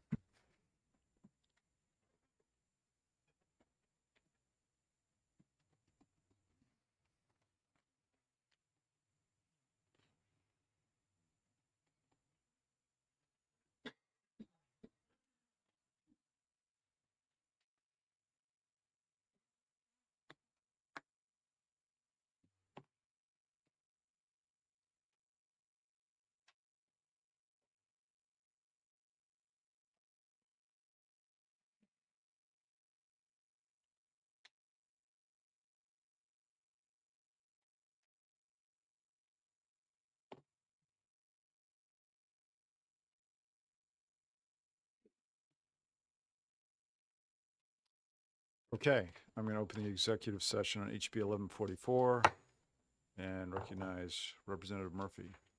I'm moving that this bill is inexpedient to legislate. Do I have a second? Second. Second by Representative Ullery. Would you like to speak to your motion? I think that during the discussion, well, there's a couple things. One is that a number of representatives in the House have signed a pledge not to raise taxes, and this would constitute increasing taxes, even though it's only a little. It's still a violation of the pledge. In addition to which, during the working session, we uncovered the fact that we've got an assessing board situation more than, and that we really need to try and address that issue first. So I would suggest that we ITL it and circle back maybe the next session to try and address the underlying problem, which is how properties are being assessed as opposed to, raising this minor amount of revenue. Any other comments? Representative Almy? Yes, I think I raised the question of the assessment problems, not with the excavation tax rate, but with I think it was the following bill that is dealing with the one that is dealing with the $300,000 exemption, when a lot of people who were paying well under that, owning a house that was worth well under that, went differently. And this one, I just said that it is a problem because it interferes with the proper assessing procedures. Okay. Thanks. But they're trying to solve the problem by changing changing the number. All right, yes, Representative Schamberg? I'd like to comment on that. This targeted adjustment would have strengthened local revenue. And it only brings in $242,000 in local revenue across the state.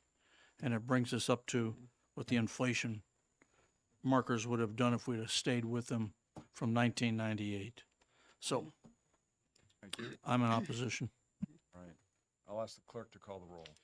Thank you, Mr. Chairman. We are voting on House Bill 1144, amending the excavation tax rate. The motion is ITL. Representative Ullery. Aye.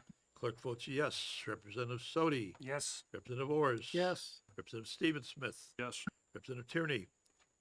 Yes. Representative Cole. Yes. Representative Breyer. Yes. Representative Mary Ford. Yes. Representative Mary Murphy. Yes. Representative Almy. Representative Hagen Phillips. No. Representative Malloy. No. Representative Schomburg. No. Representative Bolton. No. Representative Elberger. No. Representative Jeffrey Smith is still not here. Representative Opal. Nay. Representative Terry Spar. No. Chairman Janigian. Yes. 11-8. 11 to 8. The vote being 11 to 8, the motion of ITL passes.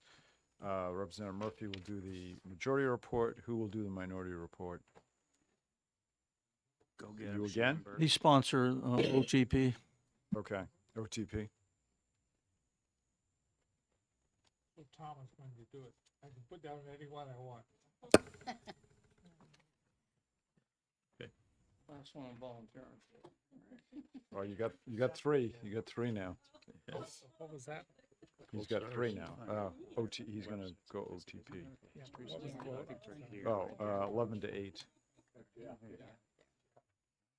All right, If I may. yeah. Just some breaking news. There was a gas explosion in Nashville. A couple of firefighters got hurt. Amherst Street's closed. And that's at the Greater Nashville Mental Health Center on Amherst Street. Gas. Oh my God. No, Thank you. probably Frosties. Question was location. So we'll close the executive session on HB 1144. and open the executive session on HB 1708 relative to statewide education and property taxes and other tax revenues, and look to Representative Ford for a motion. I move to ITL House Bill 1708. Do I have a second? Second. And would you like to speak to your motion? Briefly. House Bill 1708 increases the business profit tax, and as New Hampshire is wanting to recruit more businesses to New Hampshire, this could have an adverse effect. And as my colleague on my right said, the power to tax is the power to destroy, and we do not want to destroy business generation in New Hampshire. Okay. Representative Opal. I'll just reinforce the numbers that Representative Alberger pointed out. 97% of the businesses in New Hampshire employ fewer than 20 people. So they're really small businesses, 97%. It's 20 or it's a different, the 99 is a different employment level. It is a different definition of, there are multiple definitions of what a small business is, but 97%, I think Representative Murphy used that number last week when we were discussing a different bill. But 97% of businesses employ fewer than 20 people. 81% of the businesses in New Hampshire pay no business profits or business enterprise tax. 81%, 8 out of 10. 76% of the BPT and the BET is paid by 1.5% of filers. May I respond? Yes. According to the U.S. Small Business Administration, 50% of the small businesses in New Hampshire, which is fewer than 500 employees, but 50% of them have 500 or fewer. Not 97% have fewer than 20. Well, I understand that. 500, I would say if you employ 500 people in the state of New Hampshire, you're probably not considered a small business by the people around you. But 97% of the businesses in New Hampshire employ 20 or fewer people. They're truly small businesses, but they're not paying the BPT or the BET. 1.5% of filers pay 76% of the total revenue to the state. Representative Spar. Thank you, Mr. Chair. Overall, our state, and this is the Tax Foundation, ranks us number 3 as the best state, third best state in the nation in our per capita cost in local and state taxes. So it's tremendous, and I think we need to continue to fight to get to number 1. The problem is it's a bipolar state, and what I mean by that, and our challenge here, is that the 4 largest taxes that we have, most states have, that we derive revenue from are property taxes, sales taxes, income taxes, and business taxes. And we're number 1 certainly with sales and income tax, but that leads to a problem. We have to find other places for that tax, for that revenue to run our state, which we run very, very efficiently. And we're number 44 in businesses, which is not good. But we're good in the other 2 that I just mentioned. And the other challenge is with corporate taxes, we are 37th, which is not good either. So this is a challenge that the body's going to have to deal with over the next 10 years, 20 years, 30 years, is what do we want and where are we going to get the money from? So I hear everybody, I hear what we're saying, and I think everything has merit here, but overall we have to grapple with that issue. Do we want to keep sales taxes and income taxes low because business and corporate are going to, and property are going to have to make up the difference? And that's the conundrum that we have as a body. Representative Murphy. Thank you, Mr. Chairman. I agree, like we're ranked 37th right now, and that is a sign that we're not as competitive as we need to be.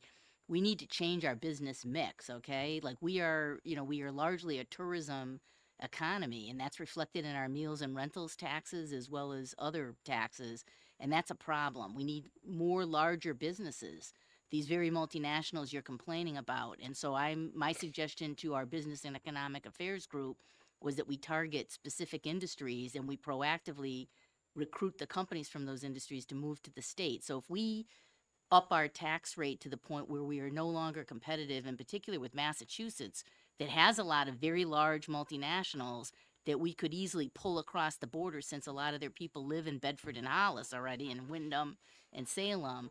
We're shooting ourselves in the foot in terms of our future. So I'd like to make up our taxes. I'd like to give people property tax relief, but I want to do it through recurring revenue from larger companies that we get to move into our state. Thank you. Representative Elberger.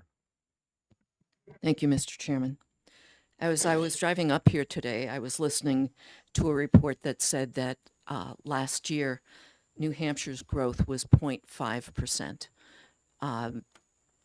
The increase was due primarily to in-migration. We're not getting a whole lot of young folks coming in. Now, I can recognize that some of that may be the fact that we don't have some of those large businesses that we're hoping to attract.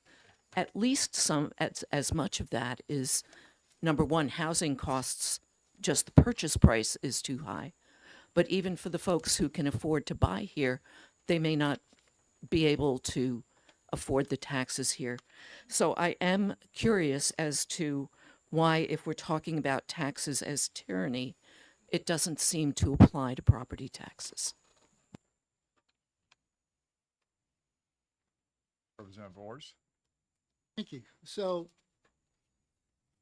I don't know that we're a bipolar state, but I do think it would be very easy to reduce the property taxes if we really wanted to. And by that, I mean, the public schools are failing.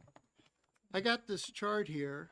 If you look at this, this is the increase in spending on public schools. These are the enrollment numbers falling through the bottom. In Chichester, we have now under 200 students, 2 superintendents, or a super and an assistant, a principal and assistant, and a whatever. The teachers don't get paid enough, in my humble opinion, but we got all this overhead administrative costs. You want to cut the property taxes, we start unloading these people. We reduce our superintendents to like 12 or 14 instead of the 100 we have. If this was a business, it would be failed. It would be shut down. It'd be shuttered. And if you've been reading the latest about our Constitution and the error in the Constitution of the word of instead of or, it's not or secular or non-secular schools, Catholic schools, private schools, I forget the exact wording. It's both. We shouldn't even be taxing people for the schools. Let the schools pay for themselves. I mean, we got kids going to these schools wasting hours of time busing and all this other stuff. They could be at home doing math, English, science, whatever, and learning a hell of a lot more than they're learning in some of these schools. That's my answer is cut the property taxes and cut the money to the schools, and let's run the schools like they should be run. When I was a kid, there were 30, 40 kids in the class. My wife had 50, 55. I asked one of the Chichester residents who came to one of the school board meetings. She said they had about 27 to 30, 31. Now we got 8, 9, 11, and we got a teacher and an aide. Something's wrong, and it's the way we're doing this. Thank you. Representative Elberger. I'm not going to get into some of the specifics that Representative Ors mentioned. I do want to point out, government is not a business. Firefighters and police are not a profit center. We don't make money off of them. If we were a business, they would be cut because they don't bring in revenue. Education, public works, snow removal, those are not profit centers. We have got to get out of this mentality of government as a business because it doesn't work. Okay. With that, I will ask the clerk to call the roll. Thank you, Mr. Chairman. We are voting on House Bill 1708 relative to statewide education property taxes and other tax revenue. The motion is ITL. Representative Ulrey. Comrade Ullery says aye. Clerk votes yes. Representative Sodi. Yes. Representative Ors. Yes. Representative Stephen Smith. Yes. Representative Tierney. Yes. Representative Cole. Yes. Representative Breyer. Yes. Representative Mary Ford. Yes. Representative Mary Murphy. Yes. Representative Almy. Yes. Representative Hawken Phillips. Sorry. No, it So- was no. It was no. I'm sorry. not sure votes can be changed. No. No, I'm just kidding. I had misheard you. My apologies. No. Representative Almy votes no.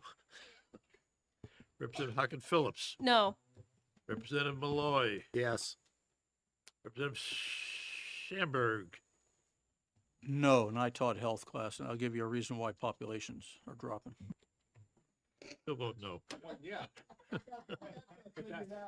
Health and Human Services. Representative Bolton. No. Representative Elberger. No. Jeffrey Smith is not here. Representative Opal. Nay. Representative Spar. Yes. Chairman Denigian. Yes. So it's 12 to 7. 12 to 7, 1, 2, 3. 7 with 1 absent. Okay, the vote being 12 to 7, the ITL motion passes. Representative Ford, you are doing the majority report. Representative, or who's doing the minority report? I know it's not Representative Schamberg. He's full now with 3. Representative Elberger.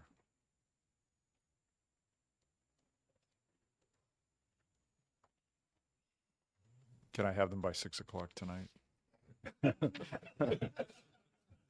No, just- Okay, I'm going to close the executive session on HB 1708. We have 1 to go. Wait a minute, May have another one. 1293. Yeah, we're going to exec that. I'm going to open the executive session on HB 1293. And, who would like to make an IS motion? Representative Breyer? I'll make a motion to interim study House Bill 1293. Do I have a I'll second? second that. You'll second. Representative Spar seconds it. Would you like to speak to your motion?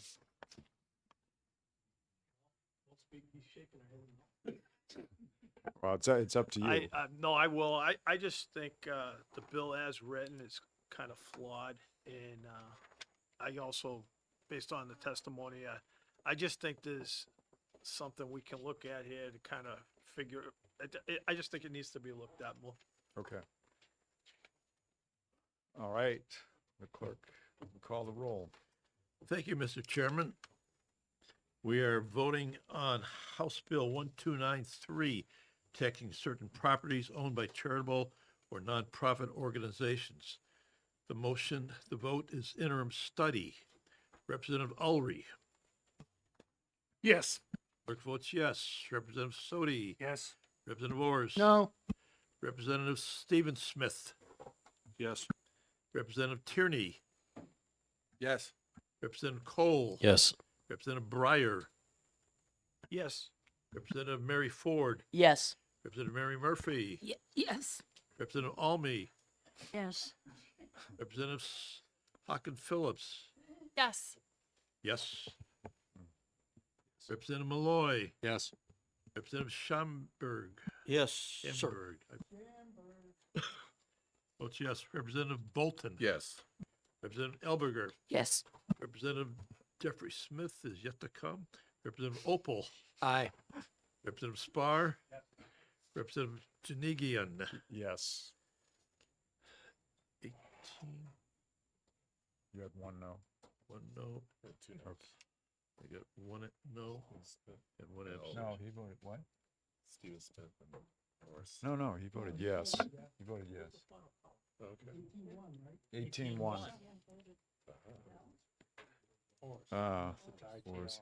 All right, so the vote is 18 to 1. The IS motion passes. And majority, who made the motion, Tierney? Breyer. made the Breyer, motion. I'm sorry, Breyer. Okay, so Breyer will like the majority report. Consent. Representative Ors, are you going to write a minority report or? Okay. I think you should. Are you okay? Are you okay with it being put on consent? Okay. Okay, it'll go on consent. Vote was 18-1. I will close the executive session on HB 1293. We're gonna do this one. Now, we've got, These two no, we here. tried to do that. We've got one more I think we can do. Representative Spar, did you bring a, an amendment for HB 1090? I did not. I thought when I talked to the person, sorry, they said they would get copies to you. Do you have a copy? I can get it. Well, Jennifer, can you get us copies of the amendment for 1090? Yeah. Mr. Chair, are you planning to exec this amendment? Okay.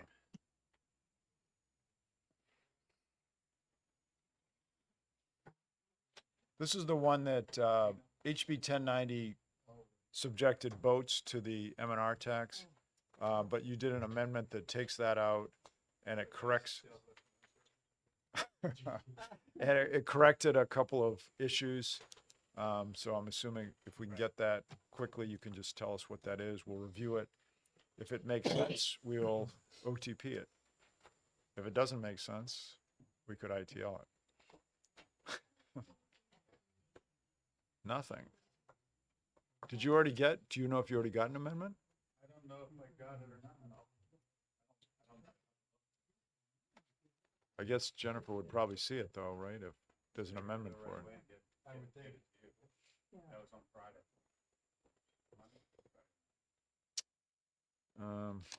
All right, well, we could do it Wednesday. We don't have to wait for our executive, well, we're not going to have a work session and exec session on Wednesday because we've processed through it. However, I do have a note on the public hearing, I believe, that says that executive session, let me just check, which means we could, as long as we get this by Wednesday, we could exec it Wednesday morning. Yes, executive session on pending legislation may be held throughout the day. So try to, Representative Spar, make sure that you, if you can make sure you have that amendment. That's unusual though. Jen, you would have it if he's got it, right? Or not necessarily?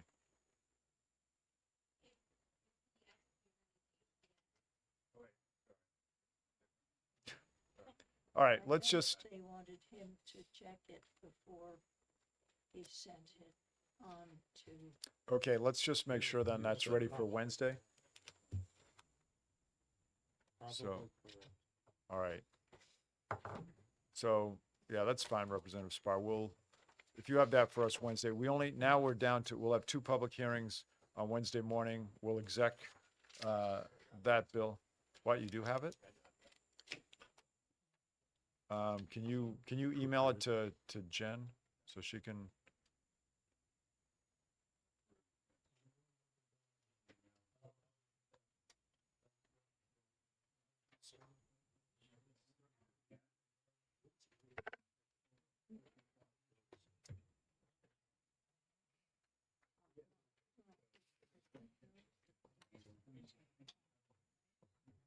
What's that? Notice the subcommittee. Yeah. Yeah, you gotta go on the calendar. And it has to go on the calendar before 1 o'clock. Before 1 o'clock.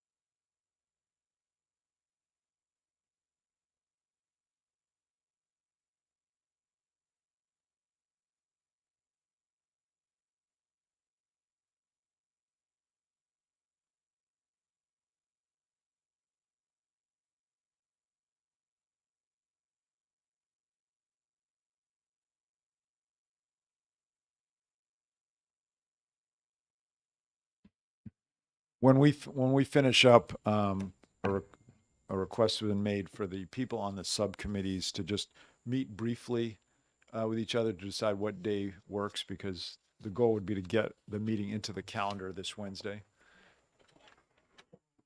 So that means, while we're waiting for that, that means that for HB 1420, Representatives Tierney, Ohm, Schamberg, Opal, and Malloy should stay and get together, and then Opal's going to have to clone himself, because then for 1648, Almy, Opal, Tierney, and Breyer. Actually, Tierney will have to clone himself too.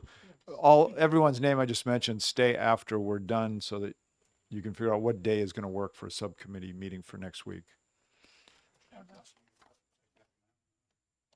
Yeah, is she going to make copies?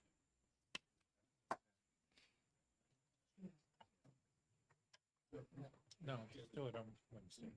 Why? No one here. Let's see. I mean, if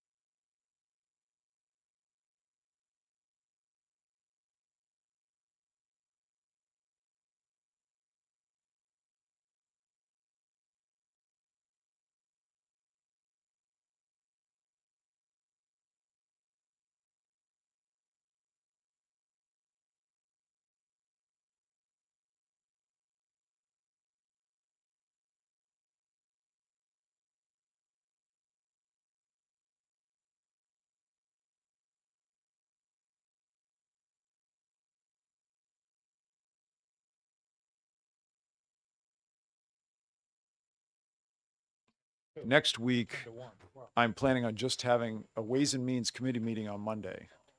That leaves Wednesday open. Questions? How many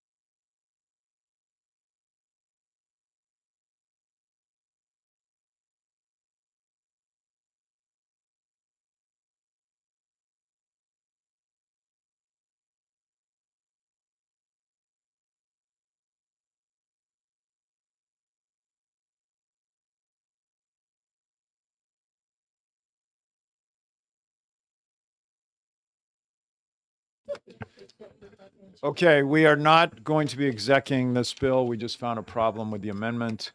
They deleted a whole section instead of just removing the word waterway. So we are, That's cutting taxes. Let's go. rid of taxes on renting cars. So we are done for today. But as I said, the people on subcommittees should arrange to schedule for their subcommittee meetings. What? Okay, that's good, thank you. So all the reports, I would like to get this into the next calendar, which means that I need all the reports probably by end of day Tuesday, end of day being, let's say, 6 o'clock, because I don't want to be working on it at midnight. Tomorrow at 6 p.m., if you can get it earlier, great, but tomorrow at 6 p.m., I would like all the reports, majority and minority. You can't say it. You don't spell it right. Okay. Okay. That's the way I All right, any other questions?